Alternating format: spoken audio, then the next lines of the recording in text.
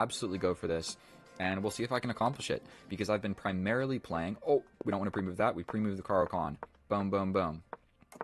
Pawns in the middle. Man, I cannot be misclicking this early on in the game. Pin the knight. Trade the queens. It's not the end of the world. I think we're just going to step up, bro. We're stepping over. Kind of pin these knights. Step back. Here to attack the rook. We get the rook. Attack this knight. He can go to the middle, but we can just take. We're going to try and centralize this knight somehow. And we're going for this knight to this square. I think we can just trade that. This is a good square for my bishop. Things are looking actually pretty... Oh, and I hang my bishop. Okay, okay, okay. We can get out of there. We go here. And I'm down 3 seconds on the clock, but I think we're going to be all right. Double up the rooks. Step to the middle of the board. Force the rook trade. We get the knight. We get the bishop. Now all we really need to do is get this bishop, and we're chilling. So there's a lot of pawns, but now we get a pass pawn over here. 26 seconds, we're chilling. I mean, okay. I guess we're going to do it like this.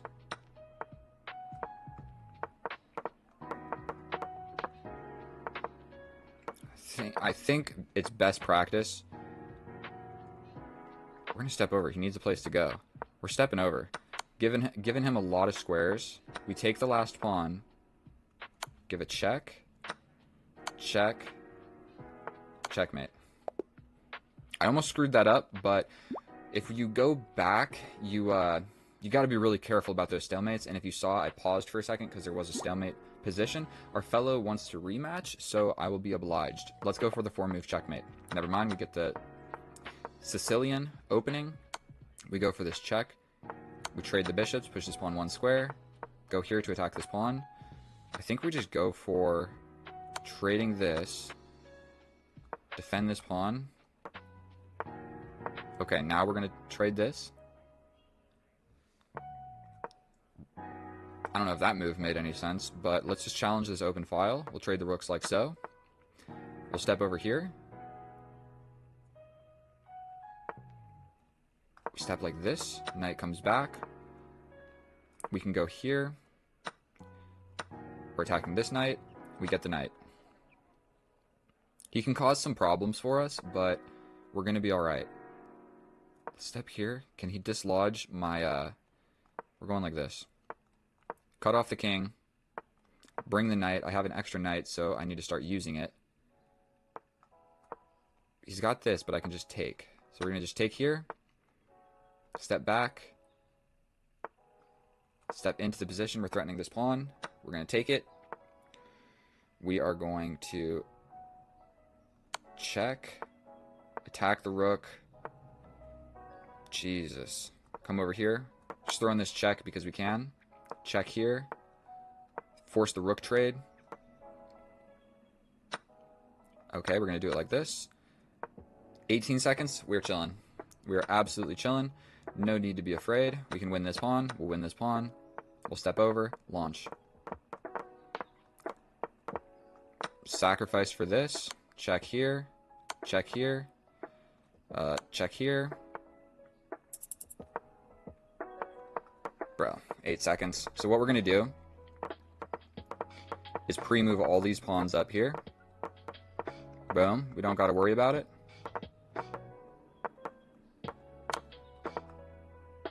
I'm not even sure if this is working. Okay. That was definitely a little bit sloppy with all those pre-moves, but we're going to go ahead and rematch him. I need 2 more dubs, and we're good to go. Can't be wasting 2 seconds out of the opening, that's for sure. Break the pin. Okay, we'll take this. Place for my light square bishop. We're going to castle this way. I think we're just going to trade. Ideas of putting my knight into the middle of the board over here. I think we're just going to take this. Step up here. Potentially he just takes that. And we have a completely even position. Okay. I didn't mean to play that. Didn't mean to play that at all. We're going to take. Step over. I think we're just going to push this pawn forward. We step up. We step up. I mean, we're going to grab this pawn.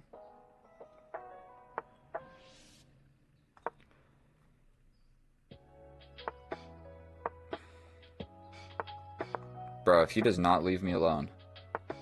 We're going like this. And we're going to start pushing this pawn, bro. And we're going to trade off some pieces for this pawn. Here. Here. He's losing on time. Horrendously. Okay, so we can trade that. We lose this with check, but we're chilling. Push this pawn. We're going to just take this. Here. He basically has to trade. He wins this pawn. Now it's a draw, but unfortunately... 8 seconds? I don't think so, bro.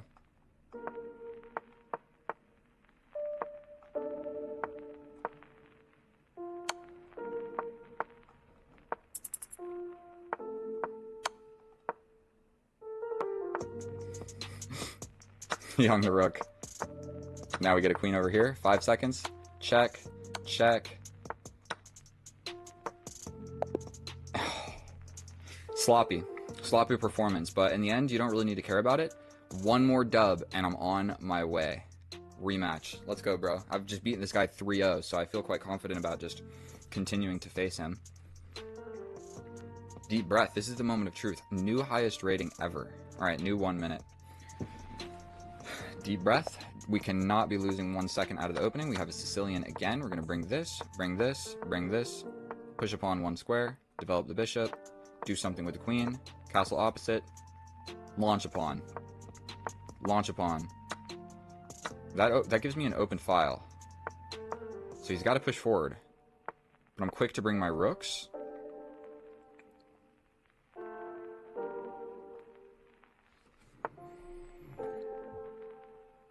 I think we're going to just step over here.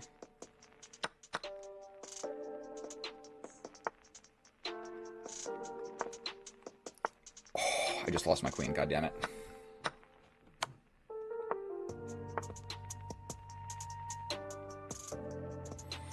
Yikes.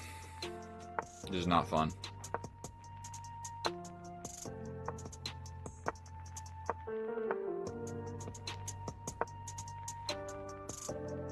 This is horrible.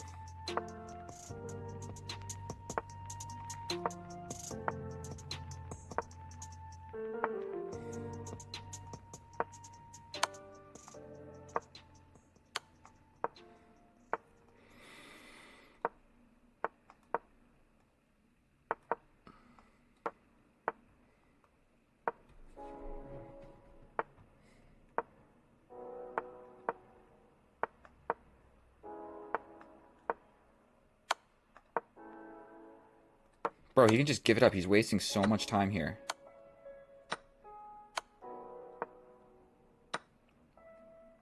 What do I even play, bro?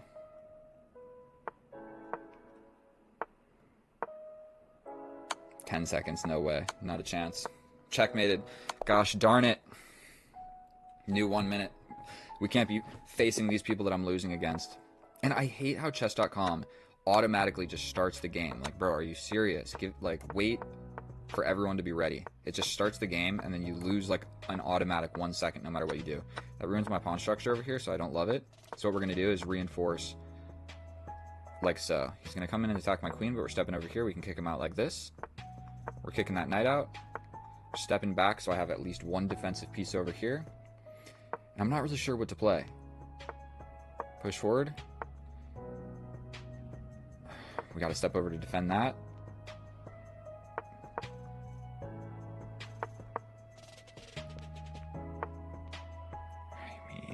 Yikes, this is getting absolutely horrifying. My knight's coming here. I think we're going to do it. I'm going to take this. Take this. I could have probably kept that. We're going to step over so I can bring my rook to damn it. We're doubling up like so. And then coming over here. Pushing this. take here to give this check. Stepping over. King run, baby. My king likes to hang out over here.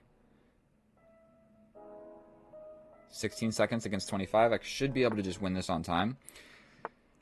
I also have this attack. If he gets too far away from the defense of this, I can get into the position. And now we're going to just smatter him with a million checks.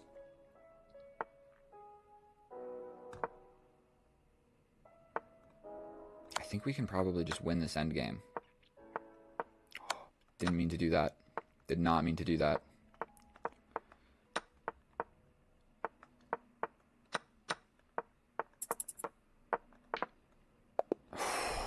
Deep breath. What's the rating? Did I do it? Let's check it out. Stats. I was able to do it. Was that the win that I wanted to get? Wait a minute. 313. Bro, I thought I did it. We need one more dub. Hold tight, ladies and gentlemen. Hold tight. Please let me get this dub. Okay, opponent plays a strange move out of the bat, like in the beginning. I don't even know what I'm trying to say. I can't speak.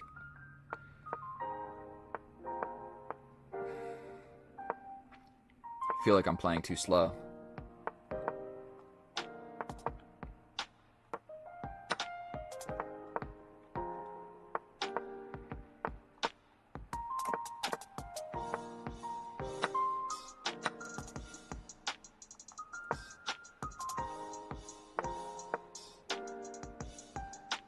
If he takes that, he loses the bishop and gives me an open file. So we're pushing this forward. We're taking here. We are then jumping forward with this crazy check where we defend this. We attack the queen. He can get in, but that seems so risky. We're stepping out of this so we can bring this guy. Oh, man, that's my rook in the corner. That was important. God damn it. Ay. I want to move this bishop to pin the knight. Okay, we're not able to actually do that. We step back so that this wins the queen. This wins the queen. Please let me get it. Stop thinking, my friend.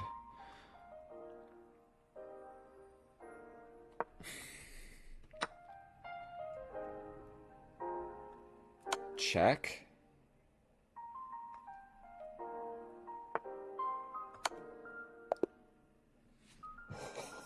Oh, that was epic.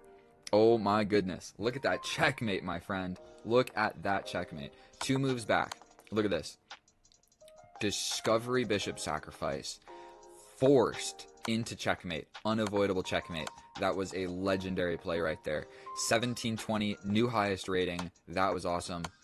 Oh my god, I'm proud of myself for that checkmate. Who cares if you're down 2 rooks? It doesn't even matter. Look at that checkmate. Down 5 points of material. I guess I got some... Oh, I'm not down 2 rooks. I do have a rook. That's what delivered the checkmate. Thank you so much for watching my video. That was absolutely amazing for me. I'm so glad. Thank you. All right, bye.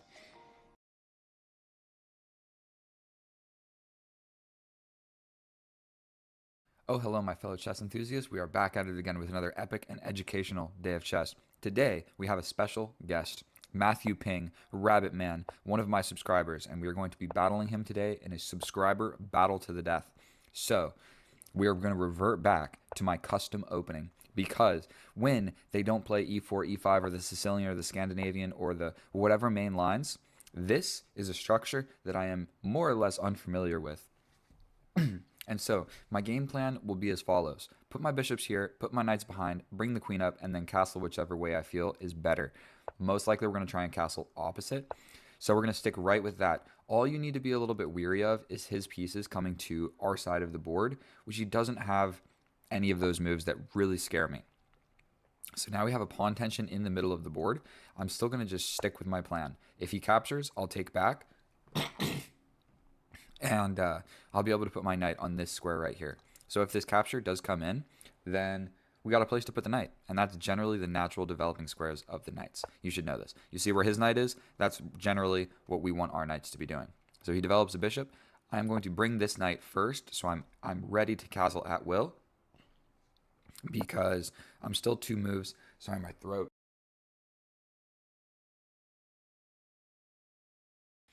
I'm going to edit that out. Don't worry. Now you hear my voice? Much better. Okay. So, I mean, I said I'm going to go for my custom setup. So here we are with the custom setup on the board. And because he has not castled yet, we are both ready to castle. Whichever way he goes, I'm going to go the other way. That is generally what I'm going to try and do in this video for the simple reason of those make more fun games of chess. And he wants to play 2 games. So if we could knock the first game out rather quickly, that would be better. And then it's less time because I don't want to make a 55-minute video. And so if whichever way he goes, we're going to go the other way. That is straight up the plan. Okay, so he pushes a pawn. Now, what I'm worried is if I castle, he will castle the same way. So, do I have any moves that really make sense?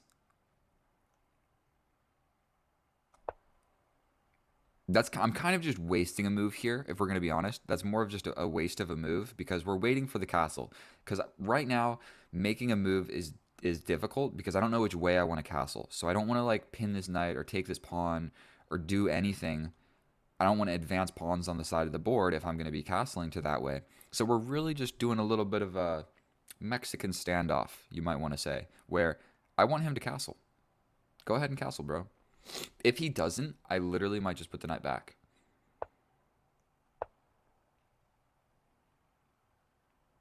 Because he's worried about castling as well. And bro, if we get into a game of chess where we just don't castle, be my guest. We'll go ahead and do that. So capturing in the middle would not be a bad idea.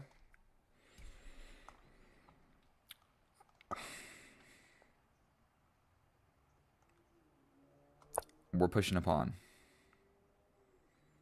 Still not sure. I just don't want his knight being able to come in.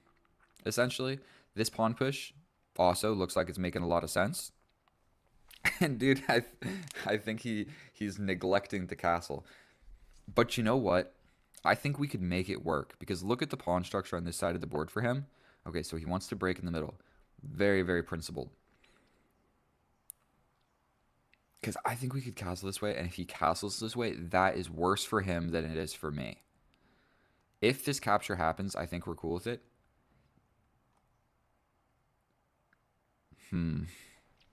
Yeah, and if we do capture, it just allows his knight to get into the position. I mean, this pawn is protected so many different ways. It's not even like reasonable to consider taking it. And I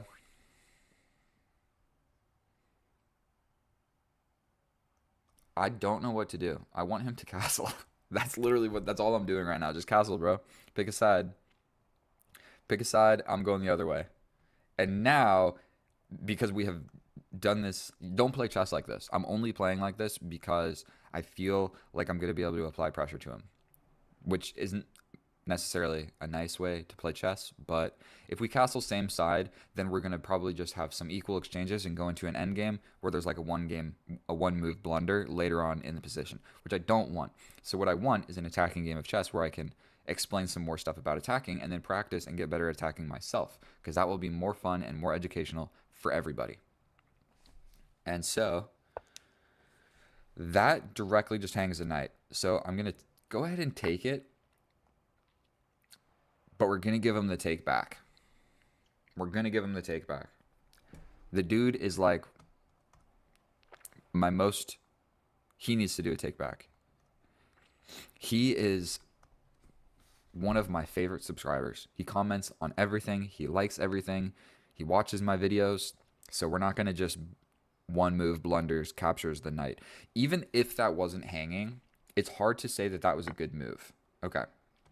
Much better. Much better. I mean, I have to take, right? If he takes, then I do have 2 pawns in the center, but castling this way seems to not work anymore. Like this, that would be my defense. If my king is over here, the rook is here, just look at that position. It's horrendous.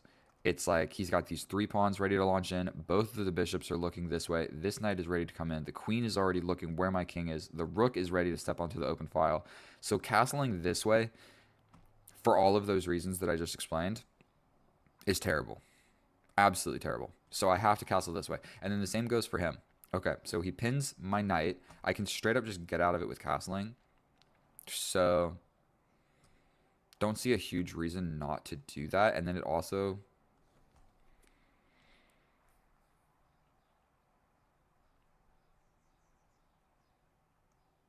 We're going to just castle. We spent long enough trying to do an opposite side castling game. Now watch, he castles. And so I got to let you know, when you're facing an opponent that's stronger than you, castle same side, straight up. Because then you're going to have more of a chance at like a not super complicated position. Like opposite side castling gets into crazy tactical, complicated lines where just brute calculation is what wins you the game. Just straight up tactics makes you win the game. Okay, this walks into a fork. The idea is to, for one, take the knight, then I take back, then the queen arrives. The other idea is my knight moves, and you win this pawn with check. Unfortunately, I can just advance my pawn, and then I'm forking these 2 pieces. So we're going to go ahead and do that. He has still not castled. And so in this position, I would move the bishop, because you're going to lose one of these pieces. I would move the bishop so that I take here and you lose the knight, but you keep the bishop. You don't want to move the bishop and then I take, or I mean, you don't want to move the knight and let me take the bishop. So I would have advised against that. Now he's losing his bishop, and his bishop was a very important component in his attack. So we're going to take. Yes, the queen gets to the middle of the board. My bishop is hanging. Unfortunately, this knight is hanging. So there's even more tactics going on here. Let's go back like 2 moves. So, yeah, he should have stepped here. Then when I take, he takes. Then all of this is held. Winning the pawn you won it over here with the bishop is what he needed to do. When you do it like this, you win the pawn with your queen in the middle of the board, and it just lets this guy hang. So we go ahead and grab it. This queen is definitely doing some scary stuff, but now the queen is also on the same file as the king in the middle of the board, his most advanced piece. So that just gets a little bit sketchy for him, because I can really quickly mobilize my rooks. Probably I'll bring this rook because we're going to be doing some attacking here. And yeah, and if he's not careful, he's not going to get to castle. Okay, that sort of traps my bishop. That's true. For one, I can attack the queen. The queen doesn't have really so much options. All of these squares are taken. That square is good. Wait, so that's where the queen can go. The queen can only go to a very select few squares. I like the idea of just bringing the rook. Then essentially he has to go here or here. If he goes here, I jump forward with the knight and attack him again, forcing this trade. I can also just attack like this, but then he could just take. So what is the correct move? Also, this pawn is only defended by the queen. So one thing you can do is, like, if a pawn is only protected by a queen and a king, you can basically just attack that piece and it's like let go of the pawn. So I'm attacking this pawn and he wants to hang on to it, and there's only one way to do that. And if he goes ahead and goes here, then I just hit him again. Right? So we go ahead and we attack the queen. If he goes here, we attack him again. If he goes here, for one, I can jump and attack him. If he takes, I jump in and attack him again. So he steps back. Okay, very reasonable. This knight is not doing a whole lot. If I go this way, we probably just get traded off. But potentially I can jump forward and jump forward like this. So the reason that I'm going to bring this knight to this square is because this knight can already go to this square. So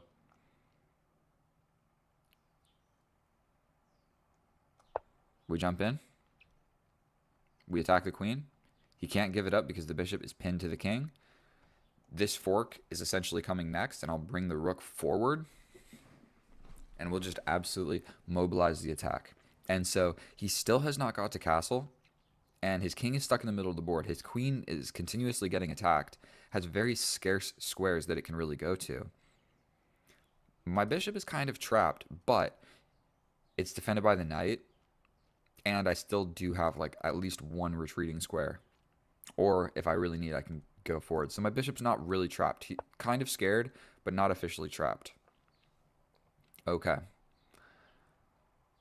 What do we got going on here? Can I just sacrifice? What does that do? Boom, boom.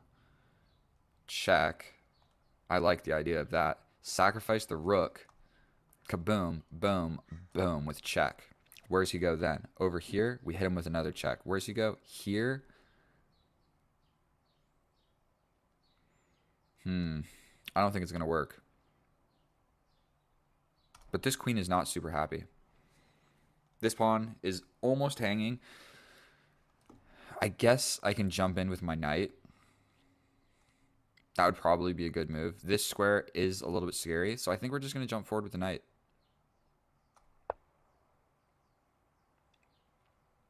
Hopefully I'm not blundering something. But now this pawn is actually hanging because the queen essentially didn't let go, but now I'm interfering. So there was a difference. If you see, if we go back all of these moves, kind of the whole idea of this rook move was to undefend this pawn because only the queen. And if you see, he remains touching the pawn. He remains touching the pawn, but eventually I'm able to get in the way. So now I am actually threatening this pawn. And if this pawn falls, it becomes kind of scary. So there's a way that I can guarantee, like if I go here, he can slide back like this, still maintaining. So the more forcing and scary move is to take, or take like this. But I think we're just going to take like this, and we're attacking the queen.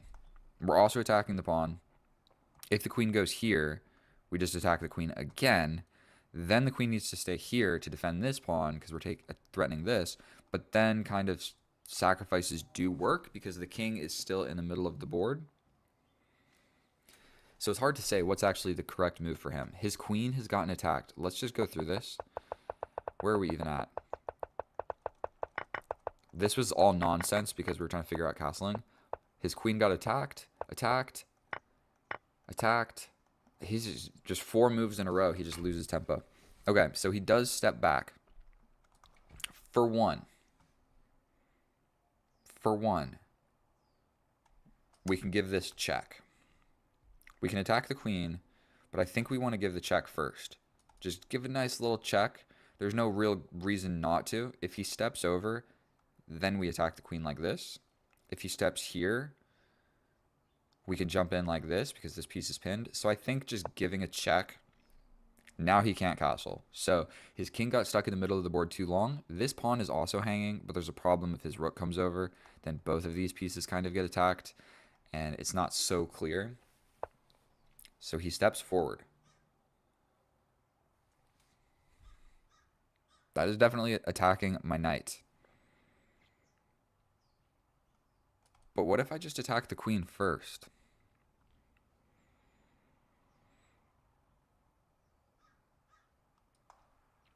I kind of like that. Just leave the knight hanging, but I think it'll be okay. And we just attack the queen first. I mean, you're not going to take the knight, so I think we're chilling doing something like this. The queen's got to go somewhere. If the queen goes here, my knight can jump back this way, attacking the queen yet again. And you can't take because I would take the queen with my rook. So if he does go here, this move works. I'm attacking this. I mean, it's not beautiful. Does that move make any sense? I jump back and I'm attacking the queen. Great. I'm also attacking this pawn. Great. But is there any actual, like, real threat? I mean, I'm up 2 pieces. I can just sacrifice something. But I think this move is going to be fine. We step back. We attack the queen again. Let's just see how many times we can attack this queen in one game.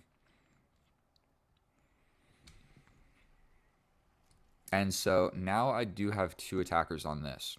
This is also going to be an open file because his king is in the middle of the board. So I really just have my bishops there. So if I bring this rook doesn't need to be defending this pawn. We do need to be a little bit worried about his bishop, like mobilizing in the center of the board, attacking my rook, undefending this. But just kind of the way the geometry is set up, my knight is defending this, the rook is defending this. But once the knight moves, attacking my rook will undefend this. But, I mean, we're up 2 pieces.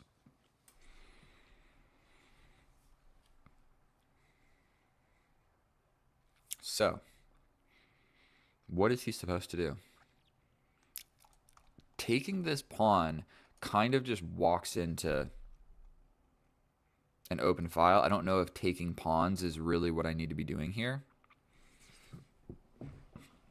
I need to be taking checkmates.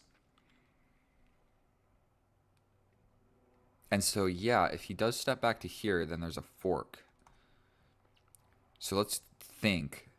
This doesn't work. If he steps back to either of these 2 moves, this would get hit by the knight. So I think something like these are the only 2 moves that really make sense. But going here is scary. That's scary. Okay, this is being attacked, yes. Okay. What if I just throw a pawn forward? Is that ridiculous? Are we getting crazy now? Is it time to retreat? Attack the queen yet again. Go ahead and just attack this. But then there's this, and then all of a sudden it gets scary. But I think I can take this threatening this guy. I can also go like this. No. Yeah, I could go like this.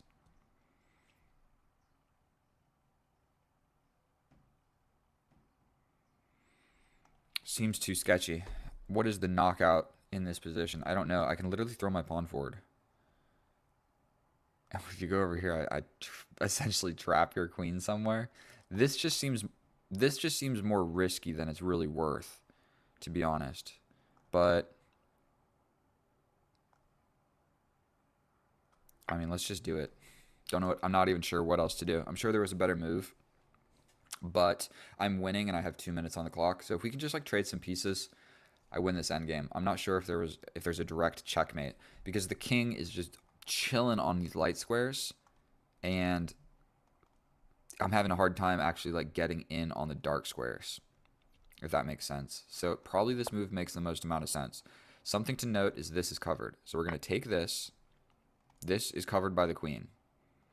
So don't get tunnel vision here thinking that it's checkmate. It's not. You do have the potential to like make it much worse. But for 1, I can attack the queen. For 2, I can just slide over. So I think what's going to make a lot of sense here, we go ahead and we threaten the queen. Unfortunately, we're just grinding down into a trading everything off to a simple position. Okay, so this is hanging, but I can just take here first, right? Because like, yes, you could get this, but then I take here.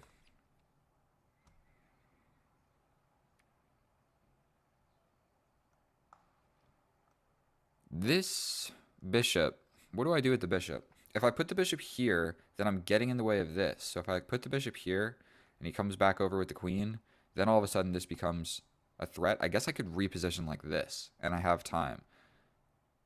Then he pushes here. But I think I'm probably just too quick. I could even stop it like this. So, no, this hangs this pawn. Okay, we're going to just put the bishop over here. I wanted kind of the bishop to be on this side of the board, but this pawn is pinned to the king by this rook, so this pawn is only defended by the rook. So this will probably be my next idea. Right? Why not? Why not? But the king is miraculously really safe. Because my pieces are just on my side of the board. If anything, I'm doing like defense. But the next idea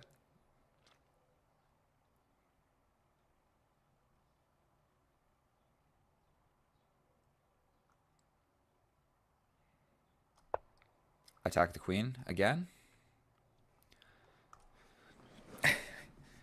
He's hanging on.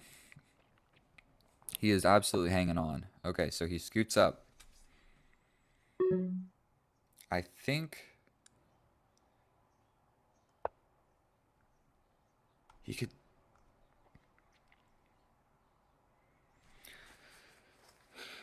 Like, if anything, I'm up 2 bishops, but my bishops aren't applying any pressure whatsoever.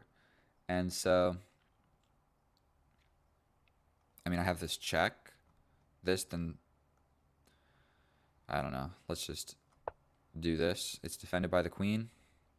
We'll give him some time. Now my bishop can slide back like this. But still this pawn is pinned, so he could just attack it. Oh my goodness. I need to be moving forward. I need to be...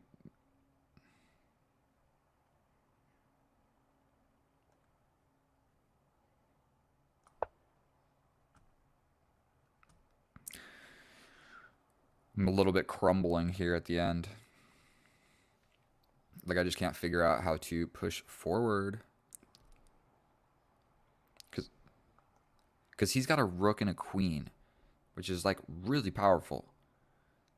And so I need to figure out a way to, like, get rid of them. And his king is still safe. Like, does this check? This is hanging.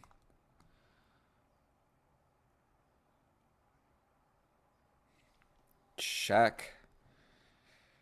Let's just do it.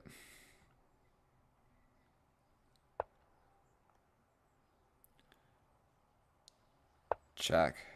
My bishop's hanging. Make no mistake about it.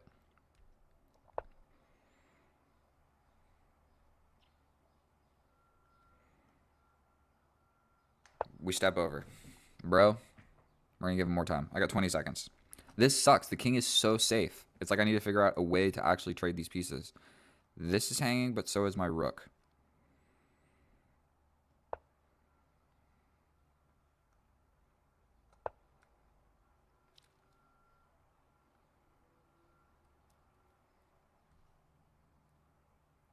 I'm literally going to go like this, bro.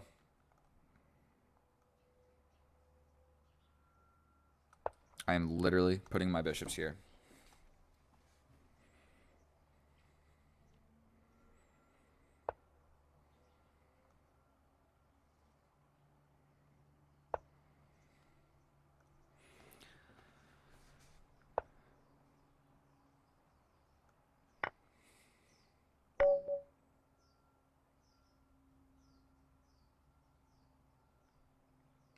I think I just imploded, bro. I don't even know what to think. And that's it. That's the end of the video. I got nothing else for you. I hung mate in 2. Sorry about that. Matthew Ping, congratulations for defeating me. I guess if we wanted to be petty, I could say I gave some takebacks and I gave some time, but none of that excuses the position that I had at the end and hanging mate in 2. So that is going to be the end of my video. If you unsubscribe because of that, I understand. I'm not going to hold it against you. So thank you so much if you made it this far. I love you guys. The next video will be much better. I'll see you guys next time. Thank you.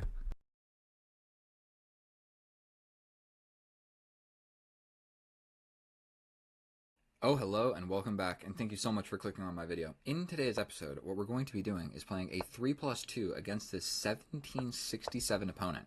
And what we're going to not do is lose my light square bishop. So we're going to scoot forward. Please don't go for me. He might just do that. Okay, we're going to capture.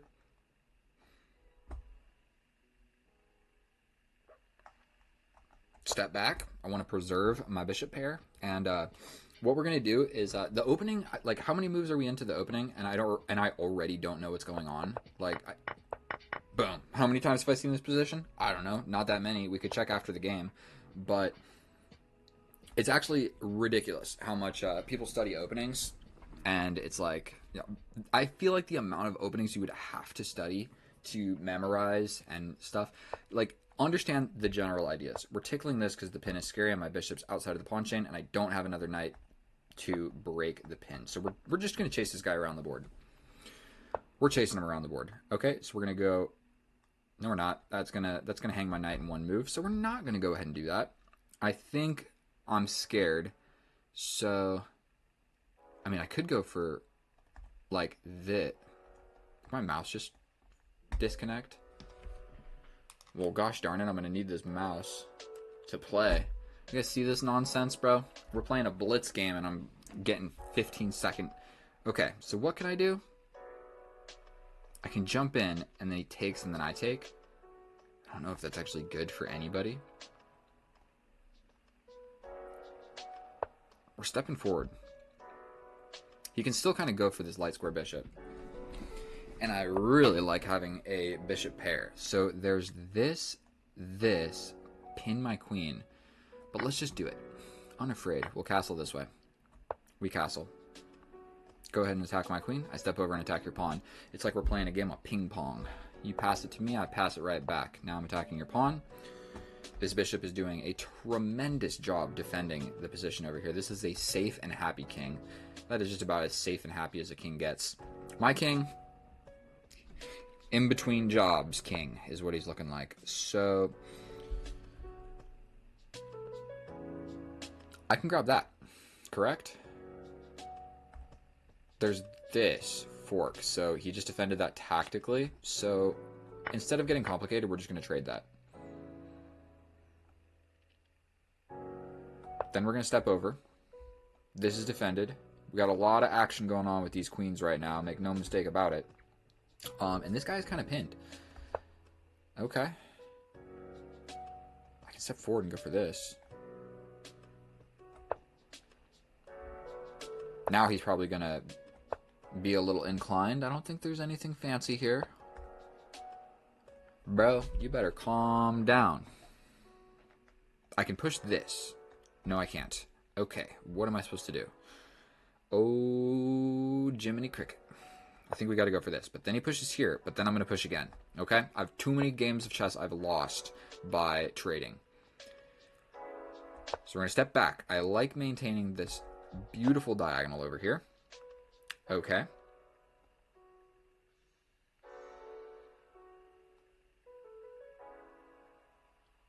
Here, here, here, here, here. Let's go for it. 1 minute and 20 seconds on the clock. How am I down an entire minute? Don't ask me. I could also try to do this, but I think trading off everything is going to be in my best interest because I'm losing on time. Yes, that is what I think. I can also go for the same idea over here. But it's completely equal. Completely equal position. He's thinking about it. He's thinking about it. He's probably thinking to himself, man, I have double the time that this guy has. I'm absolutely smoking him on the clock. Okay. Okay. Okay. Okay. Okay. Okay. Okay. Okay. I think we're going to be chilling, bro. We are going to be chilling. Go ahead and try. You could step back. So one thing you want to do in a situation like this, where we're going to threaten checkmate. Checkmate in 2. Will he see it? The answer is most definitely yes. And he will step over with the king, or he will push this forward. It's hard to say which one he's going to do. He could even play this. Did he just blunder mate in 2? Queen sacrifice, mate in 2. Let me just look at this for a second.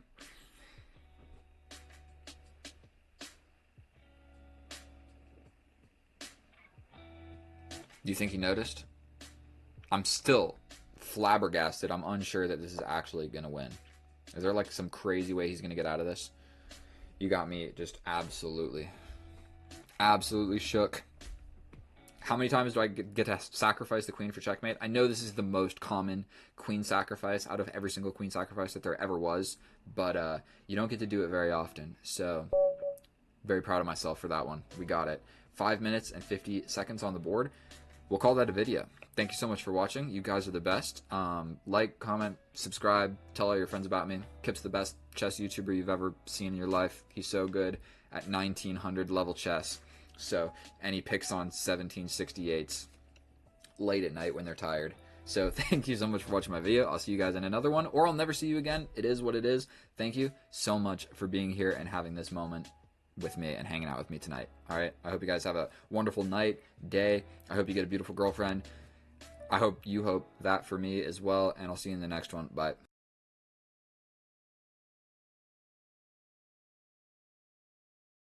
Oh, hello, my fellow chess bros. We're back at it again with another educational day of chess. We're going to play a 10-minute game. We're on chess.com this time instead of Lichess for no specific reason. We're facing an 1804 from Mexico. Today I'm 1810. I did just lose a heartbreaking game where I had an absolute advantage. So we're going into the Caro-Kann advanced variation. Yup. We're going to bring out the bishop. This is the main line. You can get fancy when you're playing the white pieces and try and go for this pawn advance. But we're going to just trade off that light square bishop because I have so many pawns on light squares. We're basically pushing this because I want a good square for my knight, okay? That, I believe, is the most challenging line, and what am I supposed to do here? Give me a gosh darn moment. Chess is so complicated. I see this move quite a bit, and if I bring this, if he takes, I bring the queen, then he hits me.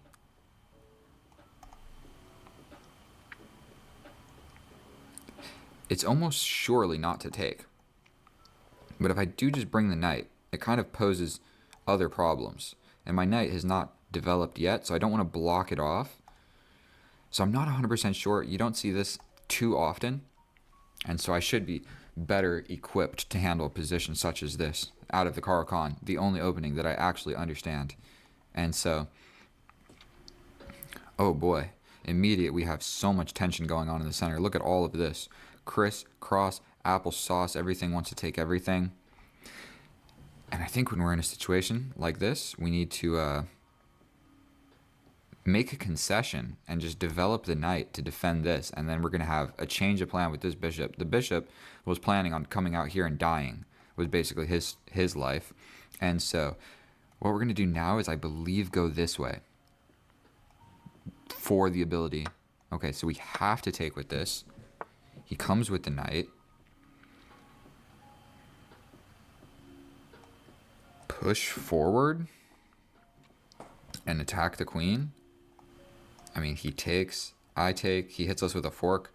We're not going to be doing none of that. This is still temporarily pinned. So I think we're going to step back to here. I selected this square because I think we probably just want to trade some stuff off here. I'm not going to think about it for too long. This is also hanging.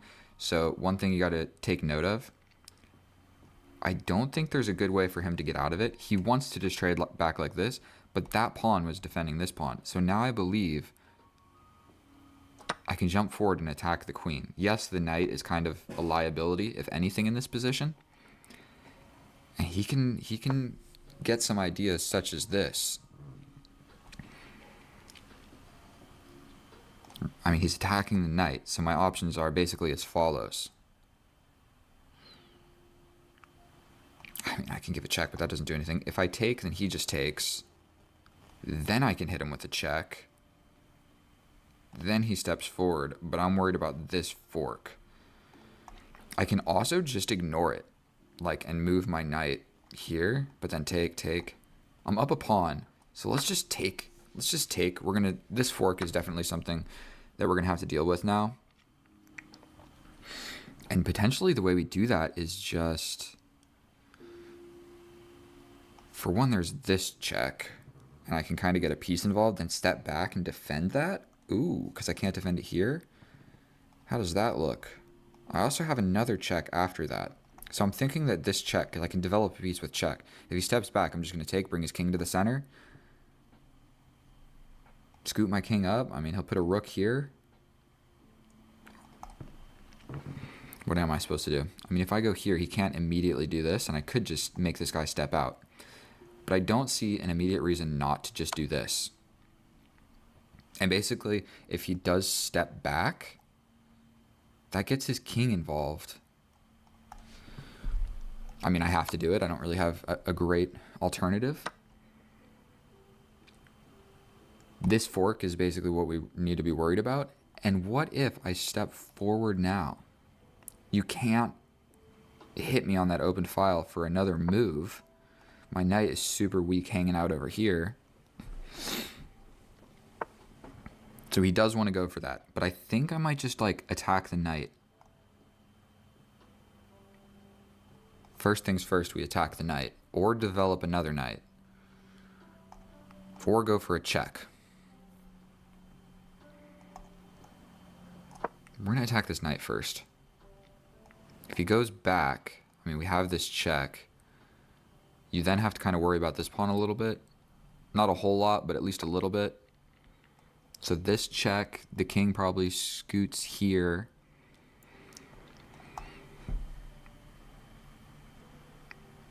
The forward momentum of his knights is being kind of negated by all of my pawns just attacking a lot of crucial squares for his knights to move forward. So I'm up a pawn, but I'm not winning. Or I'm not, like, haven't won yet. I can jump over here, and then he jumps here.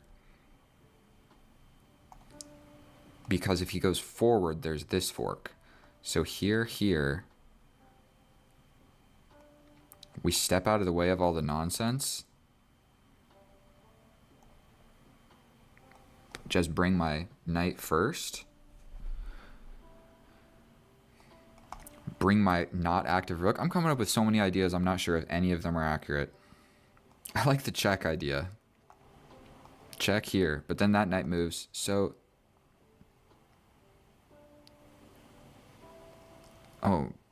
Oh, booger. I don't know what to do. I'm gonna move. Really hard for me to say what was the correct move there. But I want to just step over and then rook's on the open file.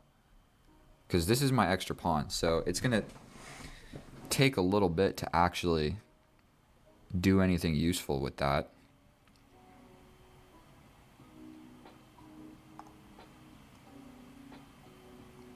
I'm going to set up the same exact thing you were trying to set up on me. Like,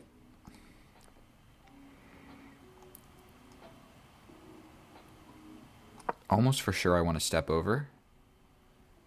Still, his knights can't necessarily move forward. Like, look at my pawns just doing an amazing job. This pawn is still undefended in the middle of the board. But I might be happy to just trade everything off. That lets this knight go here. What's he going for? He wants to jump in and attack this. Here, here, here. If you jump in, I take, you step back.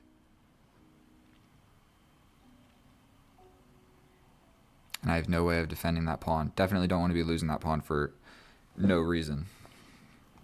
Trade one rook. And then just advance. Spend another 2 minutes thinking about what to do in this position. Because this fork is what we're worried about. What if I just push forward? Slight little push forward.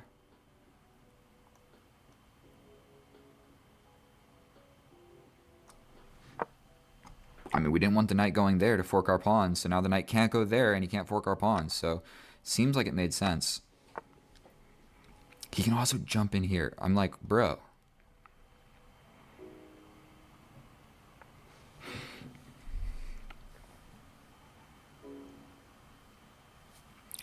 Take, step back, jump here.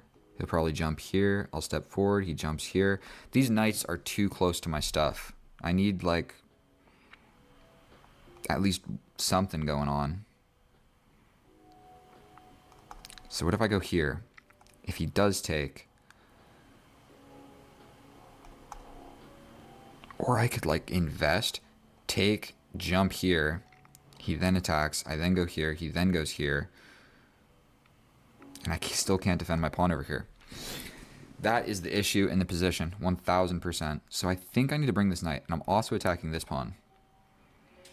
So like here, here, here. You're sort of attacking the pawn. But I can push. If you attack here again, I push.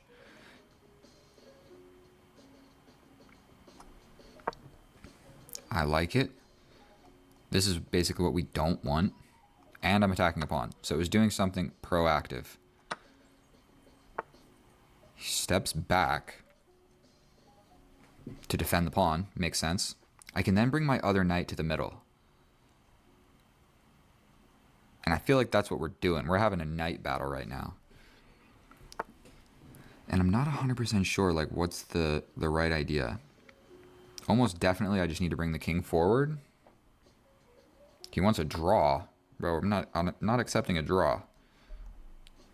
I'm here to win.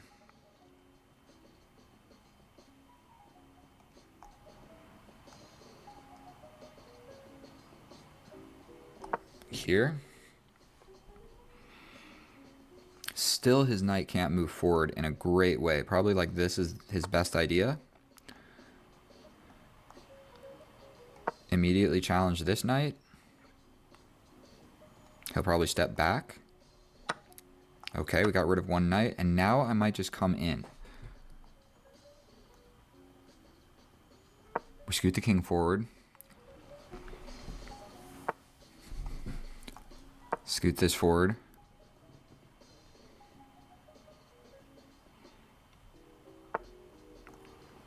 I think we trade this. We're going to kind of freeze this side of the board because I'll make a passed pawn on this side when the time is right, but my king is like one step closer. So I think making some advancements over here, because his king is going to have to go deal with me creating a passed pawn over here.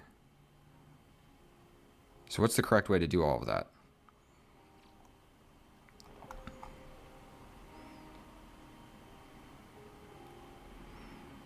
Potentially I push this first. I push here, he hits me with check, and I step over. But then I have like a way to get in later. So we're going to go like this is the plan. Where he's going to have to basically keep his king on this square to prevent me from getting in.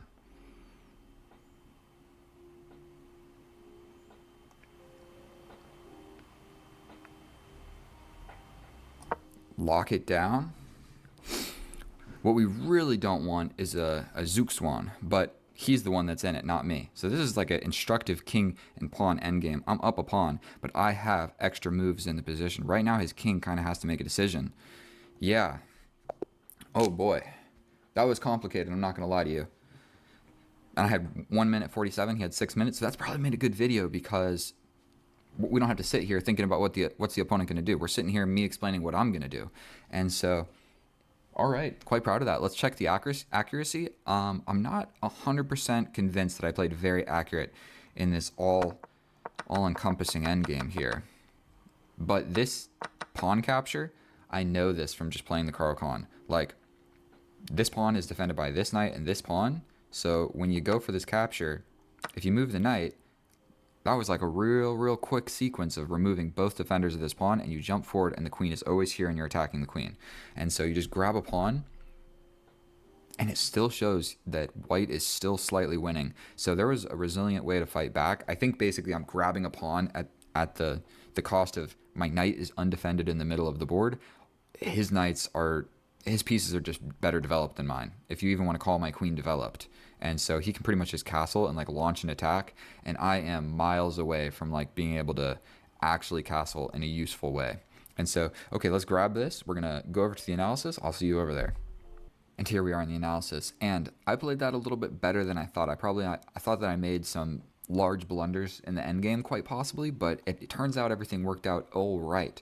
So if we look at this graph, it shows a tale of an equal opening, an equal middle game, and then it just slightly slipped out of our opponent's favor, and I was able to just capitalize, and it just grows exponentially. And so he's got 3 inaccuracies, 2 blunders, 85% accurate, and then I've got 2 inaccuracies, 1 blunder, and a 92% accurate. So a fairly accurate game, I must say. It all spawned from the Caro-Kann, the advanced variation. There's a lot of things that you could know here. I don't know if I should go into great detail about all of them because none of it happened, so let's not, and I'll save you the time. We developed this. These are all the best computer lines. We basically have a lot of pawns. Sorry, that's not ours. We basically have a lot of pawns on light squares, so we get rid of the light square bishop because it can kind of just get harassed on this side of the board, so you just want to get rid of it. So you've got the chance to get rid of it. Go for the pawn break, the best move. Develop the knight is the best move. You bring the queen, you get hit on the head, and then we scoot back to this square because it's just like you're going to be safe. There's going to be no discoveries with this. The knight can't jump forward and attack you like this, and it maintains on this file. I guess I couldn't really have gotten off of this file, but that's why we go here. And then also the bishop can still go forward, and the knight has retreating squares if we need them. So that's why this square. My pieces can like function around it quite well, while the opponent's pieces can't quite reach me immediately, okay? So that's why there's a lot going on in this move, but sometimes you got to pick like which square is better. This one is better. It's slightly more active, and it's good for my pieces, and it's good against the enemy's pieces.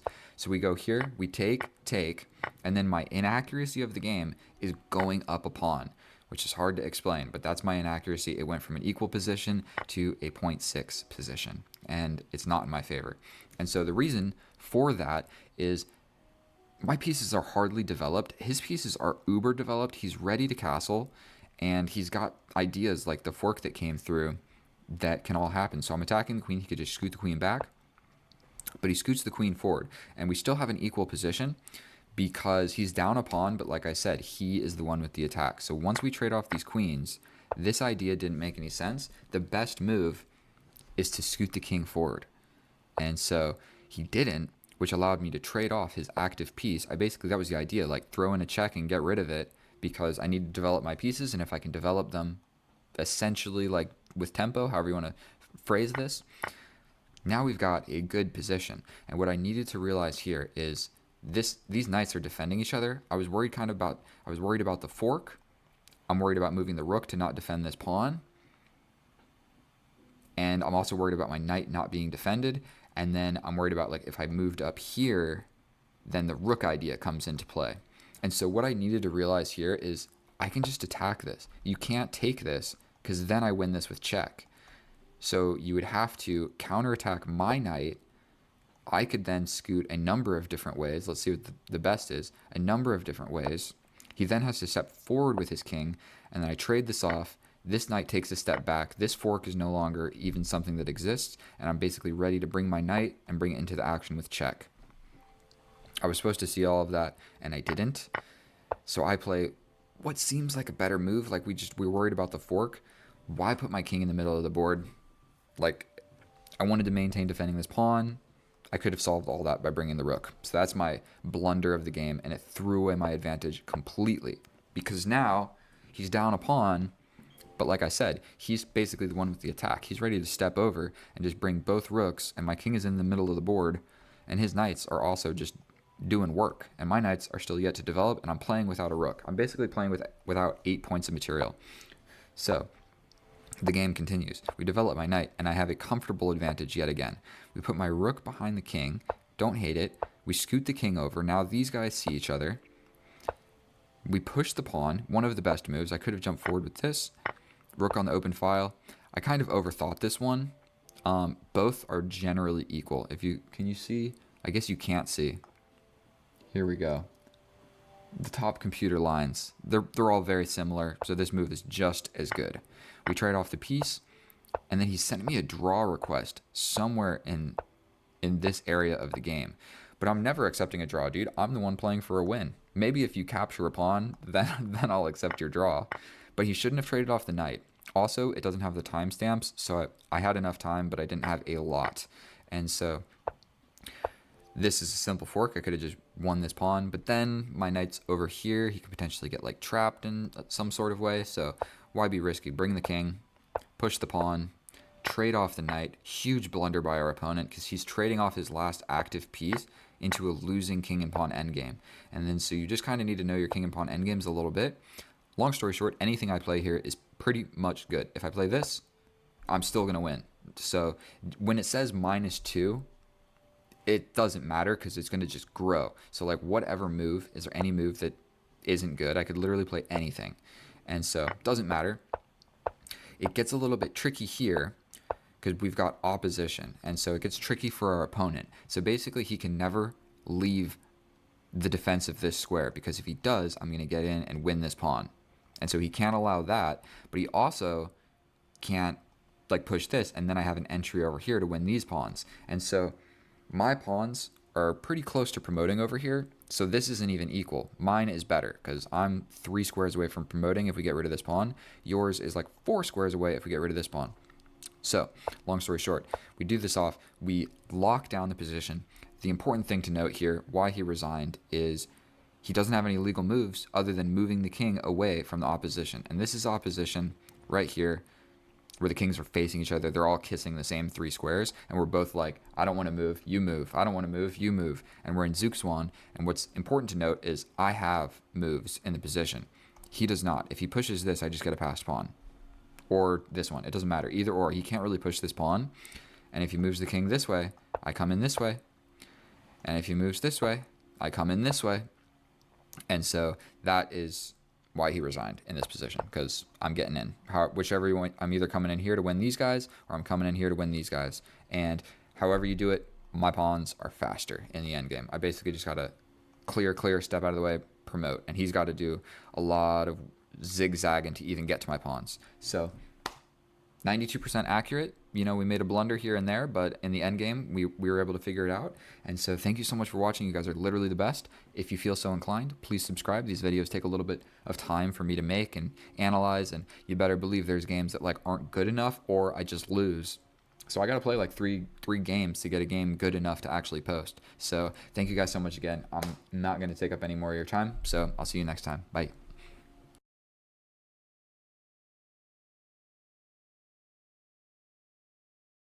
Oh, hello, my fellow chess enthusiasts. We are back at it again with another educational and epic day of chess. We're going to do 10 plus 5 because you know what?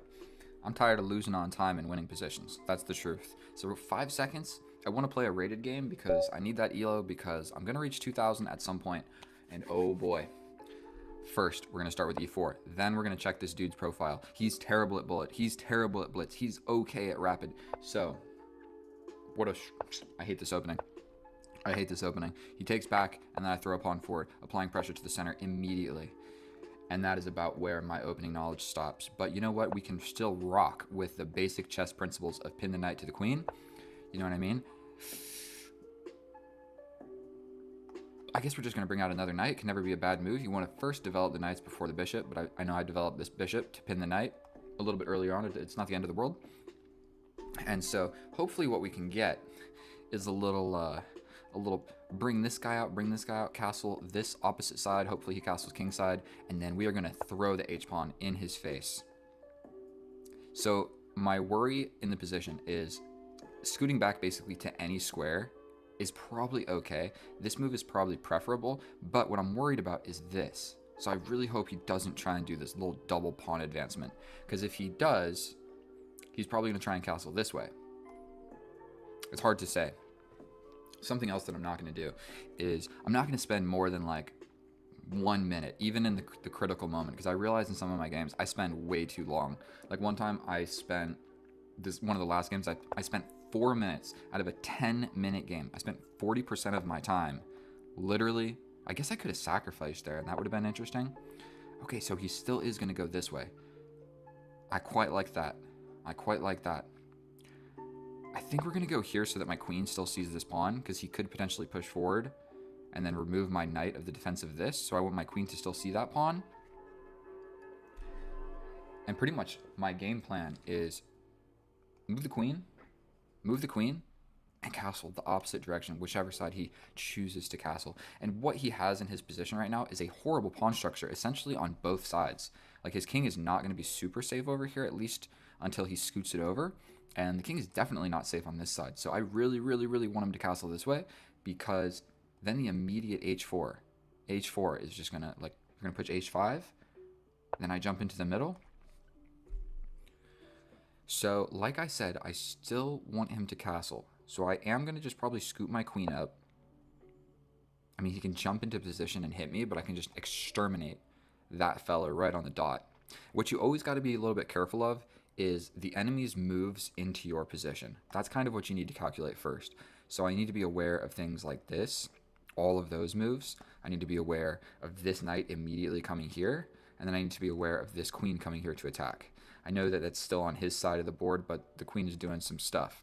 So you generally want to look.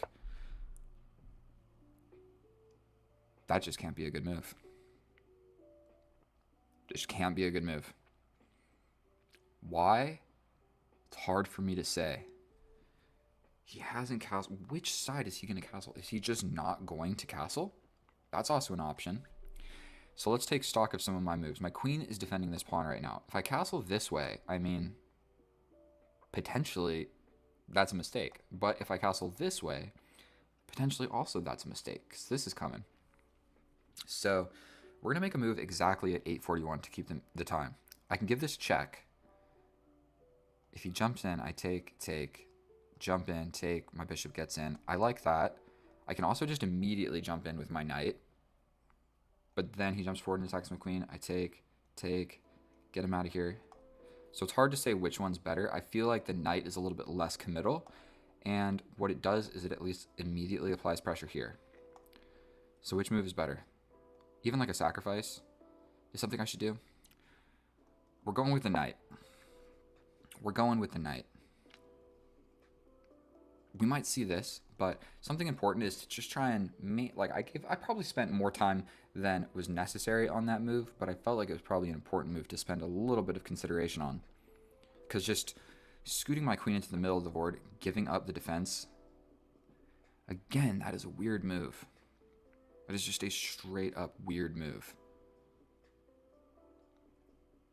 But not horrible. I want a castle. Like, what should I do? Should I just castle, bring a rook here, do something like this, and if he takes, I get a discovery? What should I do? I kind of like the idea of pushing forward here as well, but he might just make me do that. Okay, we're not gonna lose my time advantage. We're gonna station my bishop squarely looking at his bishop. My knight is nice and defended. This knight can't immediately jump in. This pawn is definitely defended by two things, so I'm probably never going to win that pawn. He does capture.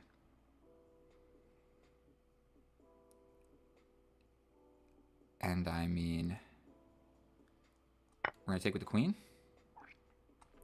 It's about time you castle, bro. How about you just go ahead and castle? If you don't, bro, if you don't castle, I mean, like, that's no fun. Here, here, here. He blocks. I mean, if I take, it just kind of fixes his pawns. Not that his pawns are ruined or anything. But you know what? I am sick and tired of this nonsense. I'm castling. One of us is going to castle. And it's going to be me. I was really kind of just holding off because I wanted to opposite side castle. But you don't always get what you wish for. Was that the right side to castle to? I mean, he can scoot up and also match me. Something that I do that he might be thinking is I would be considered a higher rated opponent because we have a 100-point difference, 100 elo difference. And something that I try and do when I'm facing higher rated opponents is castle same side because the attacking and calculation is generally going to favor them. Okay. We officially have opposite side castled. How do I make use of that?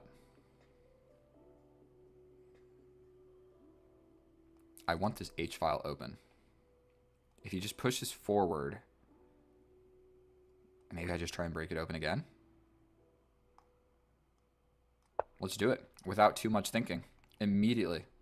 Because he has A5, which might be a reasonable move. Taking might even not be all that bad for him. And we want to keep the queens on the board as well, because if you trade off the queens, you are trading off 9 points of golden attacking material.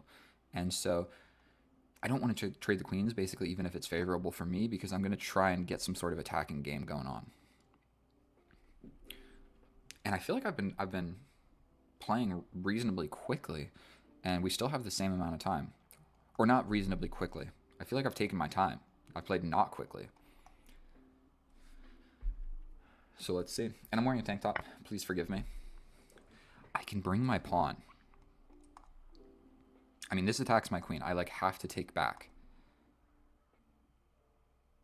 I basically have to take back. If he jumps in, he's threatening this fork. So if I do take, he probably jumps in. So if I take, and then he jumps in, maybe I just scoot my rook over to defend that. I think we're going to do it. And still, if he comes here, we're covered. This is, I'm so okay with. Like, even just trying to open up the position. And then if we trade these bishops, then we're going to be in an opposite side castle game where his squares over here are going to be a little bit soft. So I kind of just want to push forward. And then if he pushes forward, I'm just going to take. And if he takes with this, I take here, allow this, slide over with check. Wait a minute, let's calculate this. Let's not lose on time. I think I'm pushing this pawn regardless. So if he takes, I think I'm cool with it. It just opens up the G file. And I'm basically, I might even try and sacrifice for this pawn. But it would be cool to get rid of these dark square bishops, because this dark square bishop is going to defend all of these dark squares by the king. And I don't have a light square bishop. Okay. We take. Immediate thought, we take. He takes back. We take here. He hits us with this fork. I hit him with a check. Is that a check? Because my bishop is still there. Take here. Take. He comes in. I go here. And he can't take it. He won't be able to take my rook, because if I scoot my bishop back, it's check. He'll scoot in the corner, and then it's checkmate. If you're able to follow all of that. And if he doesn't take this pawn, oh, he can take with the queen. See, that's what I'm saying. Sometimes I'm just bad at chess. I almost said you're bad at chess. Sometimes I'm just simply bad at chess. This is hanging, but I think I want to just slide in here. And go ahead and take any of my pawns, bro.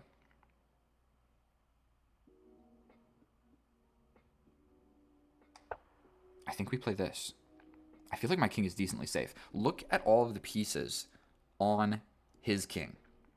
And look at all the pieces on my king. My king is quite happy. Even if this pawn push comes. Is it the end of the world?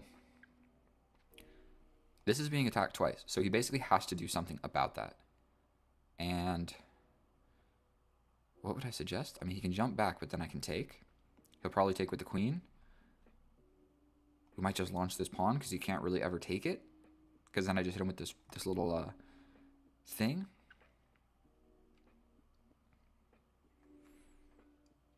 Now we're just Ahmed 380. We have been taking the exact same amount of time. You are my bro. And we get 5 minutes. So when you get into these end games, they can get a little less hectic than 3+2, that's for sure. And I do play a lot of just 0+1 in my shorts. If you want to see a lot of like fast chess, like check out some of my shorts. None of them are very accurate, but they are definitely entertaining. What are you doing about this, bro? What would I do? What would Jesus do? What would Elon Musk do? Probably just bringing the queen back seems to make sense. Then I push. Then you take. Then I take. Then you take. Then I launch in again. Not sure. I'm not convinced that's the best. If not, I'm ready to just bring my rook. Ready to just bring my rook over here. And I almost don't care about your knight arriving here anymore. Because I want to just like figure out a way to bring my knight. We've got a couple different courses of action. Okay, so he does step back. In between move, we attack the queen. If we see this, I feel like this is just a great move right here. If I take here, if he takes with the king, I mean, I don't have a check of great value. I kind of like stationing my rook here first, because this is still kind of an option. So here, let's do it. Here. Ooh, this.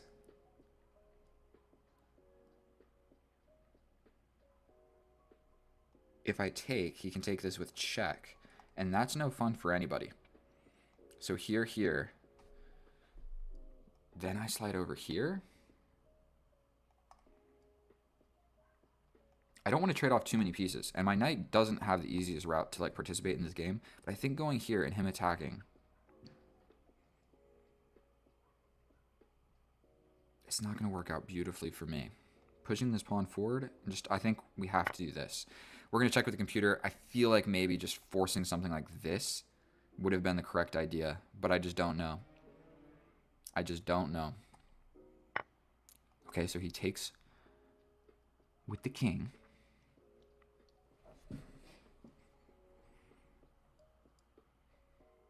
This pawn is still hanging. So, I mean, I don't hate the idea of just pushing it. Then this becomes an idea supported by the pawn.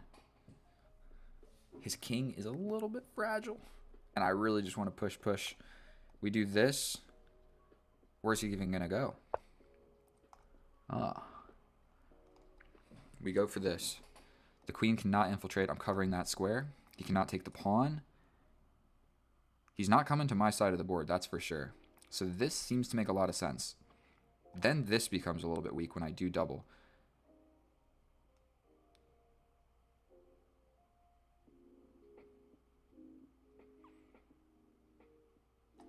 We're going for it.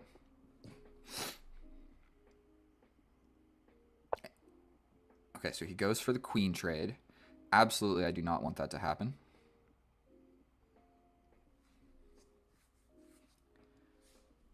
I feel just like, doesn't that make a lot of sense?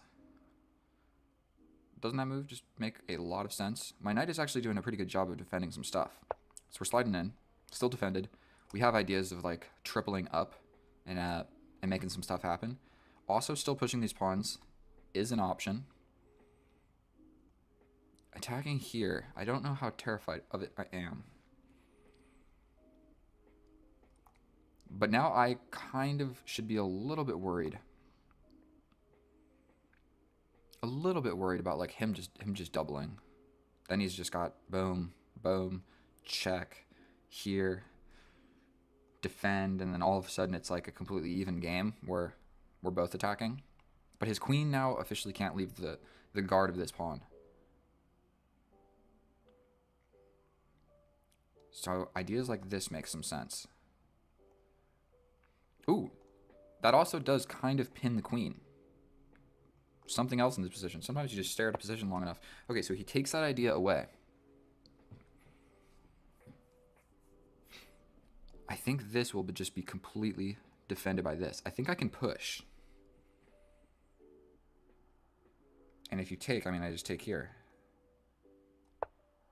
So he can't really take. Something like this might make sense.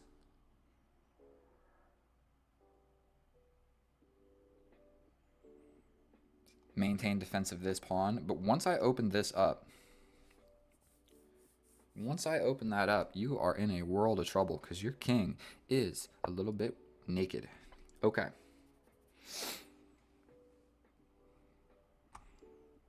I mean, we take. Then his rook gets involved. Ooh, we take, the rook gets involved. We pin the queen. So also this is removing the defender of pinning the queen. So if I take this, if he takes with the queen, I give in a little cheeky check first. Or there's this. So I think just taking makes sense. He takes with the queen. Yes. But I have this check first, where your options would be here or here, both of which will be followed by this check. Then your options would be defend with the queen, and I take the queen, or scoot over here. What did I just calculate? Okay, I think we just take here. Oh! It's defended by the queen. Oh, dear Lord. Oh, dear Lord. Mistakes have been made. This is the next move. I can maybe... Oof. Grr. I hate chess so much.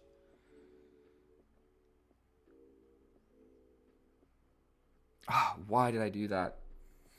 My calculations are terrible. I go over here.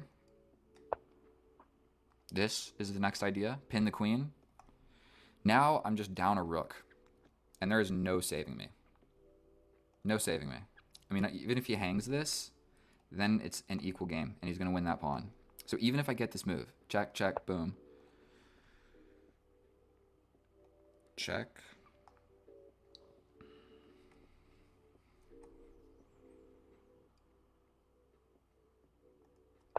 We attack the queen.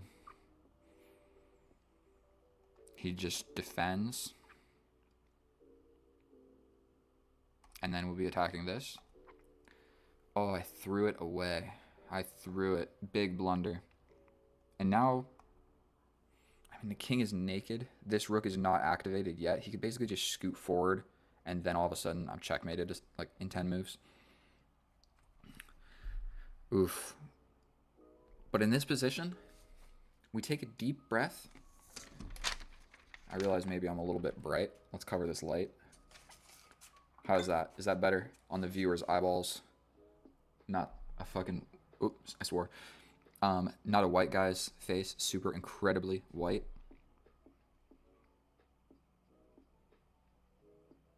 And I'm not even winning on time. We need to pray that his bullet skills are not that great. That is what we are going for here. That's all that's the only saving grace that we have.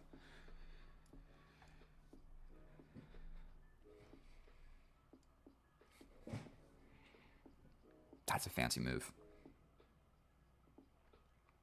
If I attack here, you go here with check. I step back.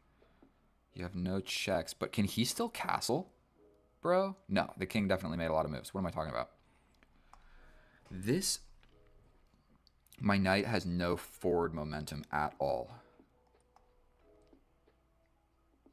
What about this? In between move.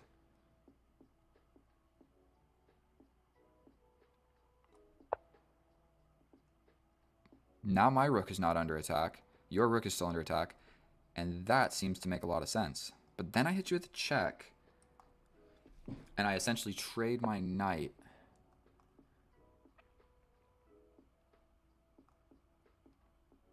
I mean, we got to do it, right? We absolutely got to do it. There's no other move.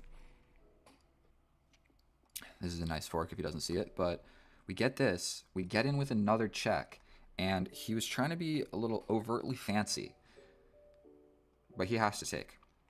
Then I take. What are his options? If he scoots this way, I can sort of pin a little bit. Something like this. I do have these back rank ideas lurking in the position. So he comes in with check. I mean, yes, he is just going to win this. I can step back. Bro is blundering it away. I can step back with check, defend the knight with my queen. My king is defending my knight. Dude, why is he trying to get so fancy out here?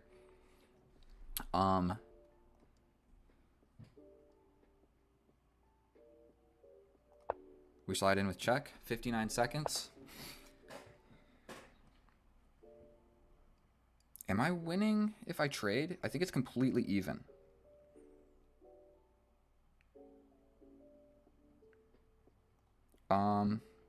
Let's just give this check.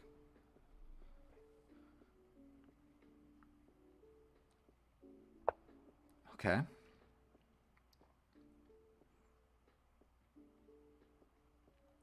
We want my knight here. Potentially this makes sense.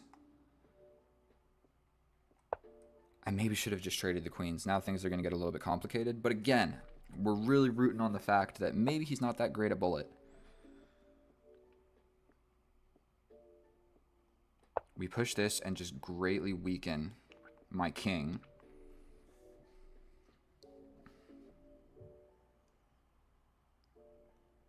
Something like this would make a lot of sense. And then just get in. I think we're going to just defend like that. He could just push. Hard to say who that really benefits. If he pushes, if I take here, he pushes here, I take here. His rook gets involved. I could just step forward. He hits me with this check. Things are going to get complicated. Make no mistake about it. Please don't let me blunder. This is going to make an exceptional video. So he wants to trade the rooks.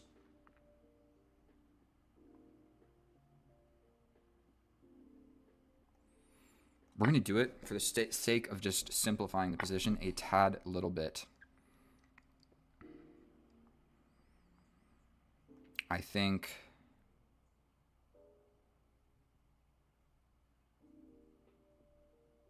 we just take one step closer. I'm not sure what to do. completely even. One of us is going to blunder. And I've got 27 seconds, so it very well could be me.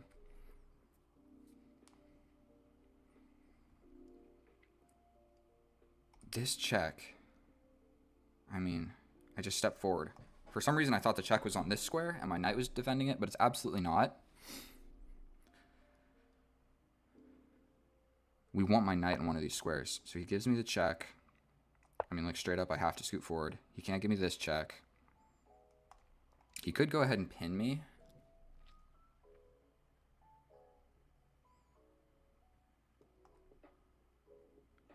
I mean, his knight can't get forward either. Would love to give this check. If his knight moves, I give that check in a heartbeat. And we just, like, rattle off some checks real quick would be the idea. This whole diagonal. Okay, so he wants to scoot around. I think I'm just going to make a move. Okay. Reasonable.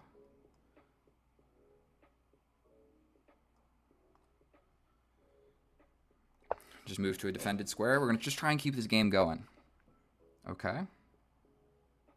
Now he wants to go here. Makes a lot of sense.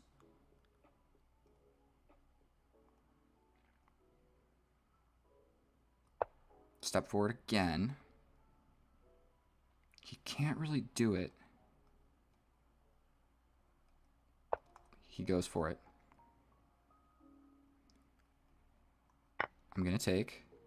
If he takes with the queen, I think I win the endgame. If he takes with the pawn, then I have to do operation take the pawn with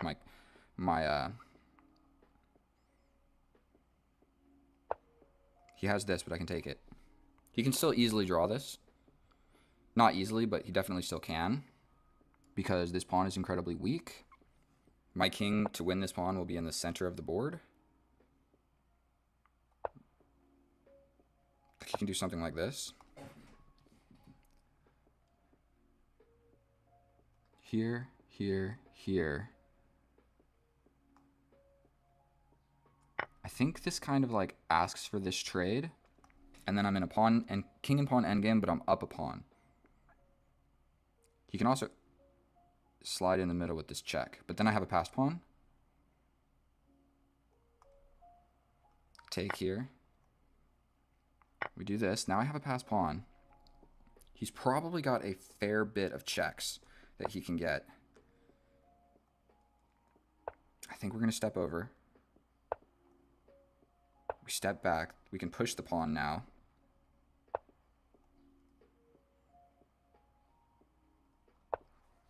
And look how much time we have accumulated. We step back. The pawn is defended. Checks are somewhat defended. Queen trade. He hangs the queen. Tragic with check. That was a serious game of chess. Essentially what we did there was we played on the opponent's weakness, and I didn't despair. When I made that fatal blunder against another player, I would easily lose, but I was 100 rating points higher, so I knew if I just kept the game going on and we just kept doing things, if I make a blunder, he's bound to make a blunder. Although that game was completely lost. Absolutely, I had like a -8 or 9 position. And then he just tried to get fancy 2 different times. Don't get fancy. When you're winning, you don't have to get fancy. You have to get fancy when you're losing. So I think my accuracy for that game was probably like pretty low. So probably like 83%. We're going to check it with the computer, and I will see you over there. And here we are in the analysis. And I don't necessarily know what to think of that game. I mean, I came out the victor, but he definitely could have pressed harder. And so I can tell you the way that I was able to win that game was I made a blunder from a winning position. So instead of going from like a equal 0-0 position to like -6, I went from a +3.5 to a -3. And if it's -3, there's still some hope. There's still some hope. And so the reason for that was his king was pretty naked, and my pieces were on good squares, and my king was generally safer than his. And so, I mean, he still should have definitely punished me. And I had 1 inaccuracy that literally didn't matter, 1 mistake that also didn't matter, and then I had 3 blunders that very much did matter. And so one of them, if we scoot a little further down and take a gander at this chart, we can obviously see what happened here when I hung my rook with check for literally no reason. Don't know how I didn't see that, but it is what it is. Chess is hard. And so that was one of my blunders. Another one of them was a crazy computer line that neither of us were really going to see. And our opponent here, 79% accurate, 3 blunders, 3 mistakes, 6 inaccuracies. I'm so sorry to our opponent for him losing that game, but let's go ahead and fly through this. And so I mentioned that in this position you're supposed to take, they take, and then you bring the knight. That's not actually what you're supposed to do. You're supposed to just bring the knight, and then if they take, you take back with the knight.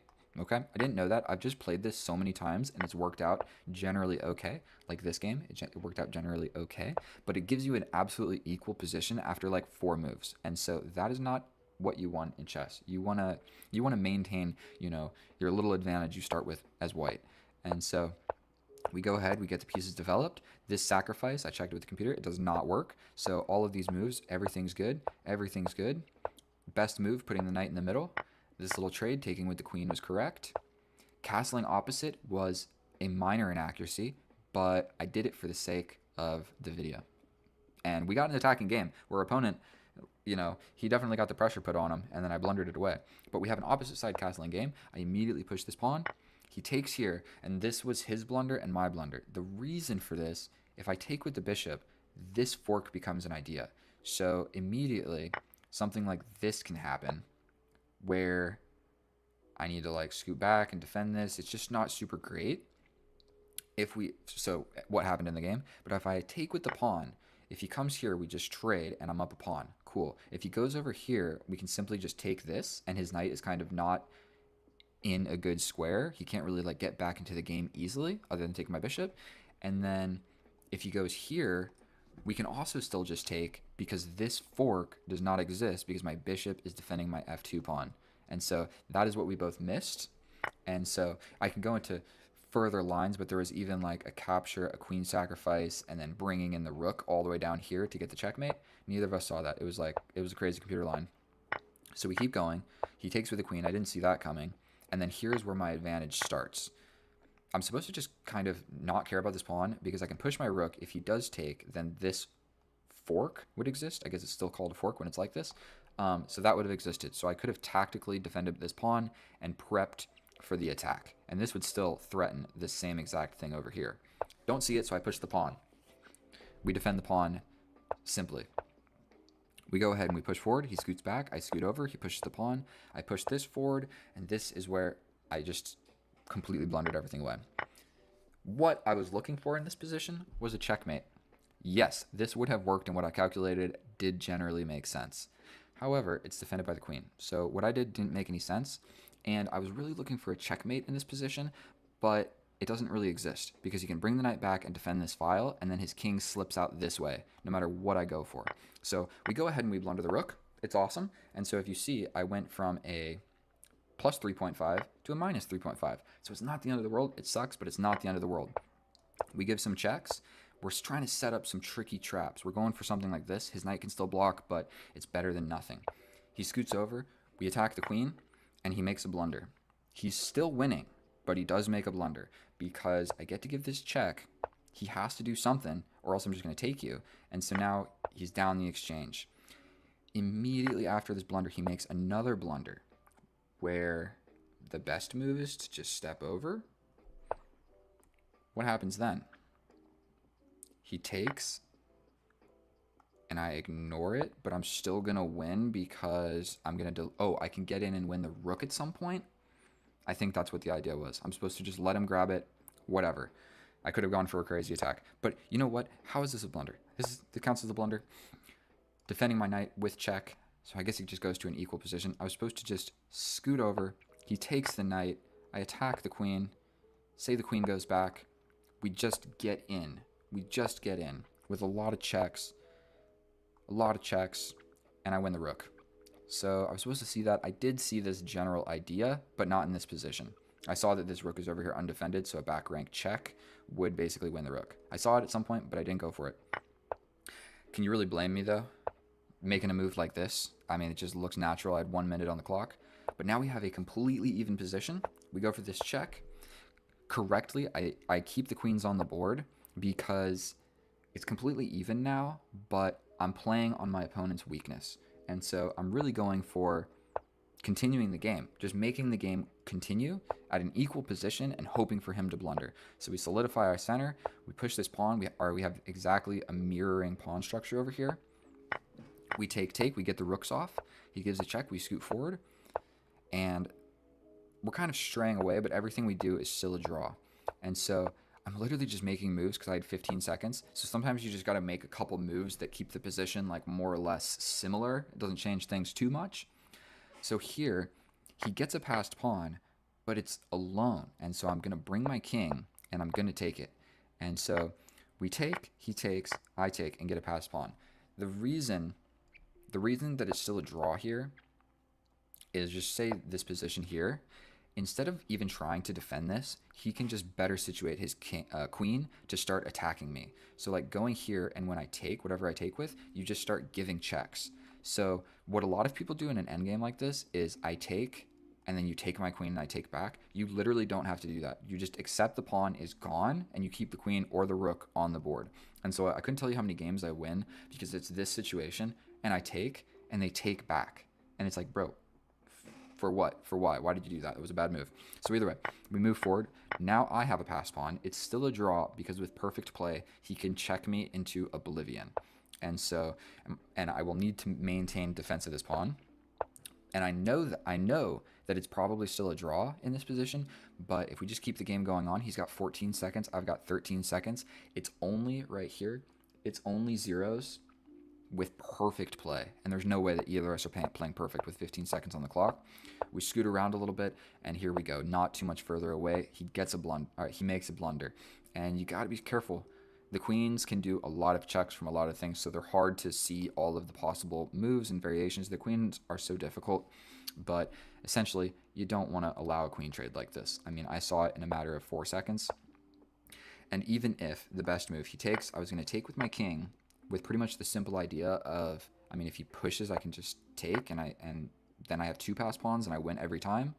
If what I thought he would do is step away, I step in, and then he's basically stuck with opposition here, where I can stay touching the pawn. He goes for this one. He's going to win a pawn, but I'm going to win both of these ones, and I'm just going to win this endgame. And so, not the cleanest, not the most this straightforward win, but we did get the win. He was rated 100 points lower than us, so can't really blame our opponent there. I think that was enough of your time. Thank you so much if you've made it this far in this video. If you learned anything or you simply enjoy watching me play these games, please subscribe. I'm trying to reach 1,000 subscribers. I think I'm at like 460 now, and so you guys are literally the best. Thank you so much. Leave a comment if I missed some stuff. I'm sure I did. Thank you so much. I love you. Get out of here. Oh, hello and welcome back, my fellow chess enthusiast. In today's episode, what we're going to be doing is playing a 1945, where I'm going to make the strong effort to castle opposite and attack, because pretty much every game of chess that I win is because I castle on the same side, and I just play an equal opening and middle game, and then I win in the end game. That is like literally how I win chess, and I want to try and foster my ability to attack. And so, I know this line quite well actually. The best move is for him to push his pawn, in which case we push this pawn. If he kicks us out, we have this idea of stepping back and jumping to the middle. By the way, we're playing a casual 5+3. And a quick update on my channel. I scheduled a whole bunch of shorts because people like to watch shorts more than they like to watch long videos. That's just the facts. Or they're short, so people have more time to watch them. But I just reached 700 subscribers, so that is a huge milestone for me. I think I'm going to need to develop this guy one way or another, or this guy one way or another. So let's just go ahead and do it. I'm not sure that it makes a huge difference. And there can be some forking ideas. So most likely he'll develop this bishop here, and then I develop my bishop here. If his knight jumps to the middle, I mean, we can take it immediately. So he'll probably develop this guy.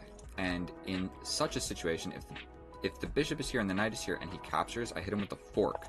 So there's a couple of tactics involved in all of that. Okay, buddy. You want to just destabilize my center like that?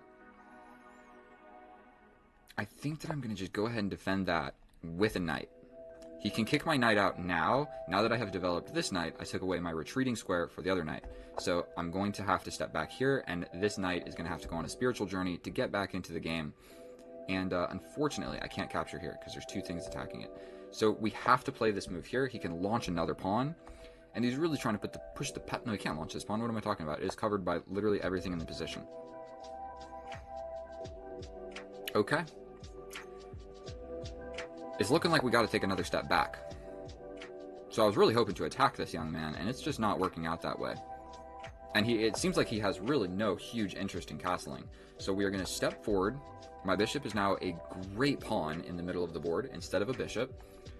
He can still just develop his quite naturally and castle this way. And so I have the inkling he's going to go this way. In which case, I will make an effort to castle this way and launch the pawns that way. But I'm not sure it's really going to work out for me, to be completely honest with you, because this isn't necessarily a hook. And if you see, every single one of my pieces is on this side of the board. This walks directly into this knight, bonking me on the head, and takes away this. If I go here, we're kind of maybe walking into the same exact idea, so I think I need to take the time to step back with my knight, defending this knight advancement. He can still jump in over here and attack this guy. This knight is kind of a headache. Essentially what you want to do in a lot of these open Sicilian lines is trade off your knight for this knight, because your knight sucks, as you can see, and his knight is awesome, like just applying pressure everywhere. And he's got a pretty straight up idea here, and deflect at least one of my defenders of this guy. But I think we're ready to jump forward.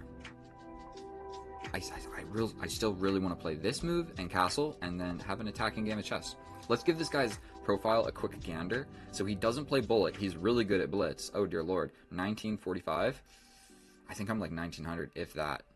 Oh, we're playing blitz. Yeah, I'm 1906. But I play a lot of casual, so my rating generally stays the same. Quick advice to you guys: if you play chess, I would play on Lee chess and play casual, because the people aren't going to cheat. Like, the chances that you face a cheater are like very slim. Okay, I feel like I need to push this pawn anyway. I mean, like, this pawn just belonged there. And now we're going to jump forward. And so if he captures with the knight, there is this fork. So now my knight is actually beautifully stationed. And if he takes with the bishop, I'm actually still quite happy with that. It kind of opened this diagonal. And if not, I can grab the dark square bishop in one move. And then I got rid of my knight for a bishop. Seems like a good thing for me. And not only that, if I get rid of this dark square bishop, this is a pawn on a dark square, and I kind of control the light squares. I actually quite like my position. I quite like the time differential as well. This guy is not doing so well on the clock. The queen coming out here, I mean, it's covered temporarily, but it's not going to be covered forever. And so he's going to have some cheeky ideas on this side of the board at some point. So, like, simply if he captures and brings the queen out, then there we go. I can't castle this way. He's applying pressure here. Pushing this pawn becomes more in the realms of possibilities. What on earth did that accomplish?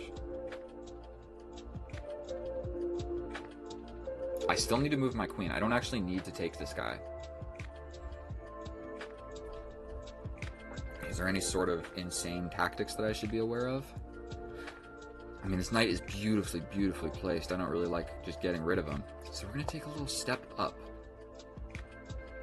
He's got this check. Oh dear lord. I should have taken the bishop. He's got this check. Aye. And then what do? Step over? Should have taken the bishop when I had the chance. Now he's going to give me this check. I can't block because there is take over. But I'm attacking the knight. Yes. So let's calculate this real quick. I think that it doesn't work. Here. And if he takes with check, I step over. He would step back with the knight, and then I take. Then he brings the rook to the party.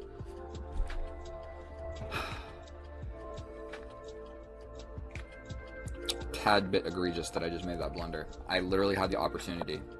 Okay, so he wants to just completely knock me off the board.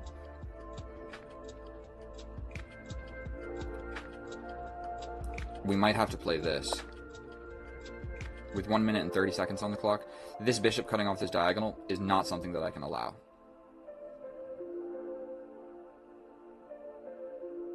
And if I take and the queen comes in, I mean, I can do the same exact idea with the queen. He could step up and guard here, but then I can step in. And then maybe I just step up with the king, actually. Okay. So he literally came in and gave me a little tickle, and now I can't castle. So that's awesome. I can go ahead and take this bishop, but look how many pawns he has on dark squares. I'm not convinced that taking that bishop is something that I really need to be doing. So what if I step up and bring the rook? Because he's contemplating this. That's what this guy really wants to do.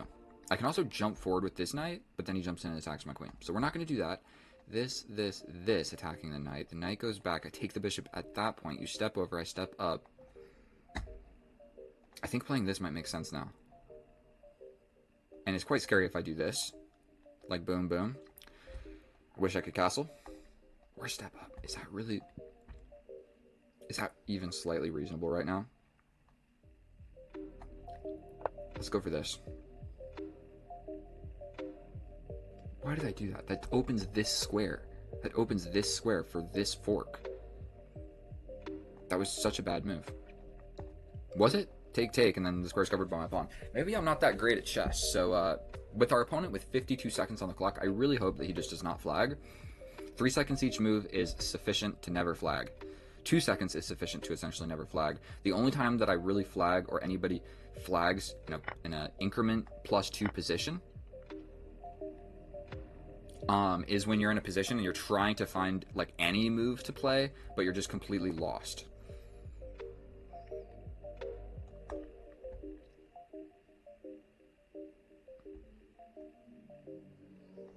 We got an open file over here. And this becomes real scary. So I think we are going to just come over with the queen. It defends this. We're still guarded against this. We can still grab this at some point. But now this pawn push comes with the idea of step back. I mean, if I just take, well, I mean, what are you going to do? Take here? I don't think that that's going to work out for him. Here, here. Or you capture this first. But then I capture. And if you capture, I get in with my queen. Let's just go for it. He can capture here first. Oh, maybe I should have... I don't know. I don't know. But if he steps back, I hit him with a check. Yeah, but I don't know how worried about that I am. I also have check. I think tactically, I got him. This guy is hanging, but I can get out of it. Check. Probably you take, I take, you take, I take, you take here, I step up. Who's winning that? I step over with the rook, but you can run. I could just take. Here. We're doing this. He can... What was that? That was a pawn? I mean, how worrisome is that? Was grabbing a pawn in this situation what he really needed to do? I'm pretty sure I'm just going to grab this knight, correct? He's got this, but I can come back. And I can also throw in a check first. So I'm up. Okay. Check, check, check. I can really just simplify everything. So, check. He's got to do something about that. Then this check, tactically, just got smoked. And now the defender of this rook is gone. We will take. He can get into the position, maybe. Like I take. And he flies into the position over here. But then, at the cost of getting my pawn, you forced a rook trade. Yeah. He got my pawn, but your escape gets blocked by my other rook laterally. He's saying, well played, thank you. I'm going to say, well, I'll put that on YouTube. And so this tactic right here, it happened really fast. The opening actually, I think, is fairly sound until we get to this point. This tactic here in the end, I know we're going to go through it with the computer and everything. That was 12 minutes. This right here. You always need to look at the chain of checks. So, like, this knight taking this bishop is with a check. So that's just important to note. When this knight moves, like boom, say is it my move? What's going on here? Okay, I guess I can't move the pieces. Then these bishops see each other, and then this is also with a check. So like if I took here and he just moved the king, then I still hit him with this check, and you didn't solve your problem at all. So it's check, check, and this bishop is the only thing guarding this guy. So just because he's attacking my queen does not mean like that I don't have to move my queen. So you always want to think of like alternative ideas. unless you have no time. If you have no time, then like move over, bro. Then just don't lose your queen. But that's if you have like 4 seconds, okay? And you have increment. But in a situation where you have 1 minute and 3 seconds with 3-second increment, so let's check that with the computer and see how accurate was that gosh darn game of chess. I will see you over there. And here we are in the analysis, and it wasn't the most accurate game of chess, but it sure was exciting, and really all it came down to was a crazy tactical sequence in the end game that were all checks. So I actually found the best computer line like 7 moves in a row in that end game, and so he had no hope after that. And so I might not be so terrible at chess. And so 2 blunders, 4 inaccuracies, 3 mistakes, 71% accurate by our opponent, and then me, 2 mistakes, 3 blunders, 0 inaccuracies, a big 0 on inaccuracies. We're either going big or going home. And so if we look at the graph, I'm winning, it's equal, I was slightly losing at one point, and then I'm crushing. And so let's just check out what we can learn from this game of chess. So we have the Sicilian, the open Sicilian, and I know this line at least a little bit up until this point. You jump here with the knight, seems like a weird move, and then they push this pawn. That generally always happens, because if they don't, you can jump in with this check, and they trade the dark square bishop for your knight, and you take it with your queen, and your queen is actually pretty annoying right here. And so that is what happens quite a bit. Now, I know the best line here as well. They push the pawn, and you throw this pawn forward because you don't want to develop the knight and never be able to put this pawn here. So you basically got to put this pawn here first before trapping it in with this knight, because holding this square is a little bit important in this position. So, now, how often do I see this move? The answer is not a lot. Normally they develop the knight, or they do something with the bishop. I don't see this move a lot, okay? So that's why I don't know the best moves anymore. And so we develop a piece. We can straight up just take that, and it's supposed to be good for us, but whatever, we develop a piece instead. Then, this tactical line right here, are you ready? And I'm not surprised that I missed this. We jump in, sacrificing the knight to attack the queen, to make the queen move, to jump in with this fork, where he runs away, and we get the knight. And this guy still lives. And so I'm winning in this position. Now, was I going to see that and realize that this knight is actually probably going to get back out of this horrible situation? Because there's not a great way to attack this bishop, and that bishop's going to support my knight getting out of here.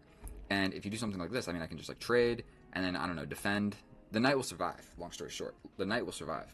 And so I didn't see that. Instead, we make the far more human blunder, step back. Because did I see that crazy tactic and evaluate that the knight will escape later on in the game, 10 moves away? Not a chance. So we step back instead of hanging my knight in one move and going for all that crazy stuff. So we're taking steps back. Completely equal position. I develop my bishop and turn him essentially into a pawn. And then we step back with the knight because we're trying to guard these squares from this knight. So these knights are in a little bit of knight opposition. And so this is kind of stupid because I can just push this pawn forward, and this pawn generally belonged on that square anyway, so making me put it there just didn't make a lot of sense from our opponent, and then he just got to do something with the bishop.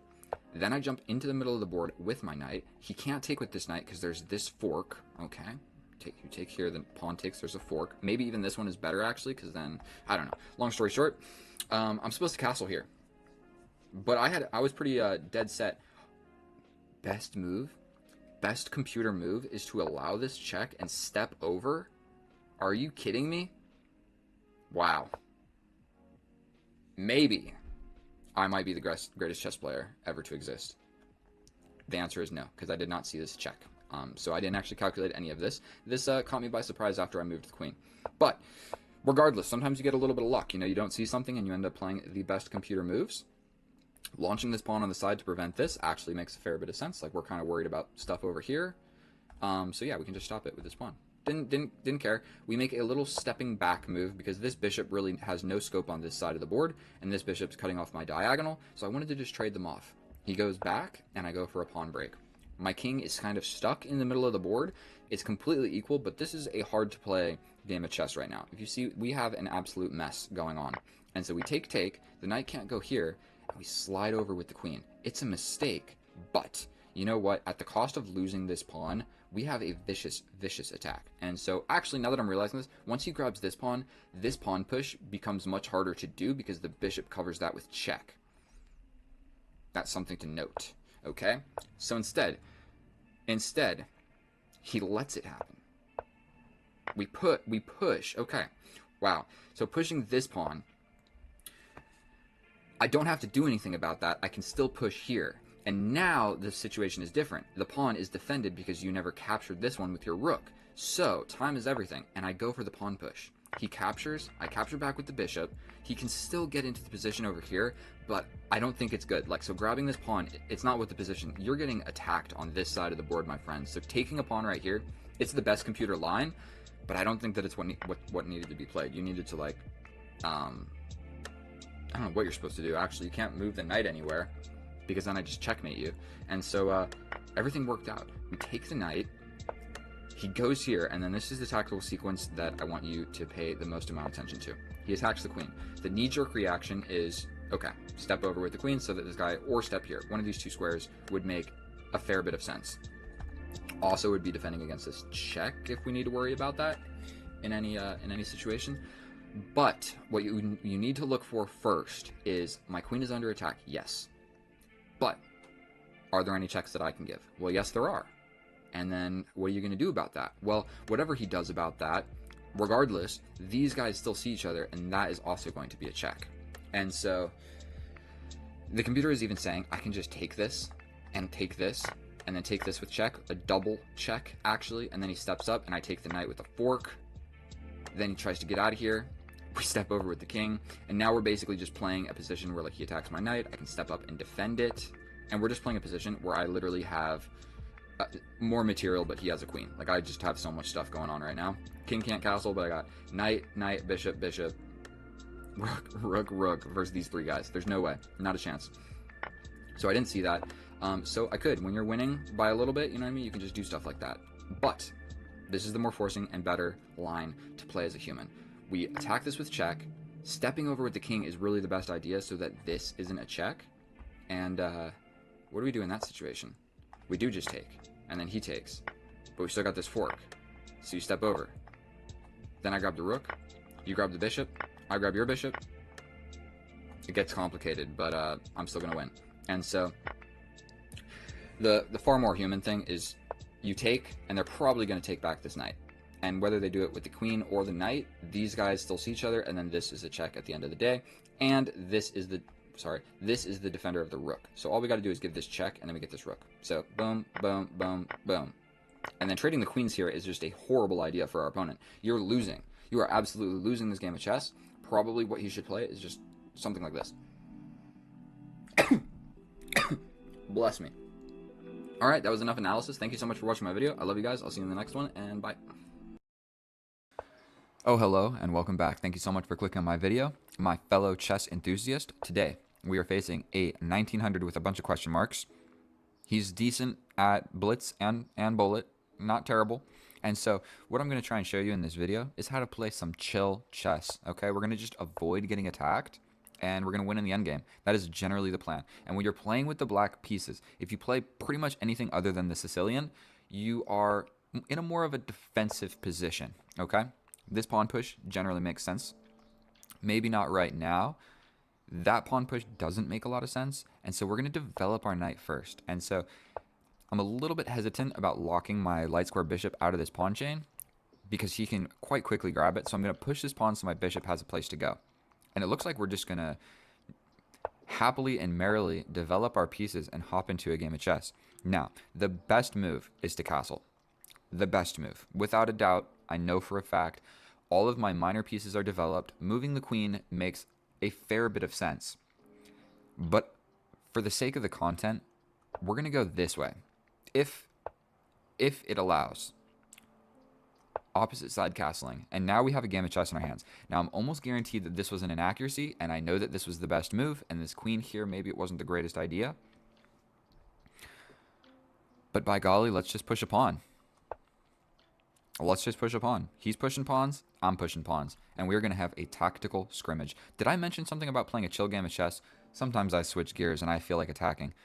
So disregard everything I said about having a chill game of chess. If we castled this way, it was a completely symmetrical, chill game of chess.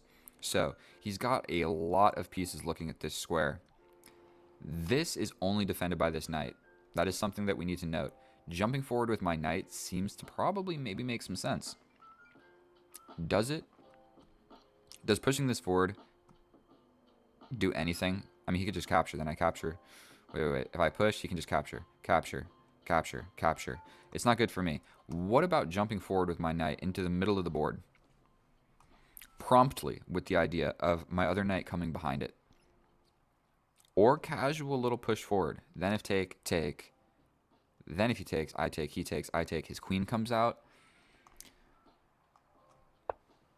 Knight to the middle of the board. If you can put a knight in the middle of the board, it is 9 times out of 10 the correct move. This is only defended by this knight and the king, and I have a battery aiming directly at that. So if he tries to run away like this, if he tries to make a move like this, it is a blunder because he hangs this with check, then I take. Ooh, he wants to get fancy, does he? Looks like he's trying to be feisty. That removes one of the attackers of this pawn push. Unfortunately, I moved my other knight.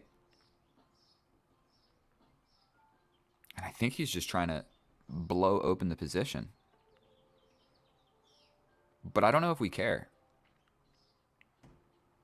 Push, push. Capture, capture.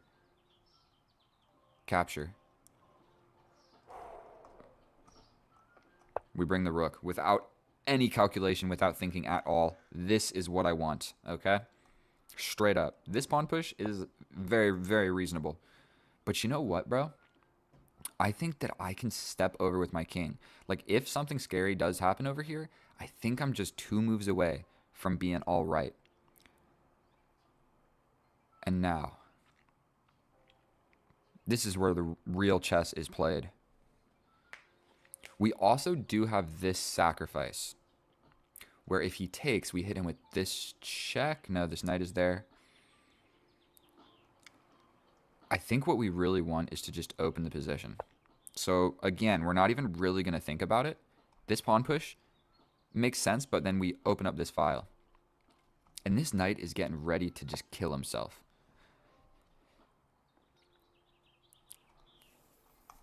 For one, I can jump in and force this knight so I get this check.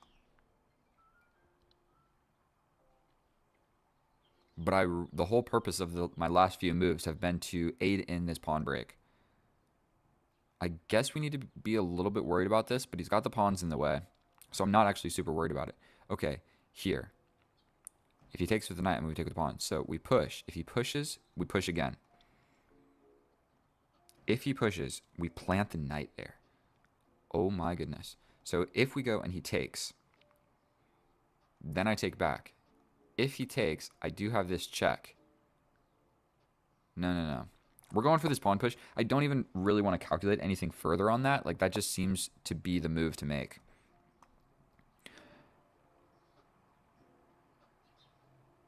I mean, does this... We go in. If he captures, we're good to go. We push the pawn. We push the pawn. We're attacking the knight with check. He can't really do this idea. And it looks like one of the major components of chess. Ooh, that's a fancy move. That's a fork of these 2 pieces. So my attack is just arriving first. If you look, I have a pawn literally in his position. His pawns are yet to be in my position. A few more moves and they're in my position. But right now, I am really in your position. So, is there anything better than this fork? I mean, I give this check. And that reopens this. And I think we're just going to be able to smash him. He wanted a take back. Never mind, he canceled it. I think we're just going to go for this. I mean, the whole purpose was to open up this file. Now, I don't know if I have sufficient attacking material. Like, if I sacrifice this rook, that is what I'm talking about here. He steps over, I step in. If you block here, I take. Can I sacrifice this rook? I should probably grab this first, no? This, he pretty much has to play this, and then I can hit him with another check. All right, we make a queen. Obviously, this is a move that needs to be played. Now we need to get rid of this pawn, and checkmating is all of a sudden a real threat. He steps back. Well, this check, he steps over. We hit him with this check. He steps back over. We repeat the position for no apparent reason. Sacrificing the rook, the knight just comes.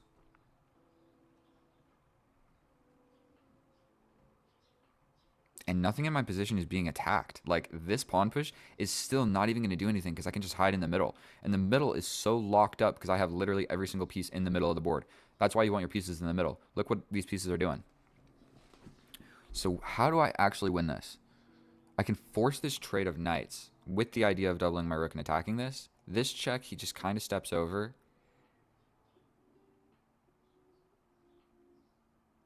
Then I play this. I mean, this trades some pieces. I'm up a rook for nothing. I think playing it slow might even be the right idea here. Because if I do this, he just comes in with a knight. And I'm not convinced that that's going to work out. I can jump forward with this. We jump forward. We're jumping forward. The general idea here is, for one, I can do this and kind of fork more pieces and shred apart the position. Or I can take, and I'm threatening this.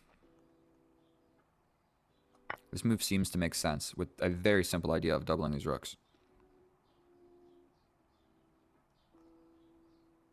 And if you push, dude, I can just take with my knight. If I take back like this, I think we're chilling, bro. Not only that, this knight has not joined into the attack. So if things do open up over here,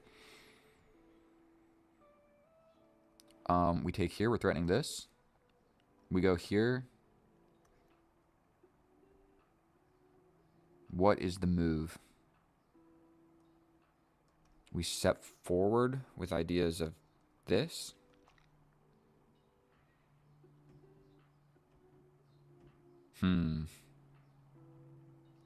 I feel like bringing the knight. He takes. I take. Do I have sufficient? Like, he takes. Boom. Boom. He's got this check. But I just step over. And what are you doing? So I think I maybe want to bring this. We're playing this. Now these guys protect each other. This rook in the corner was undefended. And so there could have potentially been like ideas once all these files open up. Okay. He's got a bishop in the middle of the board. Great defensive piece. I mean, to be fair, we can just shred that apart. Like, we can just move here. We can go here, then here.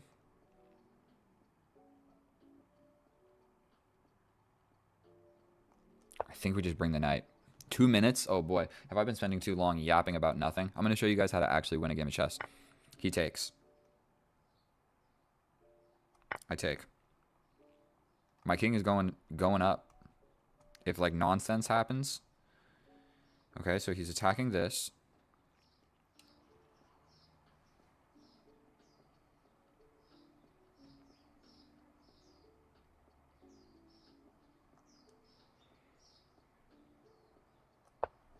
Knight to the middle. Rook over here, I step up. I mean, I can take that with the knight. I can take it with the queen. If I take it with the queen, we're going to just do it. Unafraid. I'm up a piece. So basically, if I don't get checkmated, a little bit unfortunate that right now my... he resigns.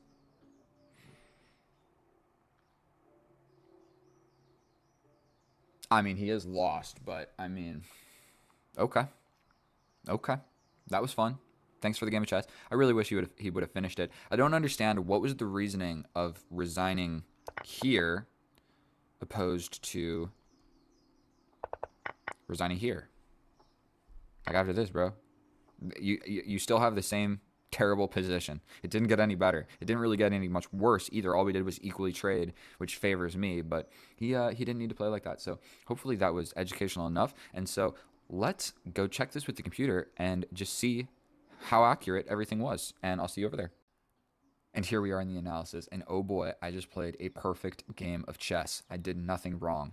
And maybe I'm speaking too highly of myself, but look at this gosh darn graph. That is telling the tale of a person that knows what they're doing playing chess, okay? A person that knows what they're doing playing chess against somebody that kind of knows what they're doing playing chess. And so our opponent, 4 inaccuracies, 3 mistakes, 83% accurate, and then myself, 2 inaccuracies, 93%, no mistakes, no blunders, and my inaccuracies, I called them, okay? I said, this is probably a mistake or an inaccuracy, but we're going to castle opposite and see what happens, okay? So sometimes you do that, at the cost of a fraction of a pawn, and you get opposite side castling. So in this position right now, we develop a piece actively. What he is worried about by pushing this pawn is, let's explain this. He's defending against this, because the only reason you push this pawn is if your dark square bishop is out here and you need a place for it to go. You following me? So but his dark square bishop is not ever getting out. He's trapped inside of the pawn chain. So this pin, for 1, his bishop is here. For 2, it's a pin to the queen, so you don't have to worry about it as much. If it's a pin to the king, like a pin like this, my knight's here, that is an absolute pin, and I can't move my knight. I'm trapped to this square until we deal with this bishop. So those ones you got to be a little bit more worried about. When it's the queen, you don't have to be as worried, and his light square bishop is still in here, so he can just defend against it, okay? So this pawn push, for 1, it didn't address the center. For 2, he didn't need to be worried about the square. For 3, he didn't need to put his bishop here. So that is like a lot of analysis on a single pawn push. But okay, it's why he lost. And not only that, it gave me a hook later on in the position. So now my bishop is trapped outside of the pawn chain. So pushing this pawn makes sense so I don't lose my bishop for this knight. Does that make sense? Because if I go here, he can just attack me again. I'd have to sacrifice for this one or let him ruin my pawn structure. Okay, he develops a piece. Now I push this pawn. This is very different. Now I'm not pushing this pawn to prevent this pin, because that's not going to happen anyway. It's got 2 pieces in the way. I'm making a place for my bishop because I don't want to lose my bishop for a knight for no reason. Okay. Now we develop another piece, and if we just take stock on how we have developed our pieces thus far in the game, my pieces are developed very actively. They're looking into the enemy's position. Do you see this? This knight is getting ready to jump in the enemy's position. This one, not really, but where else was he going to go? Over here? Come on now. Let's be real. None of his pieces are even attempting to go in my position, other than this knight, but to a square that's defended too much. So this bishop sucks, this knight sucks, this rook sucks, this queen is actually okay, I guess. This rook sucks. This is the only piece that's potentially thinking about doing anything, and he's not thinking about doing much, okay? So I play my first inaccuracy of the game, and I said it in the video. I'm not sure that this move makes any sense, and I'm not sure that the following move makes any sense, but by golly, we're going to have an opposite side castling game of chess, and that's what we got at the cost of an inaccuracy. So the reason, we're going to go into this in explain a little bit about this. The reason that this is an inaccuracy is because I don't need to castle at all. If we turn the computer on, say he plays the best move, I launch a pawn. Say some more stuff goes on, I put the pawn, let's say we scoot back. He plays a move. I put my rook here. I don't even care about castling yet. I initiate my attack first, and then if I need to, I castle, and if I don't need to, my king is perfectly safe in the middle of the board. So I needed to realize that. Thinking that far in advance, I spent 10 seconds on this move. I just realized castle opposite, launch an attack. So I didn't actually calculate what's going to happen when all the pieces start moving around, and then my king would be just fine staying in the middle.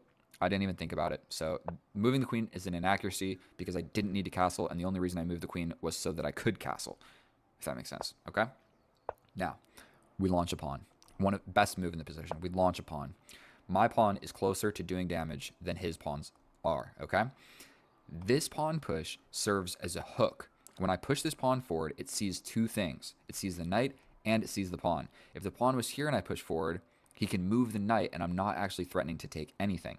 So that's why these moves are a little bit risky if you're doing it on the side that your king is on, okay? My pawn is not pushed over here because it would serve as a hook where you would attack 2 things. And when you attack 2 things, you have to do something about it. You can't just move the piece away, okay? We jump the knight to the middle of the board. It's not the best move, but it's one of the best moves. This queen move. I think he's gearing up on an attack. And so what he needed to realize here is my attack is simply going to arrive first. And so this is one of the best moves. It's not the best move. The reason for that is he can put the bishop in front of my pawn advancement, okay? So he has the opportunity to play this, and I can't push the pawn forward. And he's attacking this. So I'd probably have to play something like this, and if he takes, then I got a bunch of pawns in the way. Whatever. He doesn't see it, and we get to push this pawn. Actually, for our opponent, this makes the most sense. Out of all of the moves in the position, that makes the most sense to me. Like, you're getting attacked, so either break in the middle or launch your own attack. Those are the options.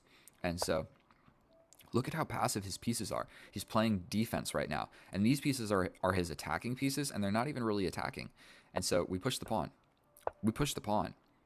And then right here, what I needed to realize was giving up this bishop for the knight is good because it opens the way for my queen. So I didn't want to lose my attacking bishop for the defending knight for the simple reason of that. But what I needed to realize was take. I still have this pawn push. Say he does whatever about it. If he moves the rook, I take this with check. And not only that, it's defended, so you can't even take it back. If you push this pawn, then I just take this with check. So if you move the rook, I get this, and if you move the knight, then I still take this with check. So there's nothing he could do. So what I needed to realize, and at the end of some of these lines, so say like he plays something, my queen is the one that is recapturing, getting into the position, and then I'm getting my queen closer to the king. So didn't see that, didn't give up my bishop, don't hate it, and I push this pawn instead. Still a perfectly reasonable move where he is faced with a dilemma. Yet again, I'm looking at two pieces. So if he doesn't take me, I take him. And if he moves the knight, okay, so what I say he moves the knight, then I'm taking you. And now it's defended with a check and a fork on the rook. So my attack simply arrived. And even in this position, I spent a little bit of time thinking, is there anything better? And there is. There's this bishop sacrifice. And the idea is if he jumps in, we still have this. He steps over. We sacrifice again when he steps over. We sacrifice again when he captures. We come. Okay, we do this. And I'm just winning, okay? There's no checkmate yet. In 10 moves there will be, but I'm not going to see that. So I needed to sacrifice the bishop. You don't always need to sacrifice stuff. Like, I mean, like, really, am I ever going to play this for an idea of mate at 10 rather than just, like, forking and getting the rook for a pawn? No. Get the rook for the pawn, bro. You don't got to calculate checkmate in 10 unless it's easy to calculate. So we hop in. Now, I jump in. This is my inaccuracy of the game. The reason, it's hard to even see if you're looking at the board, this is the best move. That is the idea. This pawn is saving the king from dying. Basically, I can push this pawn once that's gone, and I'll have two open files, and you are getting checkmated, guaranteed 100% every single time. Even sacrificing the bishop for not really the most clear reason is a good idea. But stepping back with the queen and simply eyeing this pawn. You can't push forward and defend it. You can't really jump forward and defend it. I'm just going to come in. And so, yeah, because this is defending this, so you can't really jump in doing stuff with this knight.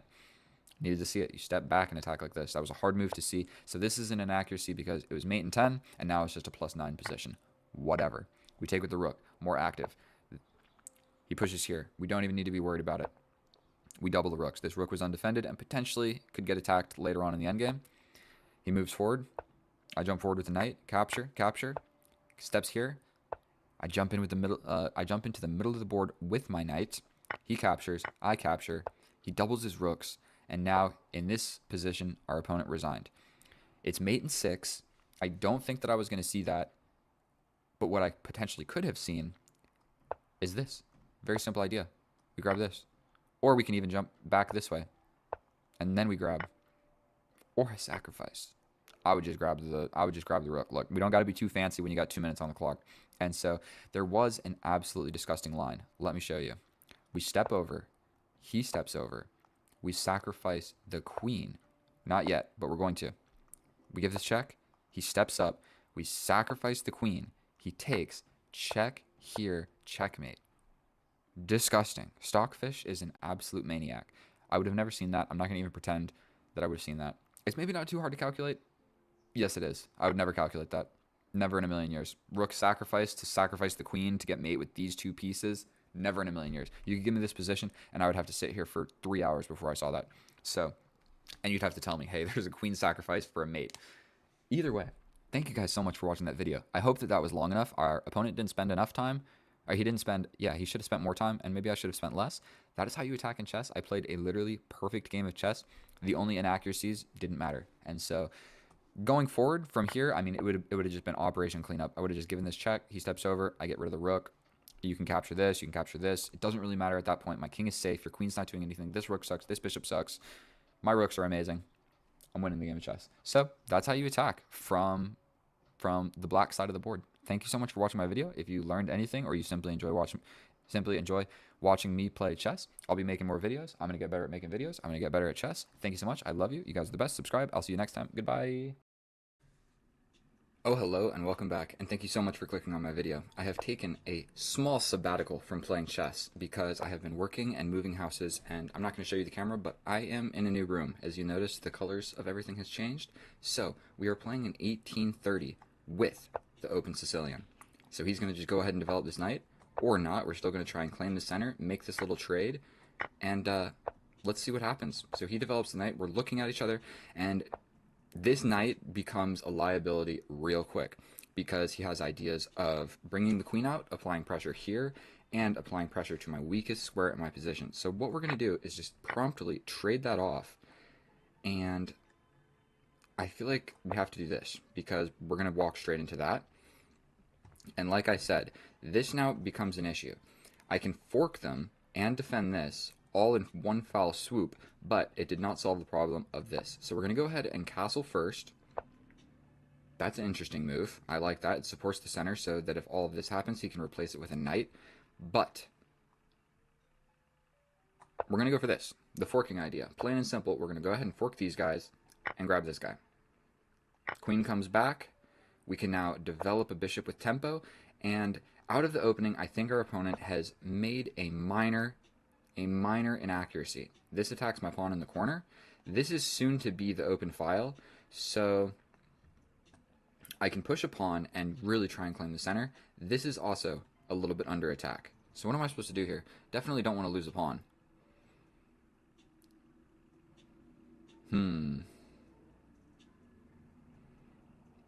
We bring the queen up.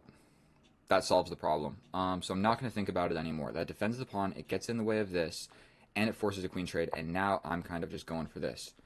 So, like I said, we're going to go for this. Now I have the bishop pair, is one other important thing to note. Going here immediately attacks this knight. It kind of forces one of these moves, and it's just going to be getting me hyped up for this long diagonal in the endgame. So I'm kind of liking the idea of having this structure just in the endgame. We're going to just take a brief moment to make sure this knight's not coming forward and attacking my stuff. He's also not going here because of my beautiful, beautiful defensive pawns. So, right now in this position, we can ruin his pawn structure. I'm not really convinced that that's all that great for us. I somewhat like the idea of just throwing a pawn in the center. Kind of questioning him, what is he really going to do? He has to make some sort of stepping back move. Still, these squares are defended by my beautiful, beautiful bishop. So it sort of attacks this, but it's defended, so we don't have to worry about it immediately. This becomes an idea. This becomes an idea. Go ahead and pin the knight, then all of a sudden this becomes a threat. Castling, but then I take, it opens up your file. But then we're in an opposite colored bishop endgame. So I'm not sure trading off my bishop here to ruin the pawn structure. I had the opportunity here, and I have the opportunity here. I think the opportunity here is a little bit worse because then we're left with opposite colored bishops, and we're going to be heading towards a drawish position, which I don't really want to do. So, seeing that this is going to be the open file, I'm going to slide up so I can put my dark square bishop looking at all these dark squares. And this knight is just going on a spiritual journey. But we're going to tuck my little bishop back here. Nice and safe and tucked away. Now I've got this bishop. And what about trying to have my bishop's bishop this way? Or back here, but that kind of just walks immediately into this. This gets in the way of the defense of this. Probably it's inconsequential what move I make here with the bishop, as long as I don't leave it there and die to the pawn. But I think all of these moves are probably about the same. Now he's got his bishop like this, so I kind of like the idea of just matching him. Cool. Smash is open in the center. Immediately I don't need to trade, so I think just putting a rook onto the semi-open file, and look at this configuration that I have right here. So we take, the knight takes. This is only defended by this rook, so probably I just need to make a move. We're playing 5+1, so we're only getting 1 second. Now the pawn is defended. We might step up so my bishop is defended, so if a rook trade ever occurs, I will be able to, like, have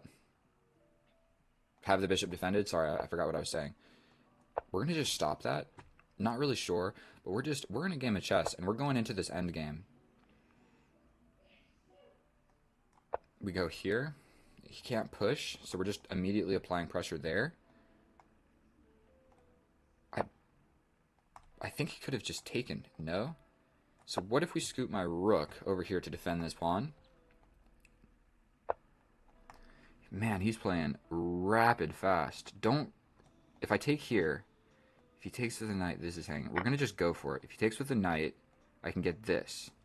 But then he's got this fork, but my rook would be covering it. I think it all works out. We trade off equally. Now he's got this knight. We can grab this. No? If he hits us with the check, we can grab the knight, but he grabs our rook. Don't love it. Got 1 minute on the clock.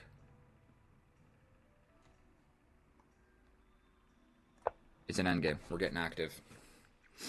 Couldn't just get smoked by that fork right there.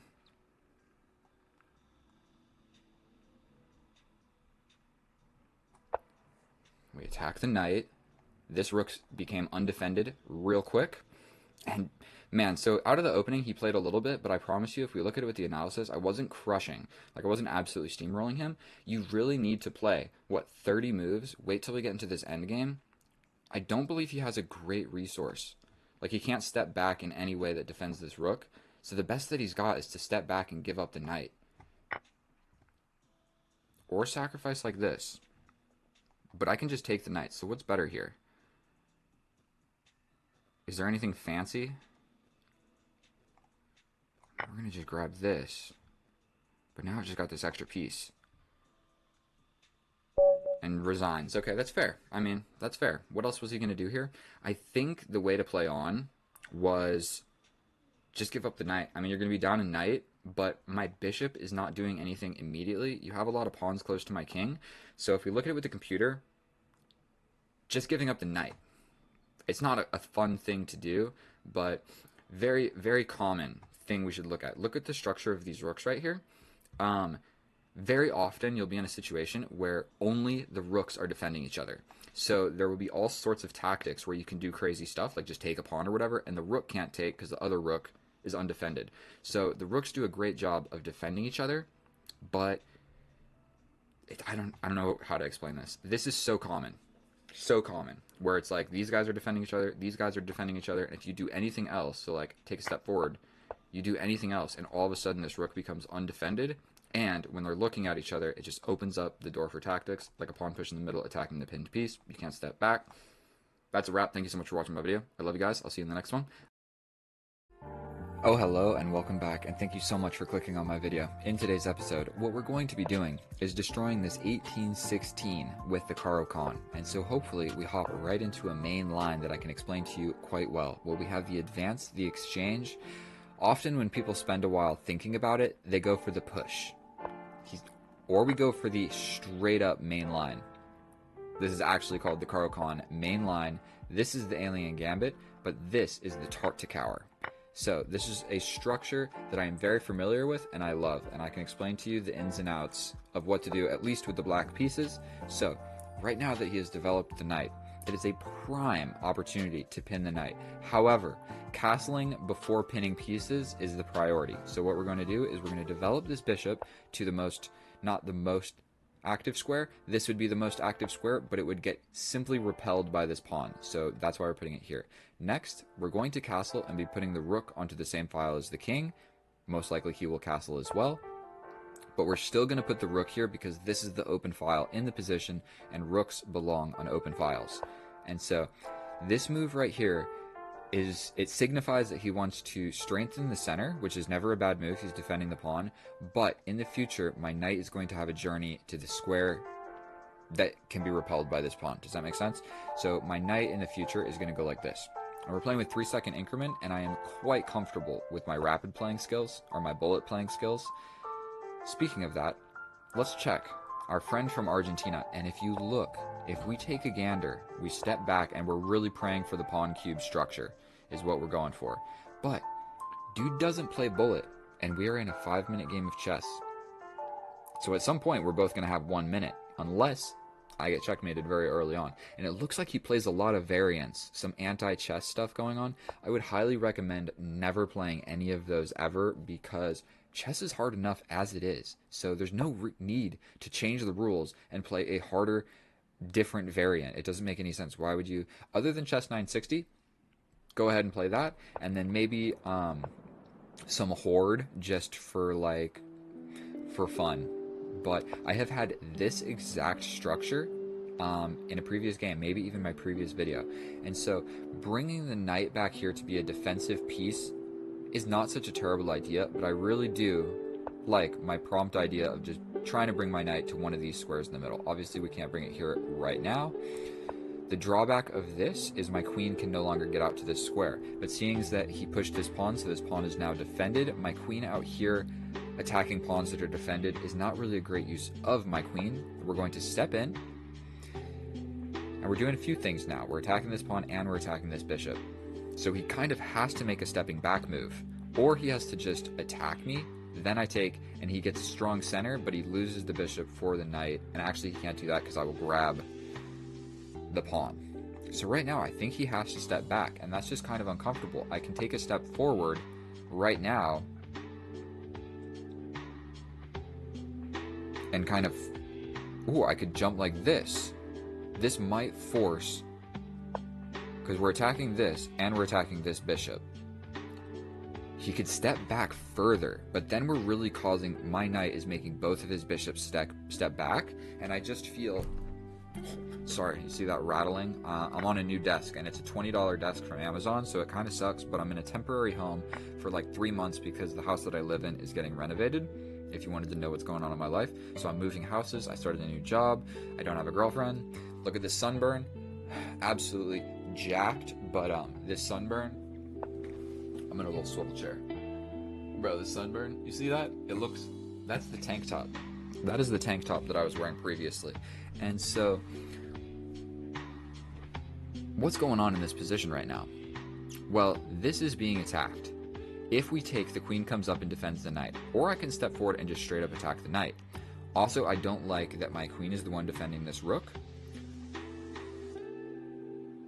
Also, there are sort of, no, it doesn't work. I was thinking I could take here with check, and if he steps over with the queen, then this is hanging, but he can just step back with the knight,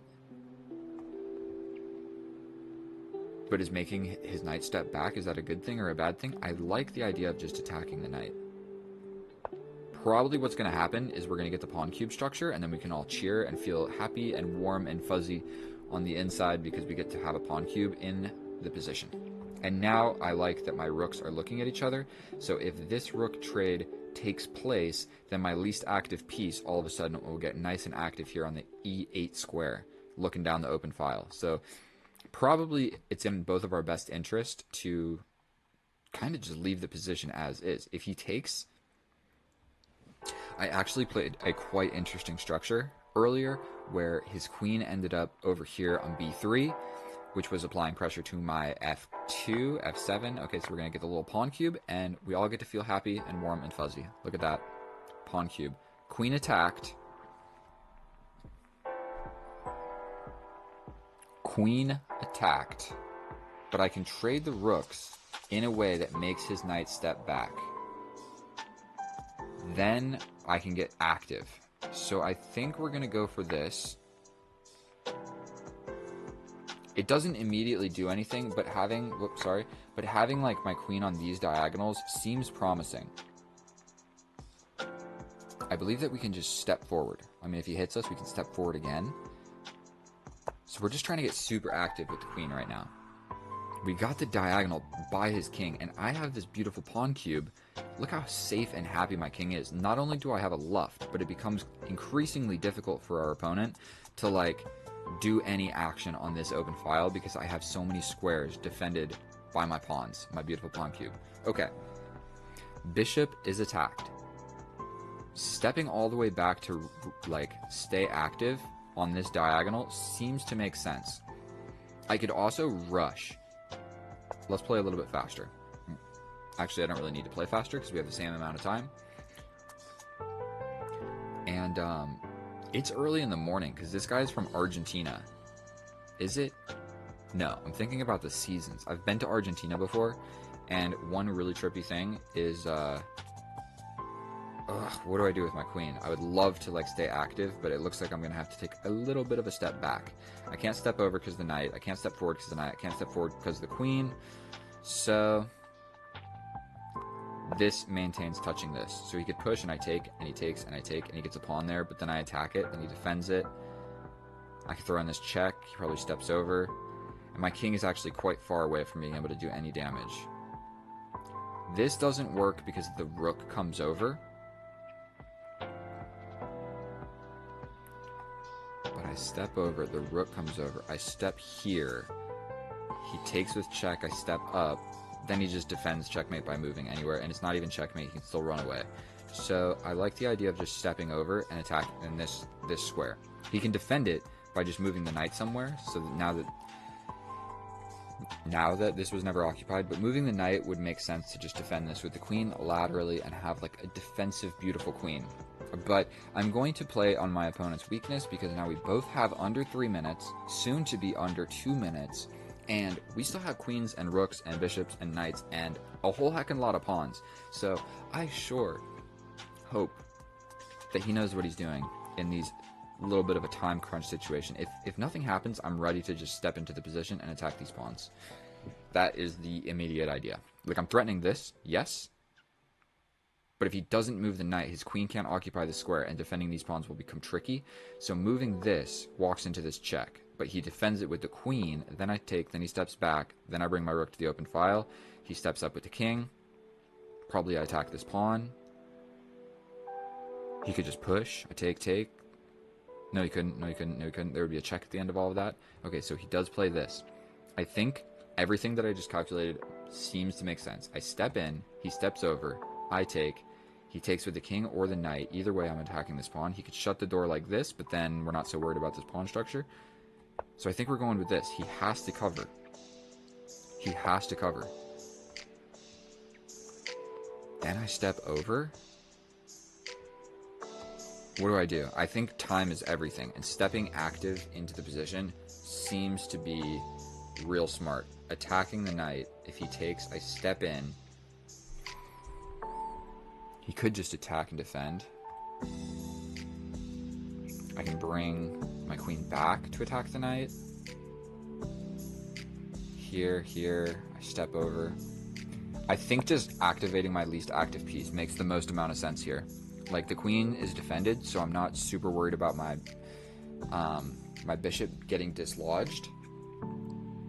My rook is undefended, my bishop is undefended. I mean, but so is his rook and his knight, so who is really winning? I'm winning, because I play more bullet. Look at my bullet score. Look at his bullet score. The sooner you realize that every game of chess, most likely, it turns into a game of bullet.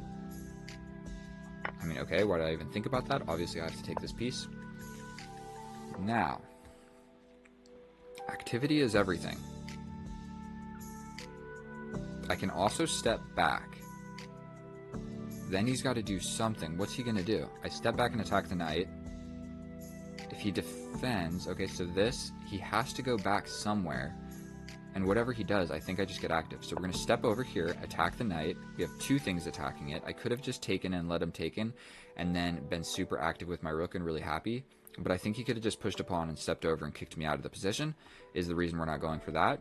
But right now, if he goes for this, we hit him with a very simple fork, which is just losing on the spot. If he steps over here, we still hit him with that same fork, and he has to step back over here. And then, I mean, I think it just gets spicy.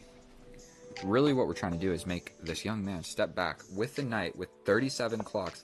The clock turns red.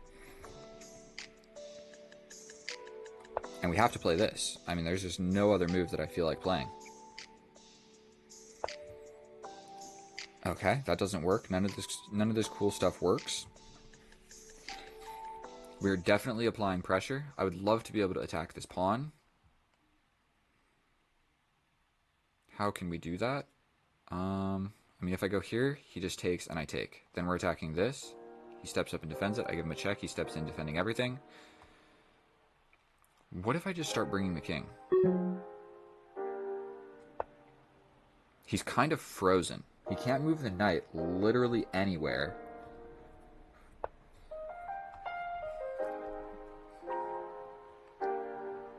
I can step forward like this. If I take like this and he takes, then I'm forking these two pieces. We're attacking this. He has to take. Now we're getting in this low time, but I'm attacking this and this. And the open file is covered by my king, so if his rook comes over, sometimes you just got to know when to trade into a winning endgame. And my rook is active. Okay, so we're going to have to grab this pawn. He's going to step up, but then we're going to reoccupy this open file. Maybe I should have attacked this pawn. That actually probably would have made a lot more sense. But his rook is stuck, passive. We can do a few different things here. We can go here and force this and get behind it. I like this. If he steps forward, I mean, I grab it. So he's kind of got to push, right? And then I take. Okay, he wants to play like this. Probably time to get active with the king. I am winning in this endgame. Okay, he wants to attack my rook. There's nowhere else to put it, so I'm just going to put it here. This is going to happen, but we're chilling. We take. Take.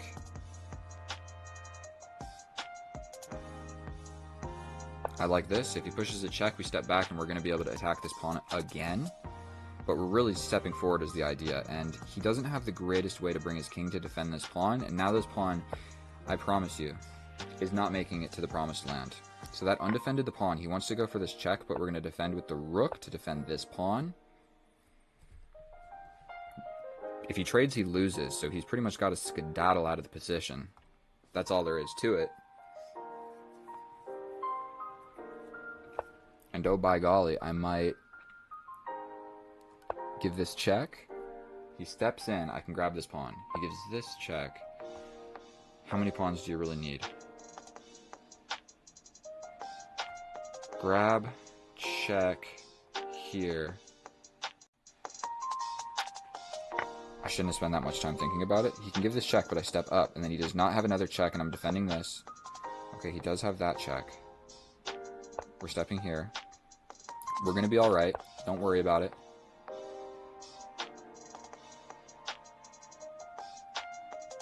We're stepping forward.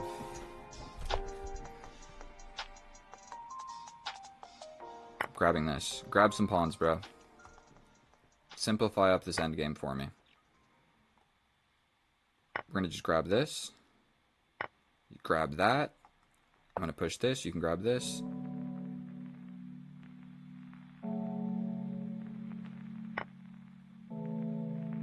Here. Here, here, here. Jesus. We push the passed pawn, right? We just let him grab this. God damn it. We push this. Grab this. We push this. We go here. Oh my god, now he starts pushing this. We step up. We step here.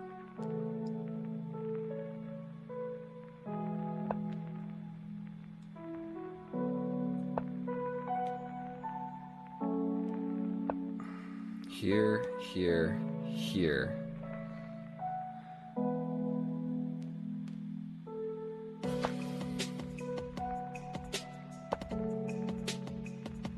I'm not really sure, bro. He's gonna cover this.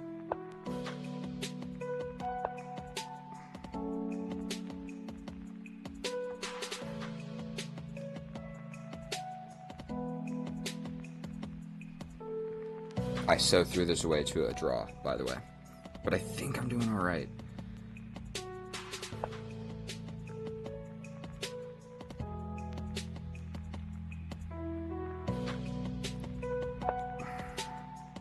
He put his king in the way of that. It gave me time. I'm going to try and wiggle like this. Because if I can get my king here, I push. Here, here. I think he just blundered the game right here. He gave me too much time. So I was completely winning, but I think he was a little bit frazzled. You can give this check, but I step up, and then you're out of checks.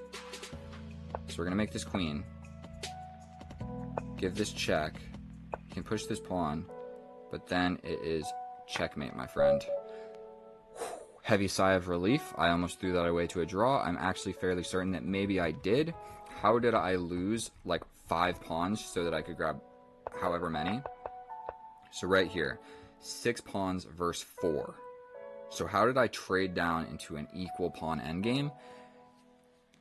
Your answer is as good as mine. I guess I'm not that good at chess, but I won the game, so I guess we had it under control. I'm fairly certain that it was a draw.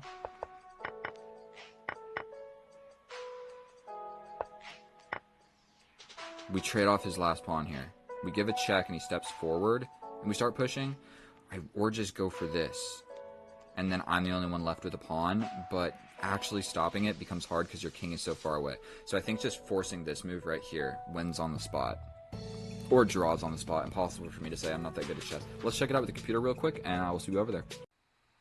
And here we are in the analysis, and that was not my most accurate game of chess that I've ever played, but oh boy did we get her done. And so check out this graph. Now, I just want to highlight something for you, you fine ladies and gentlemen, is the opening. Completely equal the entire time. The middle game, a little bit of action happened, but literally everything that was important happened in the end game, and all the way down here. Check it out. I have 3 blunders. Look where they happened in the end game. My opponent, 2 blunders. Look where they happened. All the way down here on move 64, I threw it away to a draw. And that is why in the video I was definitely stressing out, because I had a crushing position, and then I threw it away to a draw, and I knew it, and that was my face trying to process that information, that I'm crushing, and then all of a sudden I'm getting a draw, and I'm fighting not to lose my pawn. And so that's what happened. So we played the Caro-Kann mainline variation. When they capture like this and you take it back with the pawn, it's called the Tartakower variation, where your ideas of development are quite simple, and I will explain them to you. You develop the bishop here because it's the most active square. You don't want to block your king in this way, and if you go here, you just get hit. Next, you want a castle. Get your king safe. Next, you put your rook on the open file in the position. Then, you either pin the knight or put your bishop here. It's kind of interchangeable. This move is actually better, but if you want to slightly deviate from the main line, you play this move, pinning the knight. And it's not really pinned because, yes, there's a bishop there. Then, what you need to do is, for one, we get attacked, so we're just going to step back, no problem. And we want to complete the prophecy of the knight zigzag to the center of the board, where you can make 1, 2, 3 moves to get to the center of the board, and he can make 1 pawn move to kick you out of it. So it really kind of sucks. And once your knight is here, you can't jump back here, or when the pawn comes in to attack it, because you can just push this pawn and fork your 2 pieces here. So once your knight gets here and this pawn push comes in, it gets a little bit annoying with your knight. You have to like step back to one of these squares, and it's not so great, but you want your knight in the middle of the board. So let's not go into too much detail about all of this. And by golly, we got my knight to the middle of the board by way of zigzag. And so now my knight is actually doing some stuff. We're attacking this pawn, we're attacking the bishop. You can't just kick me out because I'll take, and I'll grab this pawn. So you have to step back with the bishop. So my knight made you step back. Now here, I miss kind of a more or less simple tactic. I can come over here with the simple idea of attacking this rook, and the rook has no squares that he can go to that are not being attacked. Furthermore, if my bishop gets here, I'm attacking this pawn twice. So I could get in, take, and then get in with this fork. So this obscure bishop move is actually the best move for an idea that I just simply did not see. In lieu of that, I step over here with my knight, where I am essentially guaranteeing you trading a knight for... I'm trading a knight for your bishop. If you take like this, then that's what I want. Or you leave this guy here, and I just simply take your bishop, or you step back. So I'm either getting a bishop for my knight, or making another bishop take a stepping back move. And I already made this one step back, so if this one also steps back, I feel like my knight is just a little bit OP. So, he takes, I take. Mission accomplished. I got rid of my knight for a light square bishop. I have the bishop pair. I feel quite comfortable about the position. We take this time to get active with my queen, trade, and now we got a beautiful pawn cube, so everybody smile and feel nice and warm and cozy inside because we got the pawn cube, and mission accomplished. He attacks my queen, but I throw in this check because it yet again makes one of his pieces step back. He can't take with the queen or I'll win the knight, so he has to step back with the knight. That is why I did that move, and yet again the knight steps back. All of his pieces are stepping back in this game. But now, I guess it's my turn to step back because he attacks my bishop, kaboom, so I step back. Then he attacks my queen. I step back. He takes a little step forward, And I come over here with nasty ideas of this check that is covered because the knight is blocking the view of his queen to this square. And if I get in with this check, I'm winning this pawn. The king gets very weak. It's just, you're falling apart. You can't let that happen. It is a -2 position, and I get the check. He steps over. I bring my last undeveloped piece. Now my rook is active. He takes, I take, and then I step back attacking this guy. You can't really defend it in any meaningful way. Stepping over is a terrible idea. So you essentially have to move the knight. Well, you can't go forward, really. None of your going forward squares work. Let's look at that.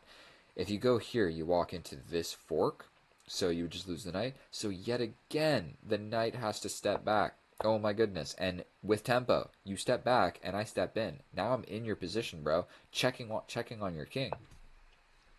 Now, turn the engine on. I want to show you guys. I wasn't cheating, I promise. Best move in the position. Stepping over with the king. Because I want my rook to do some damage, and we're afraid of his rook getting to the open file and getting into the position.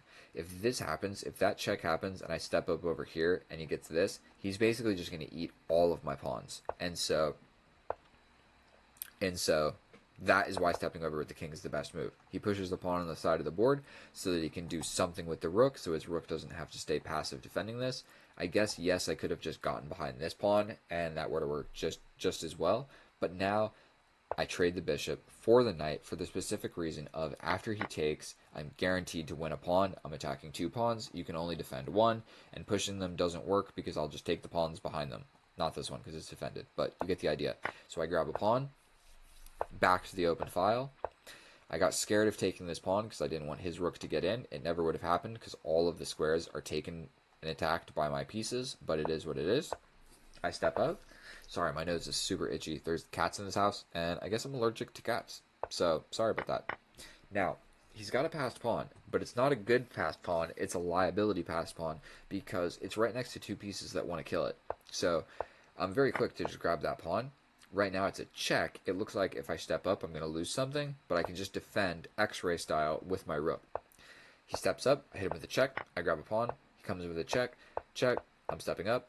I grab a pawn, he grabs a pawn, I grab a pawn, he grabs a pawn, I push a pawn, he grabs a pawn, and this is the most important part of the position. What I needed to play was check, down, another X-ray check where I'm defending my pawn through the king. Then my passed pawn becomes an issue because this passed pawn can no longer push, plus your king is really far away, plus this pawn can't push because I have pawns in the way of it. Instead, the way I did it is I lose both of my pawns for no reason, and now it's just pass pawn versus pass pawn.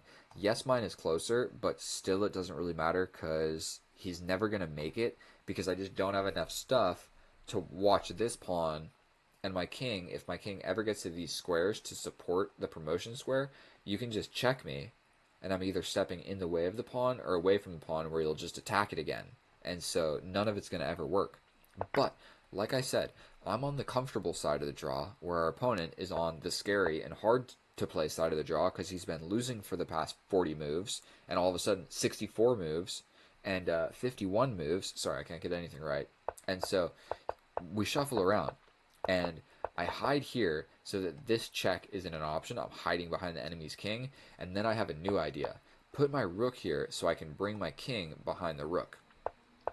It still doesn't even work because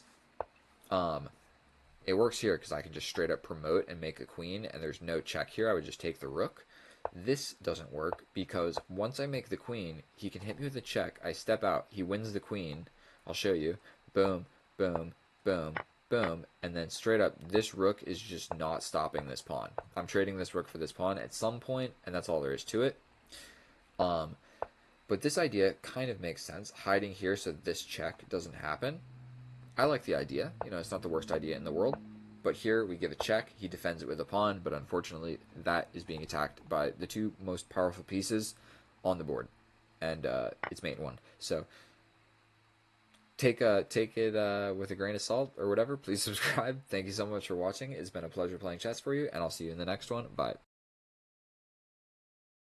Oh, hello and welcome back, and thank you so much for clicking on my video. In today's episode, we're going to be playing a 10-minute rapid game on chess.com, where the stakes are high. Today, I'm rated 18, 28, We're facing a 1931. I wasted 6 seconds out of the opening because I'm yapping. And we're going into the bishop's opening in my least favorite line. But you know what? I've been doing a little bit of studying in the lab, and if he decides to capture, which he did not do, so I will not go into incredible detail about what would happen in that opening. Now, we're going to push this pawn. I have all of this memorized, but I understand that for some people newer at chess, maybe I should be explaining some of this stuff. So what we're worried about here is losing our light square bishop. So I think we're just going to go for his dark square bishop with the same mechanics he can go for our light square bishop. Now this move right here looks fancy. I believe that we just chased the bishop. We just chased this bishop around. And now we have a weird pawn structure on this side of the board, but we successfully got rid of one of his bishops. So I'm going to call that a dub. Now, obviously we're going to be castling this way. Now, if I take, he's going to have an open file when he castles. I don't really assume he's going to be castling this way. Now, we simply can't let him capture and ruin my pawn structure like this and hang this pawn in the middle. So, I believe we're going to do a little tiny step back. And if he captures, I take. But none of that happened. We're just going to castle. A lot of what chess is honestly calculating stuff that never happens and never is going to happen. Now, I would really love to go for this pawn push, but this cheeky little knight is definitely attacking my pawn in the center of the board. I would also like to go for this pawn break, but my knight is in the way. So a way that I can kind of make all of it happen is, you know what, let's just trade for no real reason. That probably wasn't a good trade, but I like the idea of trading these knights and keeping my bishop versus knight and just trying to go into an endgame where I'm doing all right. We're going to scoot the queen up just a tad little bit. Man, and if he goes for this, do we really just have to capture? We're kind of running out of squares for my knight as well. Like, I don't have any forward momentum at all. And I still have not accomplished pushing this pawn in the center, which is what I want to do because he is probably just going to push his pawn in the center. So, maybe even like launching over here. This is the part of the game where you actually got to come up with a halfway decent plan. I mean, stepping over here to go like this does not seem too promising. And then this is defended by my rook, so potentially I could like bring my... You know what? I know that I just put the queen here, but we're going to just slide over. We're going to just slide over. That kind of allowed his knight to get in. Man, he is just fighting for this square in the center. Or not in the center, but in front of my king. And I don't think we're going to allow that to happen. I just don't think we're going to allow that to happen. How are we going to not allow that to happen? You know what? I'm sensing a little bit of stuff happening over here, so maybe bringing my king up so my rooks can access the defense of all of this. But I have completely given up on the idea of saving this bishop. I'm almost guaranteed I'm just going to sacrifice, not sacrifice, but I'm going to capture whatever comes to this square. And I'm just unsure what is the correct plan. I'm literally just making some waiting moves. Does pushing in the center accomplish anything for me? He doesn't even need to take. But let's just do it. Let's just do it. So he's coming in. Man, he's attacking a lot of squares. I think that just taking it is not the greatest idea. Whoa. So we're going to just step up. He has like slowly just started bringing every single piece to where my king is, and my pieces are not like the best defensive pieces over here. The reason I'm bringing the king up like this is so I can push this pawn and the knight can't take. But this pawn, my g2 pawn, is doing a very important job of defending this knight. If you take a gander, that's the only thing defending my knight. Bro, are you dead serious right now? Are you dead serious? I think I can win this pawn. I mean, this is obviously very scary. Bringing the rook.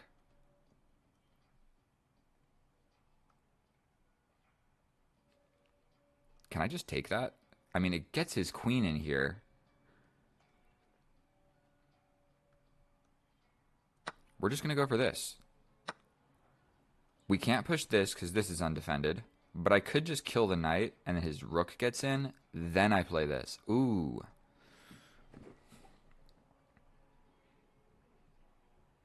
like capture, capture. This just wins on the spot. So you have to capture back with your queen. So boom, boom. You have to do that. Then I can push forward. This is defended. Maybe eliminating this knight is actually in my best interest. Because I don't think there's really a beautiful way for me to defend this. Like, I can't push forward because he just checkmates me, essentially. I'm just stepping back and then getting checkmated here. So we're just clearing the position, bro. Did that walk just into a simple fork? Am I ridiculous? Or did that just walk into a fork? 5 minutes on the clock? Dude is playing quite quickly.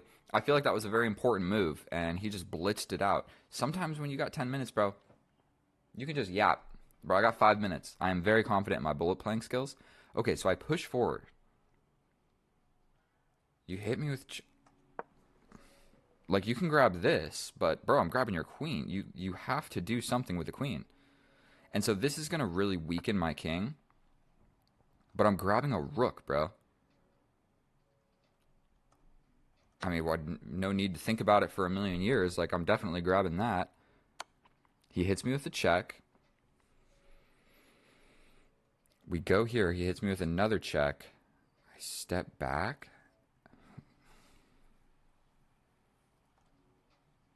Got a lot of options here for moves. So this just walks into this.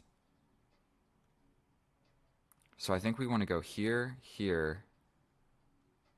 Then we step back because there's no more good checks. So we're going for this, hoping he hits us here, then only and then we step back to this corner square so he doesn't have this check.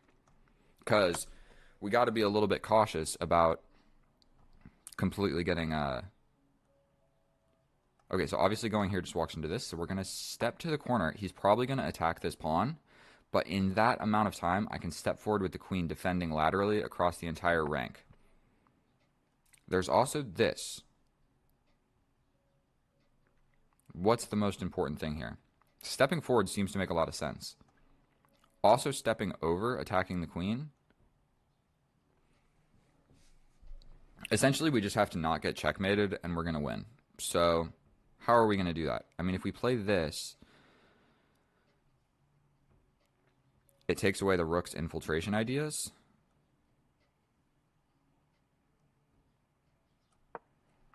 We're going to just go ahead and play that.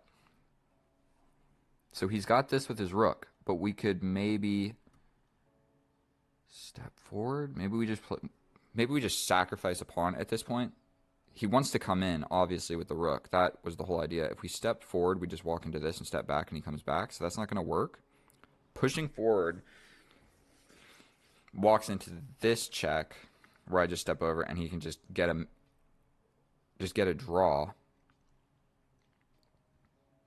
So what if we go here? We allow this. Oh, bro, did I completely... We step in.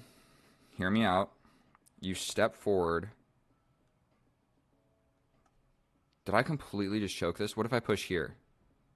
Does that give me time? I step in. If you take with the rook, I think this is the move.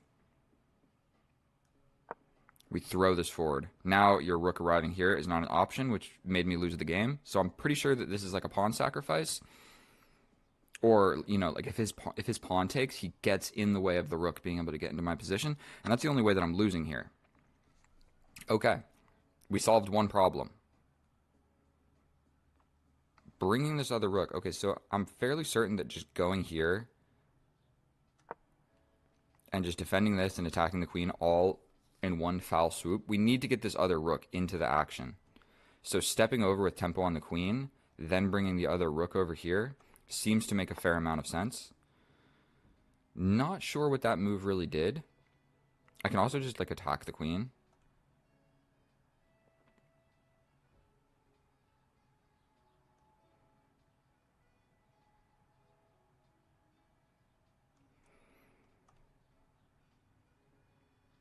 I mean, is it ridiculous to play like this?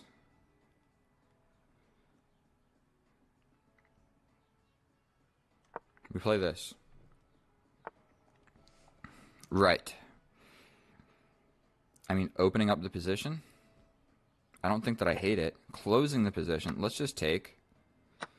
Not really sure what was supposed to be played there, but now I have this.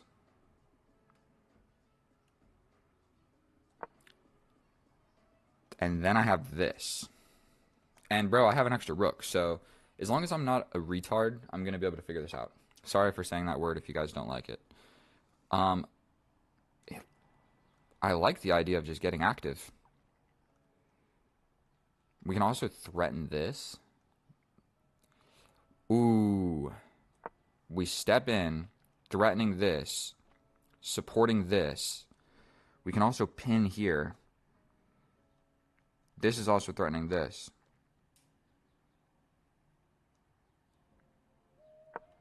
We're stepping into the position. We're threatening this. Not really sure that that's like the most important thing in the world, but this square has been covered twice, but we've got this open file. So he steps over. Probably actually a really decent move right there.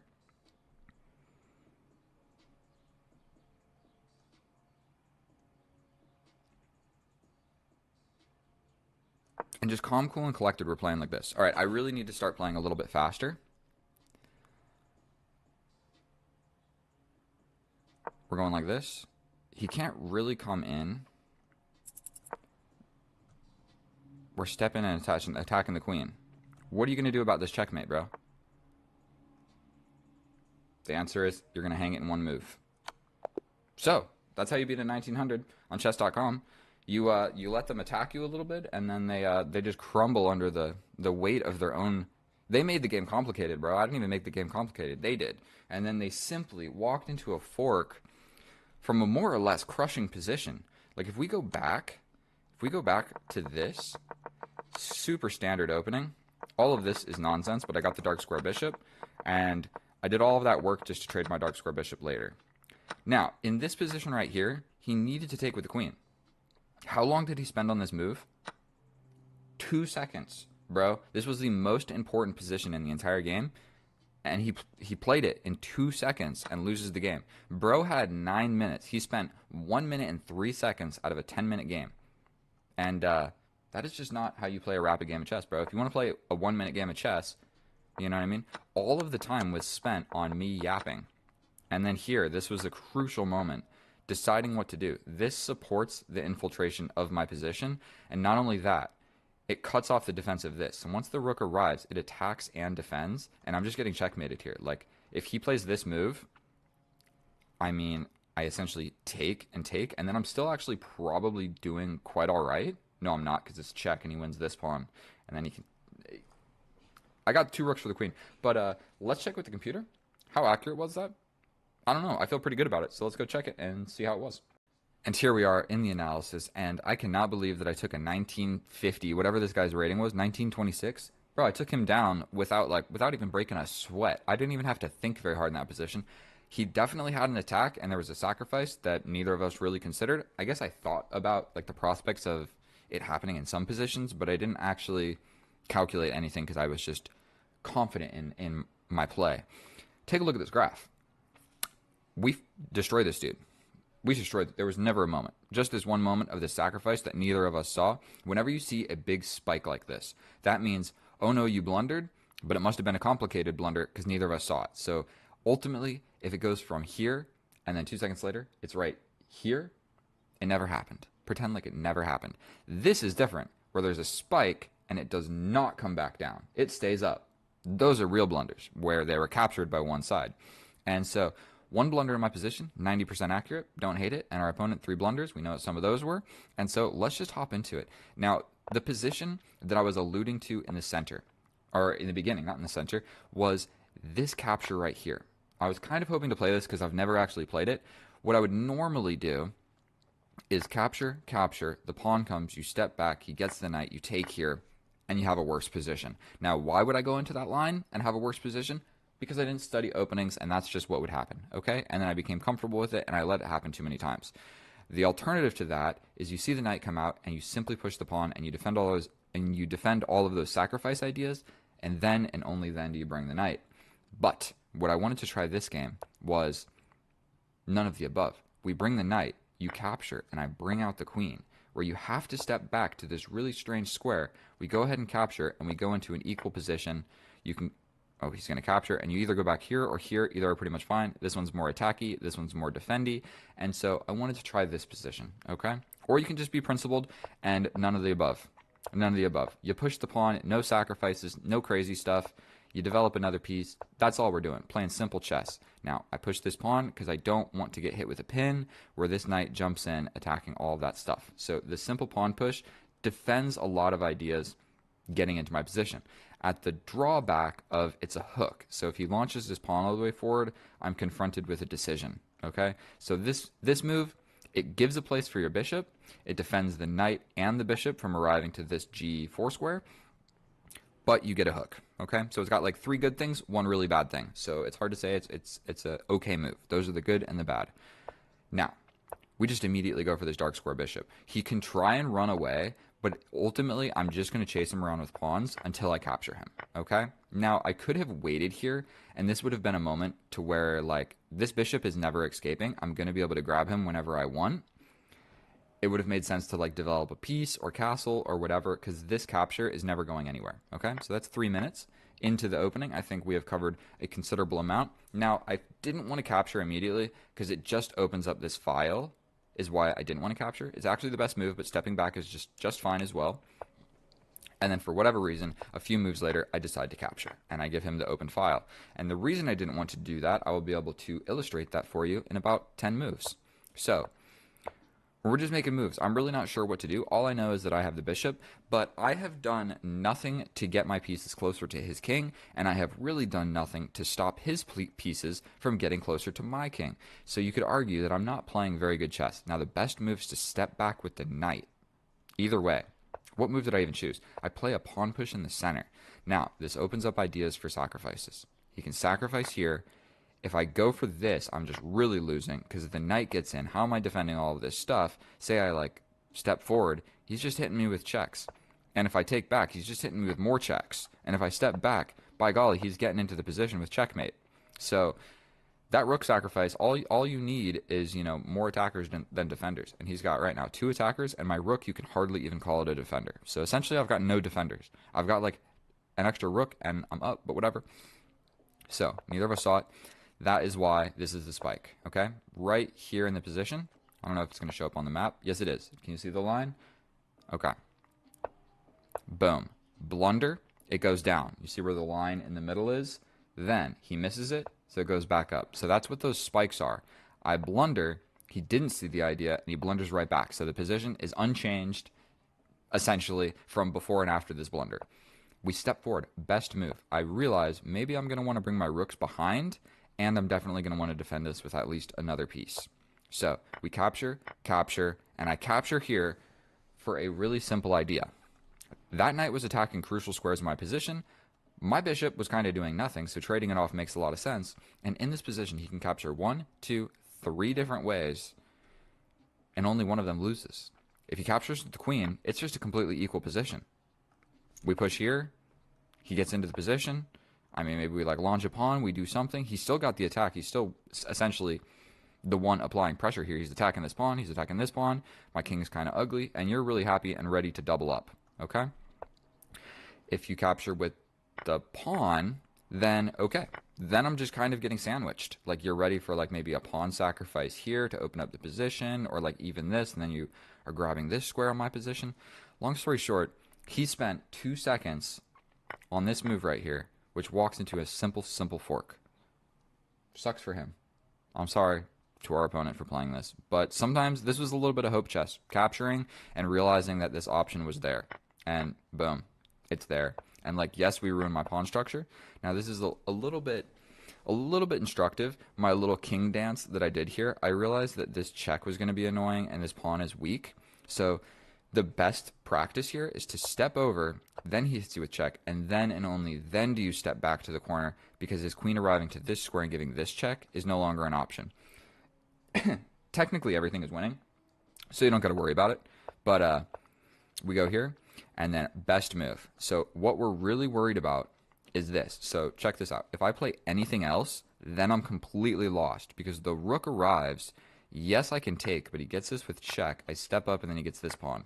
And I'm just completely losing. Like, yes, I have the 2 rooks for the queen, but my pawns are separated. Everything in the position is weak. His king is safe. All of his pawns are, like, super secure. And my 2 rooks kind of suck against this queen right now. And so, yeah, in this position, I just am completely losing. And say that I try and run away, well, then I'm just going to get checkmated. Well, he'll probably bring the queen. I step over, then he checkmates me some other way. I'm going to lose the game. So the only good way to defend that is step up with the king, but that's also not great because you can still just jump in, and then, I don't know, it's just not what you want. Throwing this pawn forward blocks this square from the rook, okay? The rook either is going to arrive here, and we trade it, and he replaces it with a pawn. Long story short, the queen, it just cuts the rook off from the square. So this is just a pawn push, but it's really kind of important.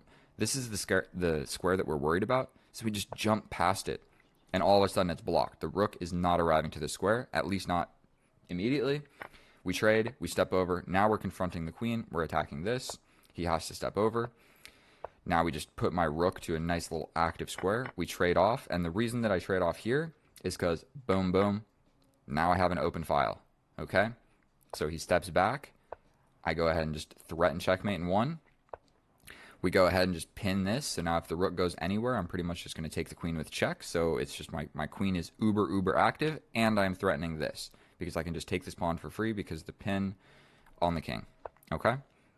Now I can sacrifice here, and if he takes, I take here. And then I'm threatening checkmate here. That's kind of unstoppable. The only way to stop it would be to trade the queens. Completely winning. But you can just be simple. Double the rooks. Get into the position.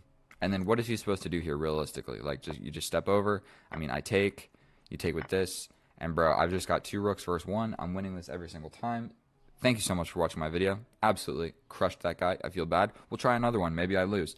But one thing that I've been doing is playing just casual games against pretty much only higher rated opponents. Okay, that's not true. Whatever opponent wants to play me. But I've been doing a lot of casual games against like 2000s, 2100s, and I think that's really helping me out because I'm like 2000 on a good day on Lee Chess, and so I'm just playing people that are better than me, and it's forcing me to get better. And so I don't play on chess.com very often, so when I do, I get on here and I feel like I just crush people. Yesterday, I played Bullet. I won like 10 games in a row on my phone parked outside of the gym. So just play a lot of casual games, and you don't have to worry about the elo or whatever. And then when you come back and you play a rated game, I feel like you're just better than your opponent at that point. So thank you so much for watching the video. I'll see you guys in the next one. I love you. Bye.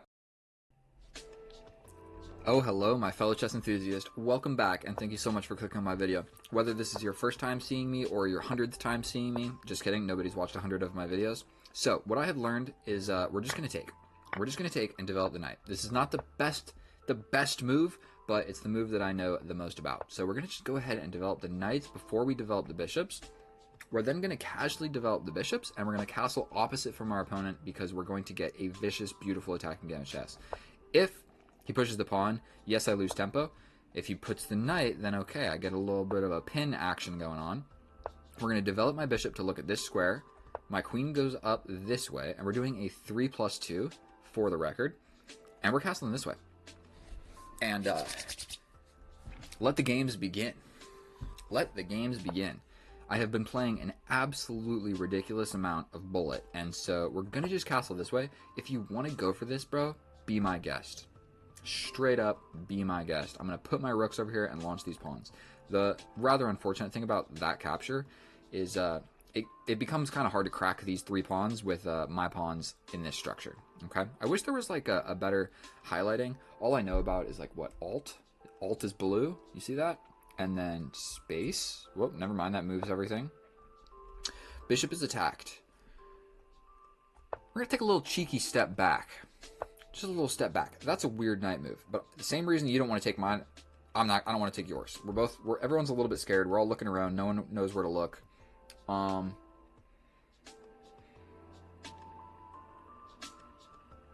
we got to start pushing these pawns, do we not? That's a little bit of a question. Are you going to take? You're not questioning my bishop. This knight can jump in. You can step back. I want to avoid trading stuff because what I really want to do is launch these pawns and then just figure out how to get a brutal attack because that is how you get better at chess. And if it doesn't work out, then you get better at endgames because studying openings and whatnot, look at this opening. I have not really studied this, to be honest with you. I have studied that. And that's not even the best move. I don't know what the best move is. So studying openings, it's rather insensical. Queen on the same diagonal as the king. Glad that I took note. Thank you for telling me. Everybody watching the video. Okay. Okay. What if I just throw him for a doozy and capture the knight and say, like, what's really going on? So I'm going to just take this moment to take a quiet, nice little quiet step over to the side. That's a scary knight. That's a scary knight. He's doing a lot of damage. So we're going to trade this off. That was stupid because now we're going to lose a pawn. Take. And I'll never really be able to get rid of that bishop, I don't think. He's going to just boom, boom, boom. And that's just unfun for everybody. So awesome. Awesome. There goes the pawn. But, you know what I mean? That's why you start with 8. You're probably going to lose a couple of them. Moving around the board as such. Tactics. Did that work? I attack the knight and I attack the bishop. Oh, you can just step back and defend it. My tactics always suck. Well, plan B.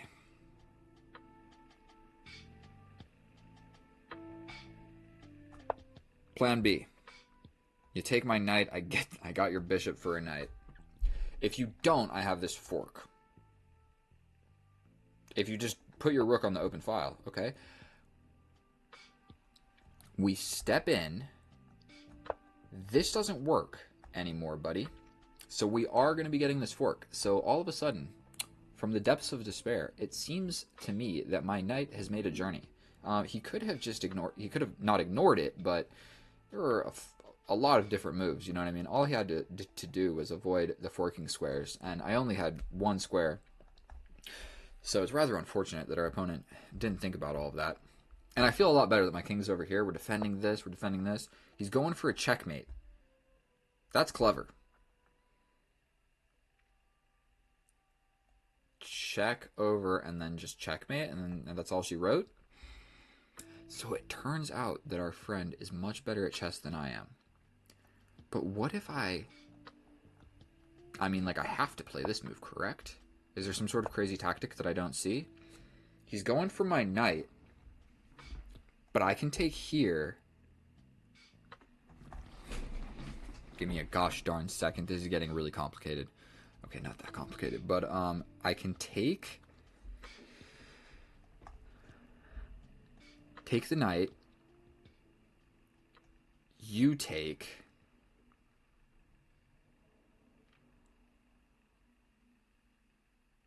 I defend my knight. I mean, he literally just steps forward. I step over. He can capture. I think, I mean, it's worth playing with 57 seconds on the clock. We step over. Undefended queen. Undefended queen. I need to play this to be able to even put a rook over here. Jesus, this is getting a little bit sloppy, if I do say so myself. He could also just kind of like go for something. What's this guy's bullet? No number. That looks good for me. 3 + 2. Okay, so that was kind of the move that I was worried about. Yes, indeed. Well, definitely looks like I'm going to just lose my... definitely looks like I'm going to just lose this guy. Might as well play this, because I'm going to just lose... Could I have stepped out? I could have at least stepped out with check and ruined his pawn structure. And had at least like a little bit of something. I can step like this, defending this, and attacking this pawn. This is getting good. 29 seconds? How did I use that much time? Gosh darn it. Gosh darn it. Okay, do something with the bishop. I grab this pawn. Don't hate it. Don't hate it. We're playing chess. Let's go. 26 seconds. What you got, bro? All you got to do is don't lose on time. We're grabbing this. That's all I thought. That's all I considered. We're grabbing this. We then come in here and hit this wicked fork. That threatens a wicked fork. I like it. We're going here.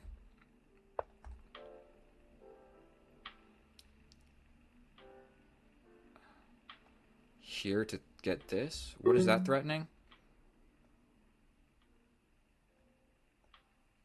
What was I looking at? Jesus Christ. We're going here with check. He probably just pushes forward.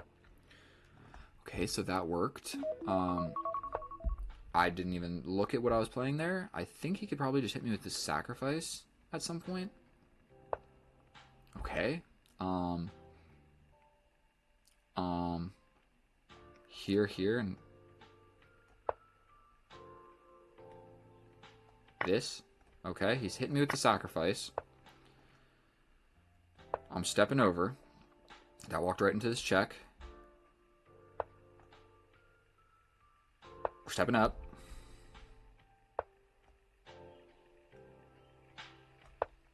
Oof, I'm getting absolutely bludgeoned.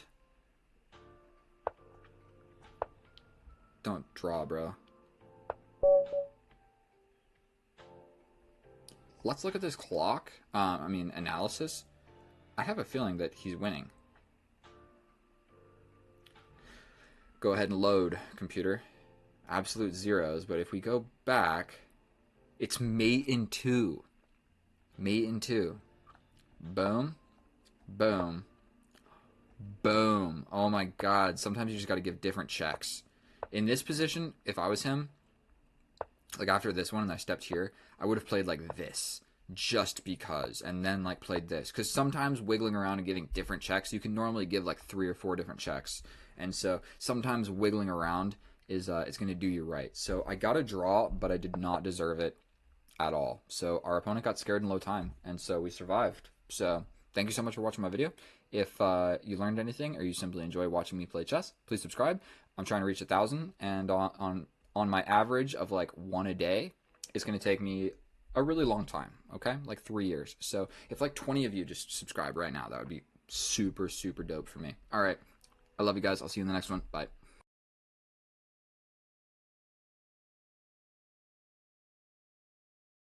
Oh, hello, my fellow chess enthusiasts. We are back at it again with another epic and educational day of chess. Today, we are facing a random opponent because I think I'm like 1600 with a question mark because I have a new account, because my old one was banned, because the username was inappropriate.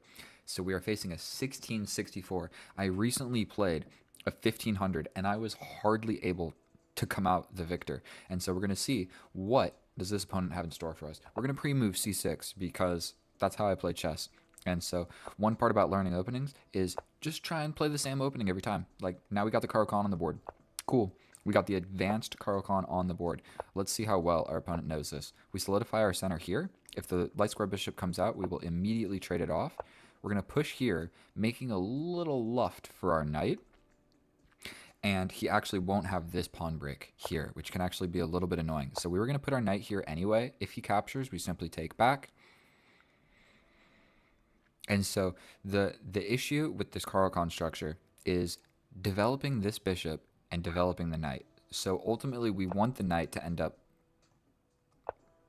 where the bishop is. Potentially, he helps us with this. If we trade off, okay, so that's a weird move. That is a weird move, but it has temporarily put my bishop in front of where my knight could go. I still could jump over this way, but I think this is a fairly reasonable move. We pin the knight. We make the opponent think about what to do about this situation because we would potentially be ready to jump out like this. Would that make any sense? I don't know what I'm talking about. Funeral giggles. Let's go ahead and take a gander at this opponent. Looks like he's been around for 4 years, 16,000 games. I don't know if I've played 16,000 games in my life. If you stack up a bunch of bullet games, like, okay, maybe. But real games of chess, I'm far less than that.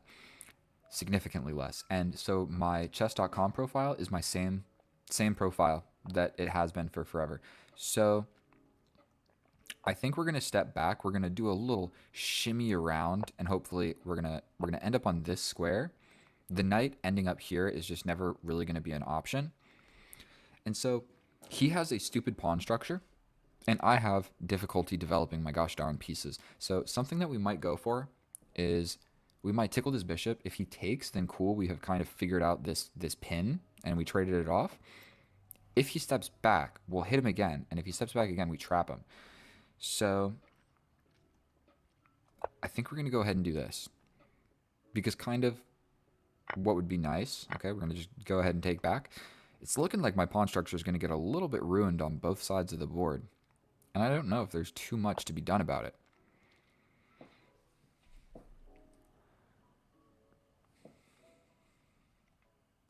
I might go for this pawn break. He hasn't castled. I haven't castled. We go for this. Can he trap us, bro? We step back. Here, here, here, here. We get the knight out if you hit us. We're going for the pawn break. I need to be able to figure out what to do with my pieces. And so, I mean, I can't castle, and I can't develop my pieces in a nice way. So we're going to step back. There was nothing happening on this diagonal, and we have preserved. Like, dude is just full steam ahead. Like, okay, bro. If I push, he can push here, and then I'm kind of stuck in a bad spot. So this isn't really going to work. It looks like he's never going to take here. So what I might do is push this pawn, develop my bishop here. What if I take? He still pushes in my face, and it sucks. What if I jump my king to the middle of the board? Is that a good move? I actually am not sure. But I'm getting a little bit sandwiched over here. And the thing is I don't think either of us played accurately. I think it's still more or less an equal position, but I'm the one getting pressured. And so if we see this, I essentially have to take. And then when he takes, oh, wait.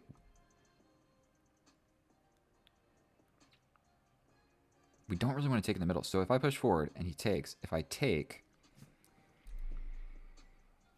if he takes back here, I mean, this is hanging. And it's looking like he's going to castle this way. So potentially just stepping forward makes sense. Here, here, here, here. Bro, I'm jumping my king into the middle of the board. Because the truth is I got scared.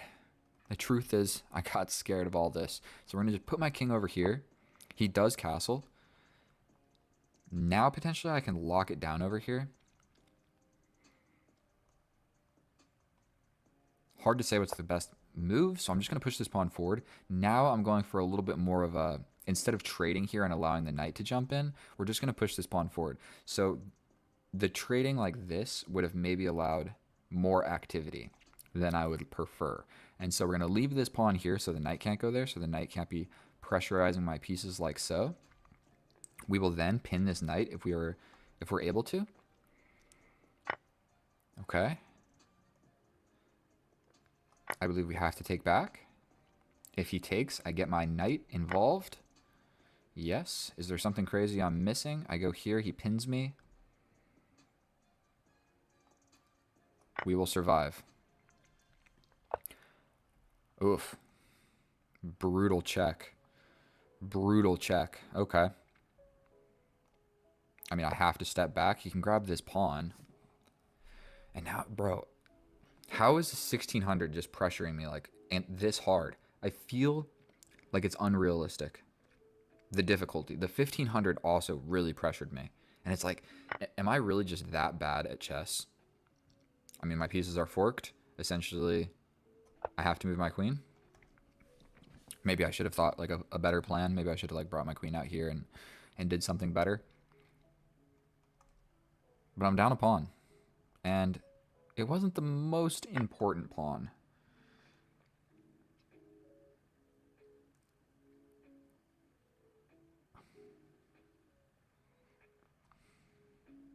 If I take...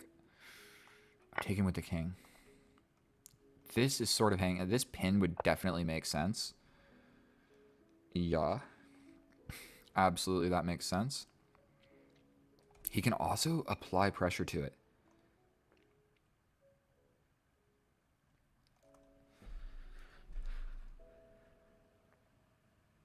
That was kind of stupid, allowing all of this. We push forward if he just takes. Bruh.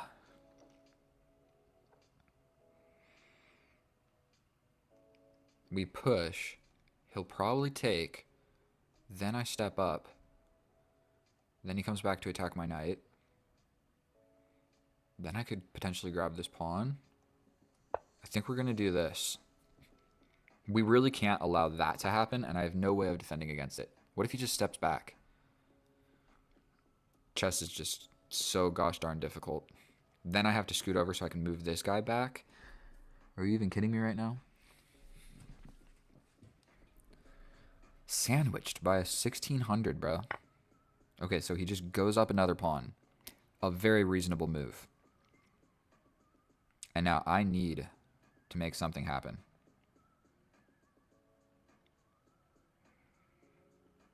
What if we take here? He hits me with a check. What if I take here first and attack the rook?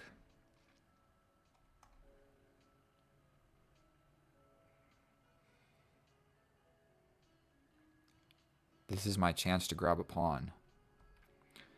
We grab this. He gives a check. I step up. He potentially hits me with the queen. I step over.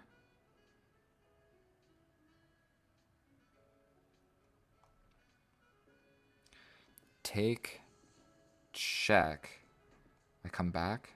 Bro, was I supposed to take with the knight or the bishop? I don't know. I'm not even sure if I was supposed to take. This is a very flimsy structure that I have going on over here. And we have these... Stepping back seems really scary. So stepping up, like, is this really what I'm... I mean, I'm not stepping back into this pin, that's for sure. He's only up a pawn.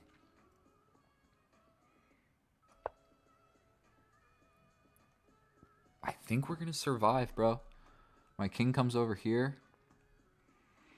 He's got these dark diagonals, but I don't actually have an incredible amount of pieces on these dark diagonals. If he plays something like this, oof. I might have to step forward. I'm not sure what to do in this case. Ooh, we just...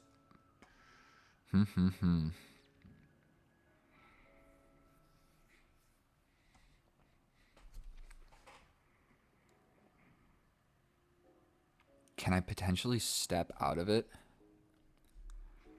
We go here. I think this would be kind of reasonable. Should I take another moment to like think about what to do? This isn't really going to work. Like this. What about push? Push? Here.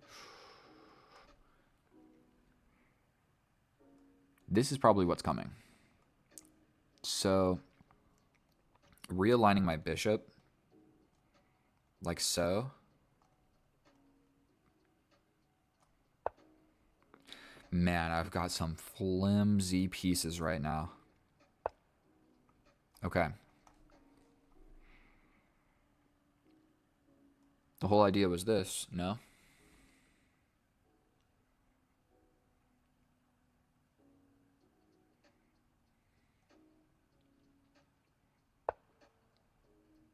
We're getting hit with the check, but... Oh boy. Oh boy.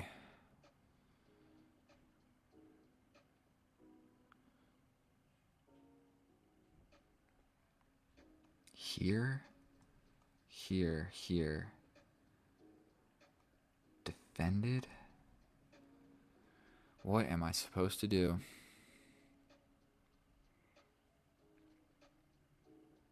Bring my rook? I don't know how important all that is. What am I supposed to do here? Queen over here. Check. I step over this way.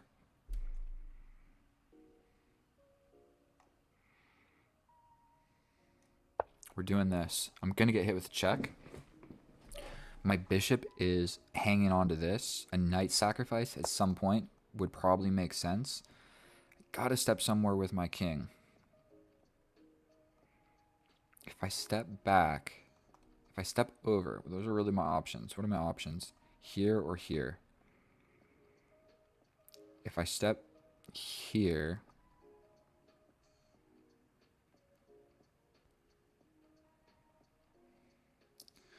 Oh boy, this is probably a really important decision in this endgame.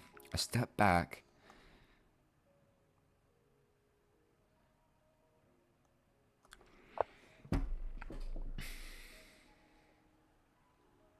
I am dying on these dark squares. Okay, so he wants to come in with the knight.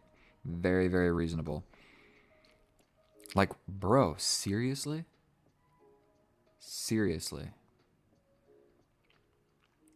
We attack the rook. We get a rook trade. He hits me with this check. I step up. He takes, I take, he takes, I take, he takes.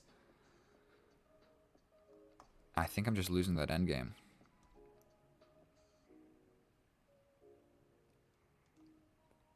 I think I go for this defense. We step in, add a defender to this because my king will be stepping away. My queen is hanging on to the knight. I hang a fork. Like, bro, really? Really, bro? He grabs this and I'm cooked. Awesome. Awesome.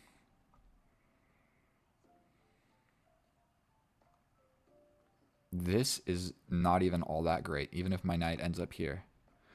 Oh, I'm fighting back from a completely lost position at this point.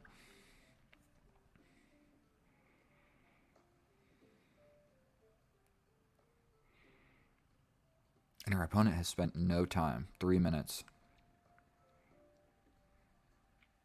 But I need to get away from the habit of just accusing every single person that beats me that they're cheating. Sometimes I just suck at chess, and whatever I was trying to do in this game did not happen. And so we're still praying. We're hoping and praying. Dude's got to actually beat me to beat me. And so this is going to be an instructive how to fight back from a losing position. We get a fork immediately. Awesome.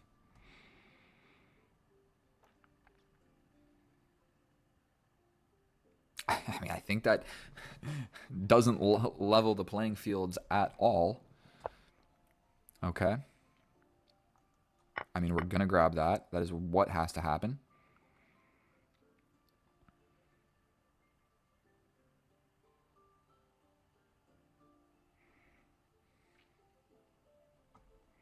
What about a push? And then we experience this. Pushing this pawn seems just too slow.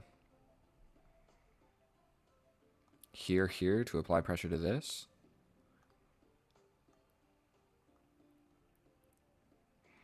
Oh boy. He's yet again only up a pawn.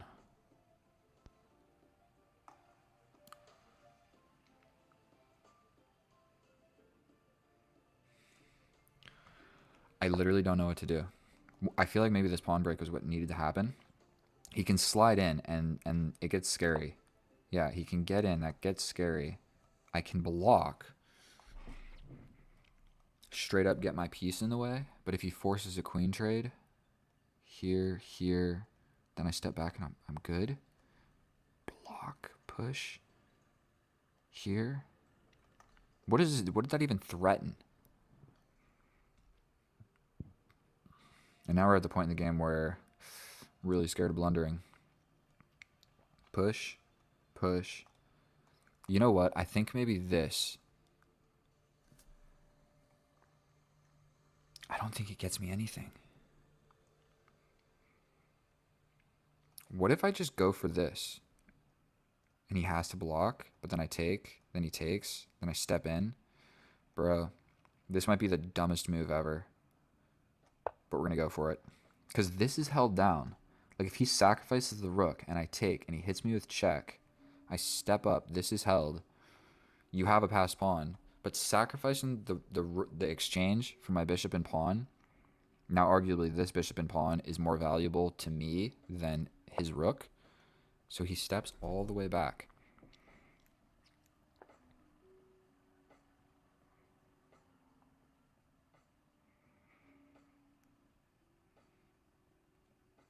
Is this?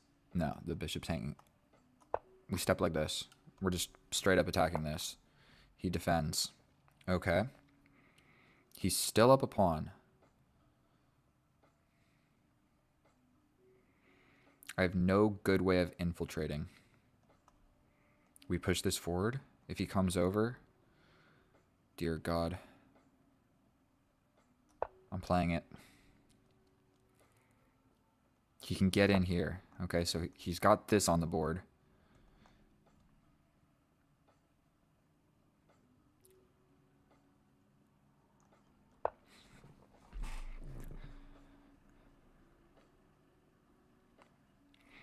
Dude has 6 minutes. Are you kidding me? Wait, if he just locks it down like this, oof, that's scary. Okay, okay, okay. What does that accomplish? Here, here. I'm not sure that that's... If I push, he just takes with the queen.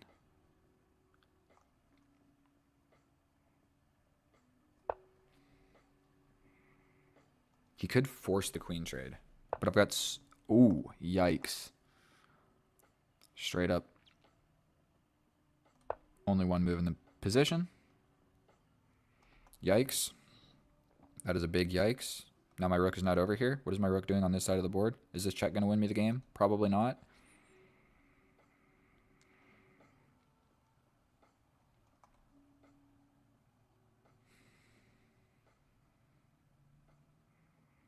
Bro, I need...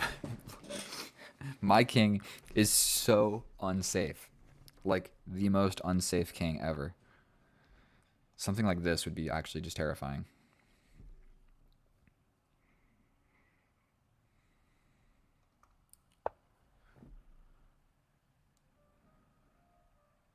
Okay, so he shuts it down. If I push...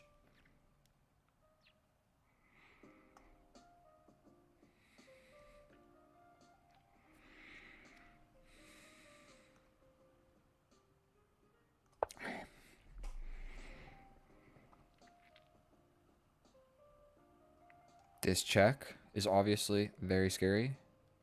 Then there's this. And I've got 35 seconds to counter this. The only thing I've got going is his pawn is kind of weak, but his bishop is there. I've straight up got nothing. Scooting over like this wins immediately, but he just shuts the door. But then I push, then he pushes, then I take. Probably he would take. I'm not even convinced.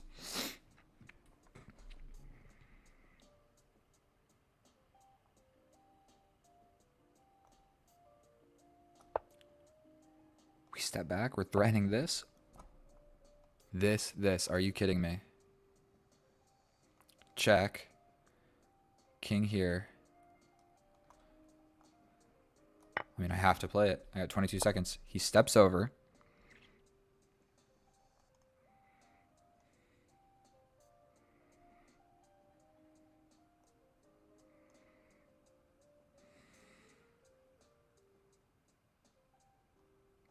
God, I don't know which one to play.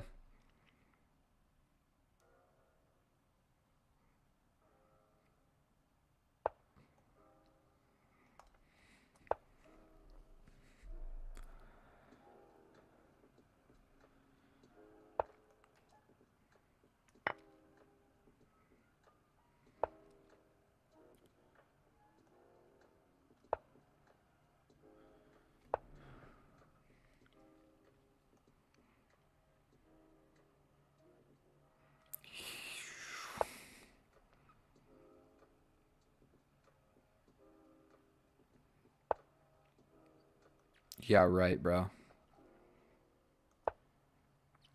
Try and run. Checkmate. Oh my God. Oh my God. Oh my God.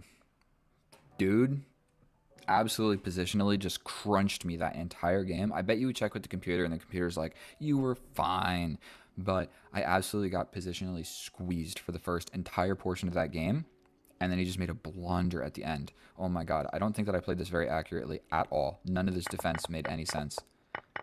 Like sacrificing this pawn, losing my rook. I mean, he hung that, so we're chilling. And we just... We got lucky. This silent king stepped to the back. He pins the rook, but we still had this. Okay, we're going to check it with the computer. I hope you guys learned something, and we're going to learn some more with the analysis. So I will see you guys over there. And here we are in the analysis, and you and me both have some things we need to learn, because that was one of the worst games that I have ever played on this channel. I'm questioning right now if I should even post this game or not, because for one, I almost lost against the 1600, and then for two, I completely malfunctioned and just fell apart. Look at this graph. It looks like the stock market today, this part. And our opponent paid 65% accurate, and I paid 69% accurate. That means 31% of my moves sucked. That's pretty close to half. That's pretty close to half of my moves sucked. Now, there are a few things that we can learn from this. For one, we get this. Great moves. This, my queen is attacked immediately. I know that bringing my queen out to b6 is a great idea because we are attacking this pawn, we are attacking this bishop, and we are getting out of all of this nonsense. And sometimes what the opponent will play is here, and you bring the queen out here anyway to support this. So if they capture, you can take back, and he can't move this immediately because the bishop. So when he moved the bishop twice, I should have taken that. That should have been my key to, like, okay, the bishop's normally here, bring the queen somewhere else, because it ended up being a problem and I needed to get my pieces active, and I just did not. So I pin this piece. This is actually the best move. Then this is the best move. Then that is not a great move. We can go ahead and turn this computer on. Okay, everything's working out. We trade. Now, I know this. Pushing the pawn 2 squares generally does better than pushing the pawn 1 square when you're in these types of structures. Instead, I felt like I needed to break out, which is not the most straightforward blunder of all, but he can just castle, and then, long story short, his king is safe and mine is not. And so here, I take a step back. I could have stepped forward, and he could have taken with his knight. And it's not great for me, but it's not terrible. And so if we would have gone ahead and tried this, he's going to take. If I take, his knight has to do something, or he goes for the pawn break. I'm attacking this, though. He's for sure going to move that. Then I can defend. If he takes, I defend like this. And we got the weirdest pawn structure in the world. If he ever captures, I can take the queen. And, of course, it's defended. But, long story short, I'm making a lot of step-and-back type moves. I'm making a lot of step-and-back type moves. Every single move we're making is a blunder. I throw my king in the center of the board, which is the biggest blunder of the game so far. Okay? Biggest blunder of the game so far. I officially have a minus 3.7 position. Then, we push this pawn. It's still one of the best moves, and it's considered a mistake. The reason for this is I just didn't want this capture, and then that's what I was thinking. We take, jumps in, and now I lose a pawn. And I lose more than a pawn. I can't castle. I lose my bishop for the knight, and then this is a situation right here. He can trade the knight for the bishop, which is an equal trade, but you might think, okay, I'm getting the bishop, or he can get a pawn for free and also still get this bishop. So whenever you're in a situation like that, you got to think to yourself, what's better, trading the knight for the bishop or just outright winning a pawn for free? It's always winning the pawn, like 99% of the time. So we give a little pawn sacrifice so that I'm able to grab this pawn with my knight so that I can make this run with my king so I don't have to step back into this terrible, terrible pin. Then I get the right idea. We need to prevent this pawn push, and my bishop needs to be here defending this because this is the open file, and my king is next to it, my queen is next to it, and this is where my bishop belongs. So it's actually a pretty good idea. He's lining up this, and for whatever reason, I bring my queen over here. I could have ran away with my king earlier on, but this opens sacrificing ideas, and his knight is still going to arrive here no matter what I do. So, like a good chess boy, I step back with the king. This was actually, for the record, the better move, but the difference is they're about the same. So, didn't need to spend that long. They were about the same. I thought it would be like a huge difference. Then, we have a very simple fork, but I have been getting sandwiched for so long in this game that I'm simply just feeling like I'm lost. Like, look where his pieces are in comparison to mine. Like, my pieces suck. Every single one of my pieces is a defensive piece right now. Like, and this one is not even doing anything. And my king is naked. And his pieces are amazing. This is a great square for his bishop. This is a great square for his knight. This is a great square for his queen. This is the best square for this rook. And so, look at his king. So, I have been getting sandwiched so long that that's my excuse why I simply miss this fork. We miss it. And then he hops right back into a fork of his own. We get it. We push a pawn. And now, something to note when he brings the rook down to see my king. This bishop is only defended by my queen because the pawn cannot take. Neither of us saw that. And so now the queen can simply grab this bishop and I cannot take back because the rook will be able to see my king. I can't move this pawn, okay?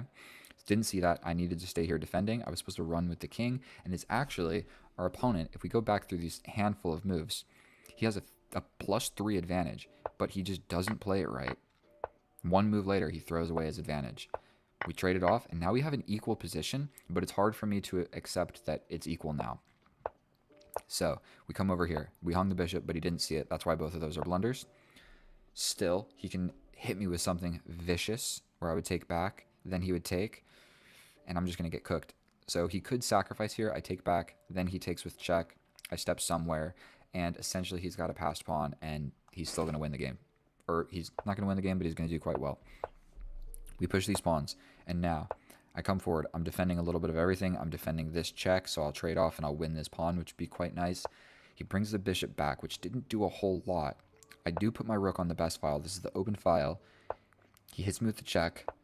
Only move, I assume. I can no longer get in, and now I did need to make this pawn break, and I am finally winning. For my first time of the game, officially, I'm winning if I play this move, because he can't push, because I simply get in with checkmate.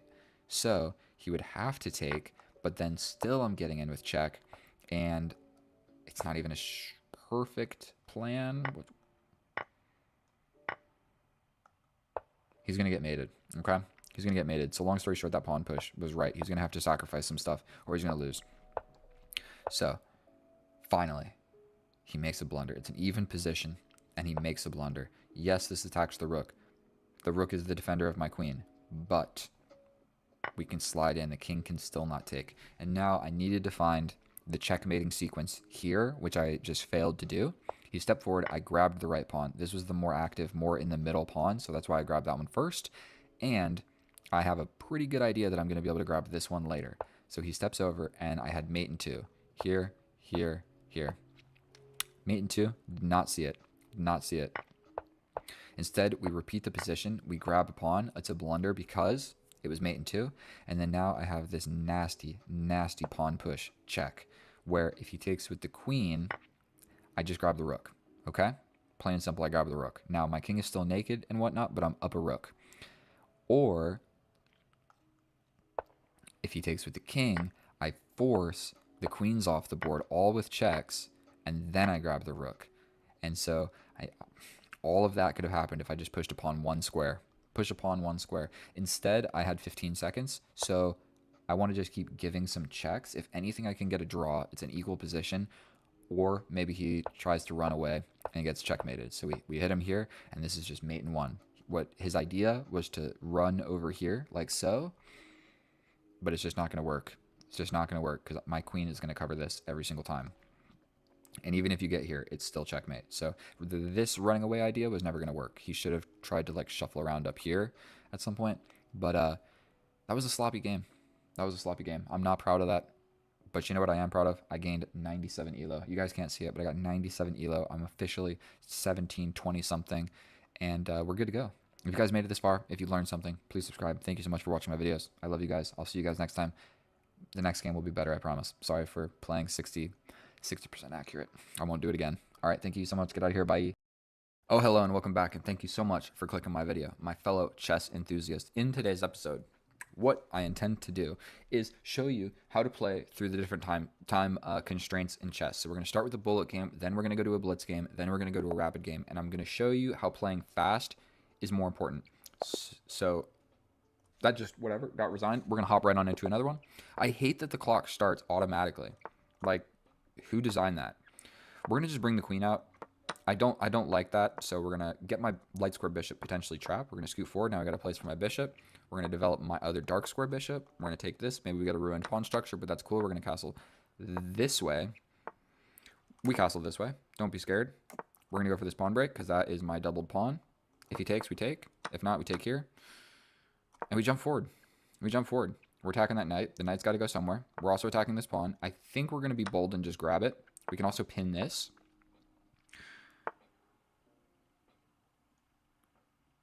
We step back just in case he takes that. I don't want to completely damage my my structure.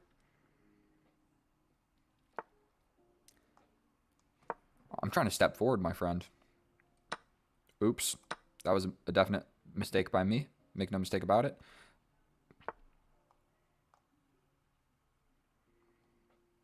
I don't know what else to do, so I'm just going to push that pawn forward. I'm going to lose it, essentially. Okay, we're going to just take this because I can. We're going to attack this pawn while you're attacking that pawn. So we grab, you grab. I'm up 5 seconds. We're going to scoot over here.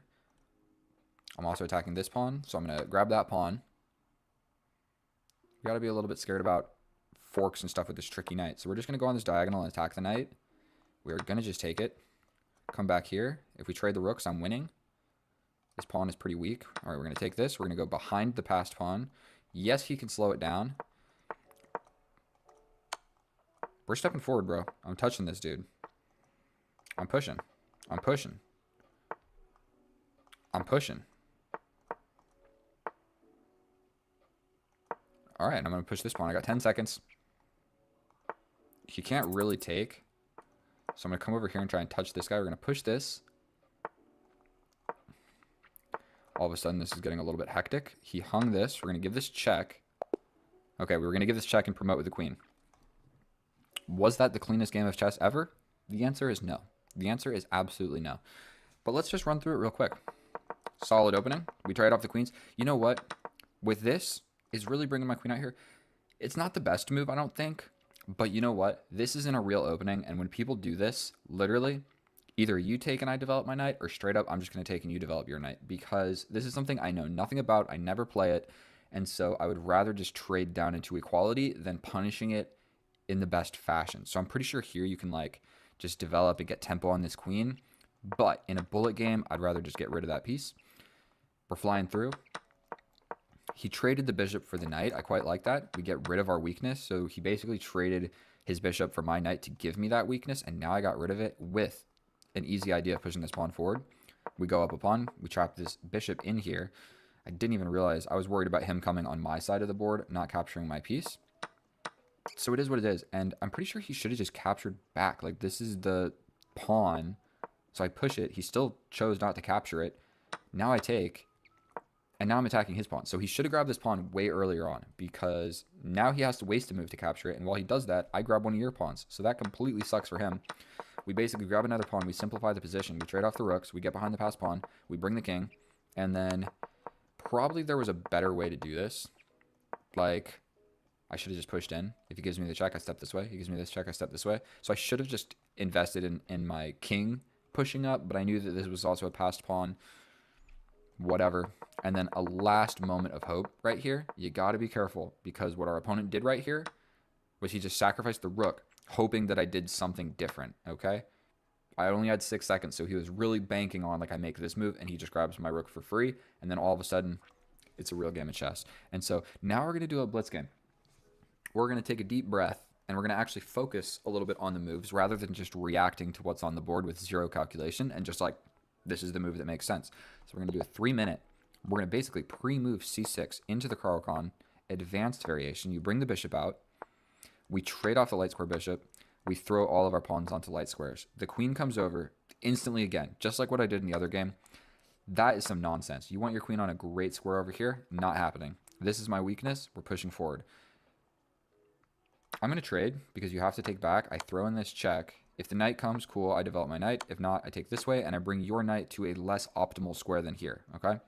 So that is my analysis on everything that has happened thus far. We're going to bring this knight. He castled this way. I think it's going to... This was hanging. Gosh darn it. We got two things attacking it now. This knight over here really kind of sucks. Well, gosh darn, we got to take a little step back. And our opponent is really trying to apply the pressure to us. But how about a cute little rook lift? We attack this pawn 2 different ways. You defend, but I bring my other rook. You have to push this. Oh, yes, you do. But I have an extra pawn. And it may be ill-advised to go ahead and just play a move like this, but I don't see why not. Like, he could play here to defend, but I'm going to use my weakness right here. I think you're still too slow. If you jump back here, I'm just going to take. If you take here, oh, that is a blunder. That is a blunder. I take this. Absolutely. You have to take back. Then I take. Right? We give a check. You step up. I give a check. You step over. I give a check. You step back here. I think there might be a fork at some point in there. I can also give this check. Then he steps up. Oh, what am I talking about? I can just go, boom. He steps up. I give this check. Wherever he goes, I win the knight. So sometimes you don't got to find checkmate. You just got to figure out how to win something. And I'm going to win that knight. I was trying to figure out how to give a checkmate. I don't know if it existed. Maybe it did. And luckily, this is held. This knight is not really scary. It's definitely scary if there's a queen on this diagonal. And he abandoned. He resigned. But basically what's going to happen is he's going to move. Or move. If he moves here, then I hit him with this check. Mate. So he has to go here. And when he does go there, so boom, boom, and I just grab the knight. And I'm attacking this pawn, and I'm ready to actually double up like this, or just come back and like plug the open file. So that's how you win a bullet game and a blitz game. Let's run through it real quick. Caro-Kann, exchange variation. He brings the queen over. This is just a nice, actually no it's not. This isn't even that great of a square for his queen in this position, but we just trade it off. We just trade it off, and then my first priority is to do something about my double pawns. We trade. We castle this way, and he's just not doing so great because these knights suck. His rooks aren't really doing anything other than defending, and his king is next to the two open and semi-open files. So we hop in here, and we just throw a pawn. Sometimes all you need is to crack on open the position with one pawn. And then when I take, ooh, that's a wrap. That's a wrap. When I pushed, I think he needed to like try and pin. So if I take, he can at least trade off one of the rooks. Or that pin wouldn't work. I don't know what he's supposed to do. Jump forward and attack me. Then I push forward and take. But I don't know what he's supposed to do. He's not doing that great in this position. Long story after that, I spent a fair bit of time deliberating on how to give a checkmate. So check, if here, then check.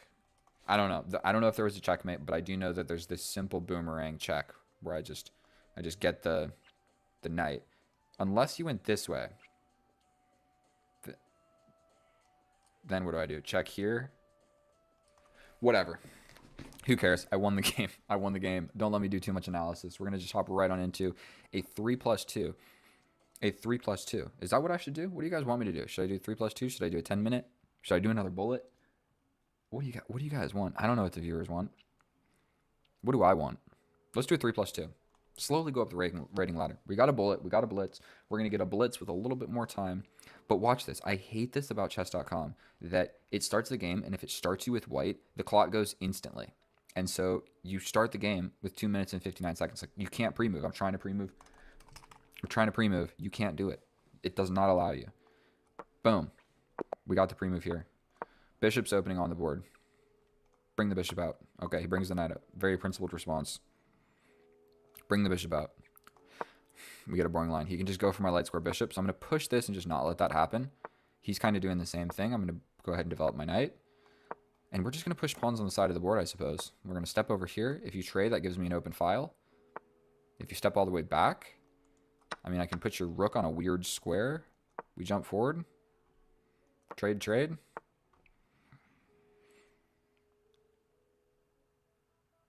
Step forward. Step forward with the queen. This square is actually taken away from the knight. And I'm attacking this. Okay, so we're going to take this with check. Bro, I'm going to copy you. How about this? Let's be weird. Let's be weird, bro. That was entirely a joke. We're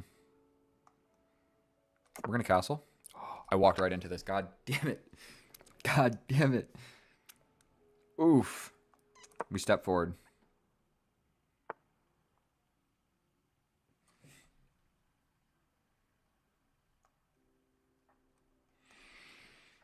Why did I play this game?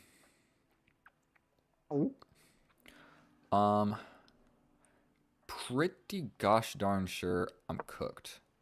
That defends the checkmate. I'm threatening this. So you got my knight, but I got your bishop. But you got a pawn out of all of that. But I have my bishop instead of the knight. I'm pretty sure there was a more resilient tactic from our opponent over here.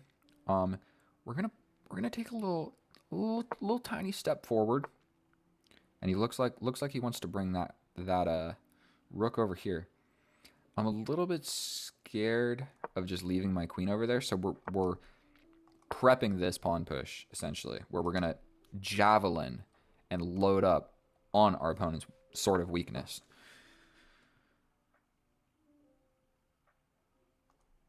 We push. We push. Was that correct? Probably not, but now we've got a game of chess on our hands. Ooh, we've got this. We've got this. And if he takes... Ooh, we've got this. And if he... Ooh... Sometimes all you need is a pawn and a pawn push. So, is it actually that good? I push. You have to take. Then I take here. No more calculation is going to be done by me. I guess you could move. Okay. We grab this. And that is the idea, my friend. That is the idea. Also, this just happens to be under attack as well. And so this is the idea. And unfortunately, I don't know if that's fast enough. So like, boom, boom. That would work. Okay, trading the queens is definitely an interesting idea. Fairly certain I go ahead and grab this pawn. The idea is essentially still as such. And I think that I can take this now. He defends. Yeah, quite quickly, I'm going to just try and bring this rook to the party. And this pawn, oh man, look at my... Wait, I had this. I had this. And I still do have this. Check, here, checkmate. Man, that pawn that he grabbed turned into an open file that just backslapped the poop out of him. Okay, are you ready for something? A tactical sequence. Check. Block, win the rook. That's one idea. Check. Here. What is better? Check.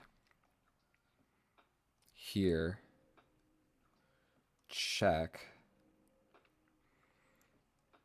If this check here. Check here. Ugh, am I really supposed to just grab? I can also step forward. And all of that still exists. Check. What do I do? What do I do? I have this and I can just grab the rook. Is that what I should really be doing? Grab a rook? Is there a checkmate? Check. Here. Check. Here. I mean, then we grab the rook and we're threatening the other rook.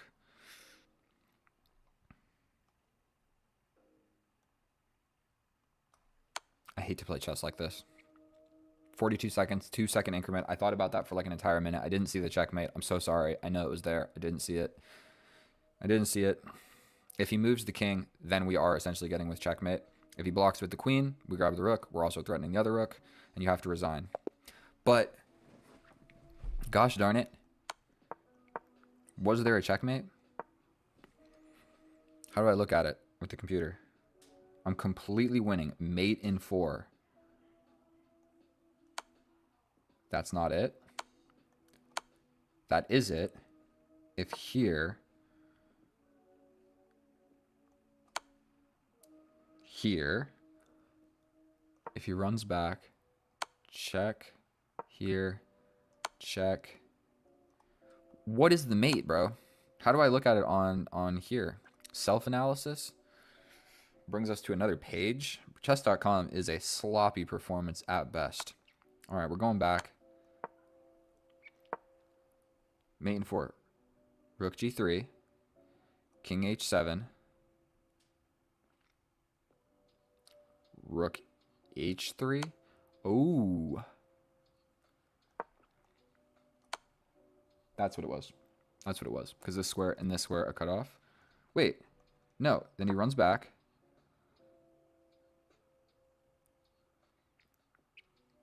Mate in one. Dude, ooh, that's tricky. That's tricky. The queen, that's geometry. Okay? Did not see it. Not a chance that I saw that. All right, let's X out of this one. Go back to this one. We're going to make it full screen. If you guys can see, by the way, if you've made it this far in the video, can you see down here? No, you can't. The Brave browser. Can you see the lion? You can't see anything that I'm talking about. Whatever. I've been using Brave because you can play on chess.com without getting the ads. And also, you can watch my YouTube videos without getting the ads. Sorry I took forever to explain that. What should we play next? We're just out here smoking people. Out here smoking people. We'll go ahead and do one more bullet, and then we'll hop into a rapid, okay? We'll hop into a rapid. If you see, I start the game with, gosh darn, we're taking this because I don't like this line. We're going to give it a check. Oh, now it's playing in the background. Not fun. So the audio is all messed up. I think we're going to take that. Take here. What am I trying to do? Okay. We need a castle, right? Check. King steps over. We step here. We're going to grab that. I don't know what he's taking so long thinking about. You're definitely going to capture that knight, aren't you? I mean, you could try a sacrifice.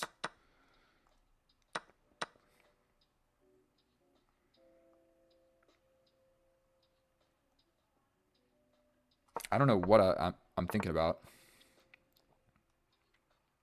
We're going to go here. He's going to hit us with a check. We're going to step over here.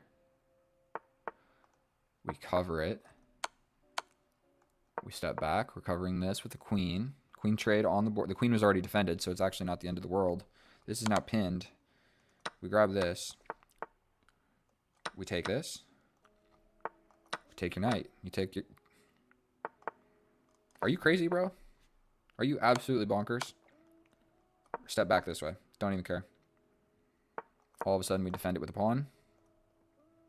Rook comes over here. Try and stay on this file, bro. It's just not going to happen. We're going to attack you over here.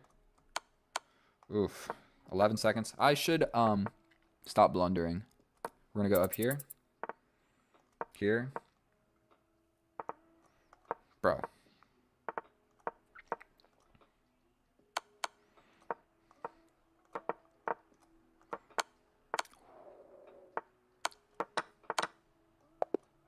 Timeout. 5 seconds. I mean, I got tactical there in the end. Let's be fair. Let's be fair. And I stopped talking because I got scared. Here. Check. He doesn't have to step up, but he steps up here, and we get him with this discovery. Beautiful tactic. Revealing the rook onto the queen, thus grabbing this rook. This rook is down here being kind of scary, but he's actually not participating in the attack. Not to mention I'm up 2 minor pieces. Wow. I am just on a rampage. An absolute rampage. Do you think that I have the stamina and the steam to hop into a rapid game? Well, if you have made it this far, I did not play this many games to lose right here and now. But let me close this because...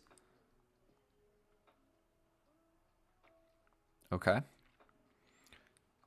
So I've got this going on. I think I need to close this.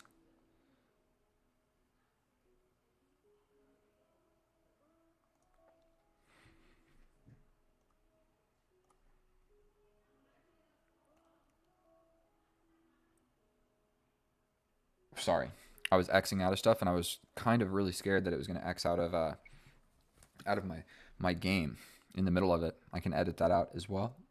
I'm not the best YouTuber, you know. I'm doing stuff on the fly. I'm new to this computer setup and stuff. So our opponent has just sunk into the tank, and I intend to use that completely against his disadvantage because there are no friends in chess. I am here to smoke this guy. Right now, if his mom is talking to him through the door, or his girlfriend is sending him text messages or whatever, arguably the moral of the story is maybe a female is distracting him or he's at work. But what else is there to explain? This is the Caro-Kann. Let's take the next steps forward, my friend. From India? That's not India. What is it? It is India. Man, that's tiny. I'm capping. It's not that tiny. I have great eyes. But I don't know my flags very well. I thought it might be like something else in the Middle East. Bro, I'll take this free elo. You made one move, and I made one move. We're in a game of chess. I will get 10 rating points. I will get 9 rating points if you don't come back to the game. He made a move. Immediately, we hop back onto the horse. Let's go. He moved the horse. We're hopping onto the horse. This is the Caro-Kann. Will he exchange?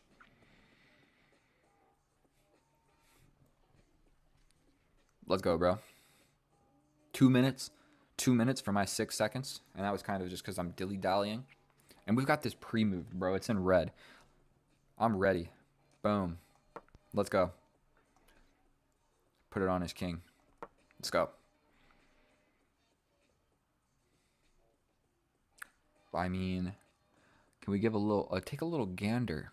Join 2018. This is my bro. This is my bro. 1997. He's 3 years younger than me. So this is an adult from India that has been playing on chess.com since 2018. That is longer than me. I joined chess.com in November 2021. 1 year after. Exactly 1 year after the Queen's Gambit. And so that's how long I've been playing chess. I played a little bit of chess before that in my adolescence, and I'm from St. Louis, Missouri. If you guys don't know that, I live in California now, but I'm just blabbing.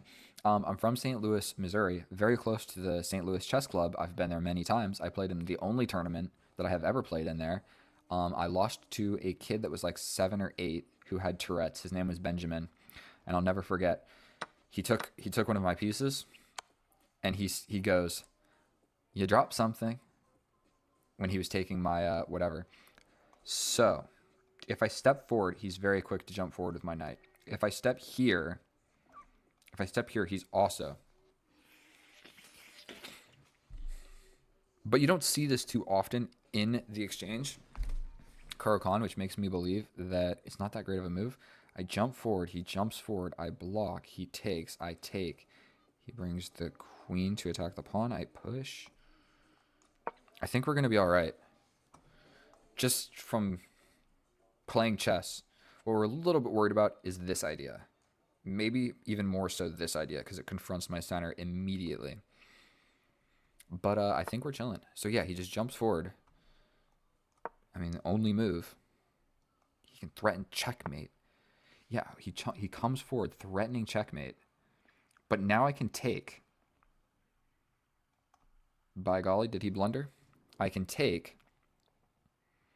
Then these guys see each other. I'm attacking the queen. I cover checkmate.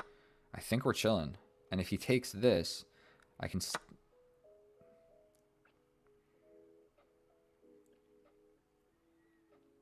I mean, I'm just up pawns, so... We take. If he takes with check, I just step forward. Everything is held. We're looking at the queen. The knight! What am I doing? Bro! Am I retarded? Am I retarded? I thought...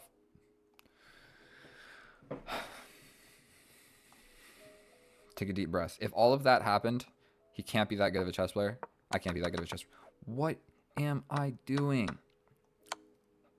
Bro, how long did I even take thinking about that move? Obviously, move the gosh darn undefended piece. I'm going to lose this pawn, but it's chilling. So now we've just got to make a comeback. How exactly do we do that? We bring a knight. This is absolutely tragic. He launches into the center most likely. Then we push a pawn. He pins the knight. We attack the queen. He takes. Oh, God. And he's ready to castle. And I can't even castle this way anymore because I'm an idiot. We push forward. Ready to develop with tempo. Develop with tempo. He's looking at the queen. We're just going to take. I'm down a pawn, so I'm going to have to figure out a way. To win a pawn. So we're going to just go here. Maybe I should have left that on the board to give him some ideas with this guy. I think we're going to slide over here. Then he has to defend like this. The next idea would be come in, put my knight probably on this square. If we get this knight to move, I win this guy. He's got weak light squares over here, I would believe. But unfortunately, I don't have any light square pieces, so it doesn't really matter all that much. Maybe we just straight up push, get the knight to move, and then we win this pawn. I'm only down a pawn. Completely equal, except he's got this pawn. Or this pawn. However, whichever pawn you want to look at it. He's up a pawn. And only because I'm an idiot. I was supposed to be down 2 pawns, but up a piece. And then I was going to mop this up without a problem. But unfortunately, I've just been winning too much. And I'm bound for a loss. And so, one thing that makes me suspiciously confident about this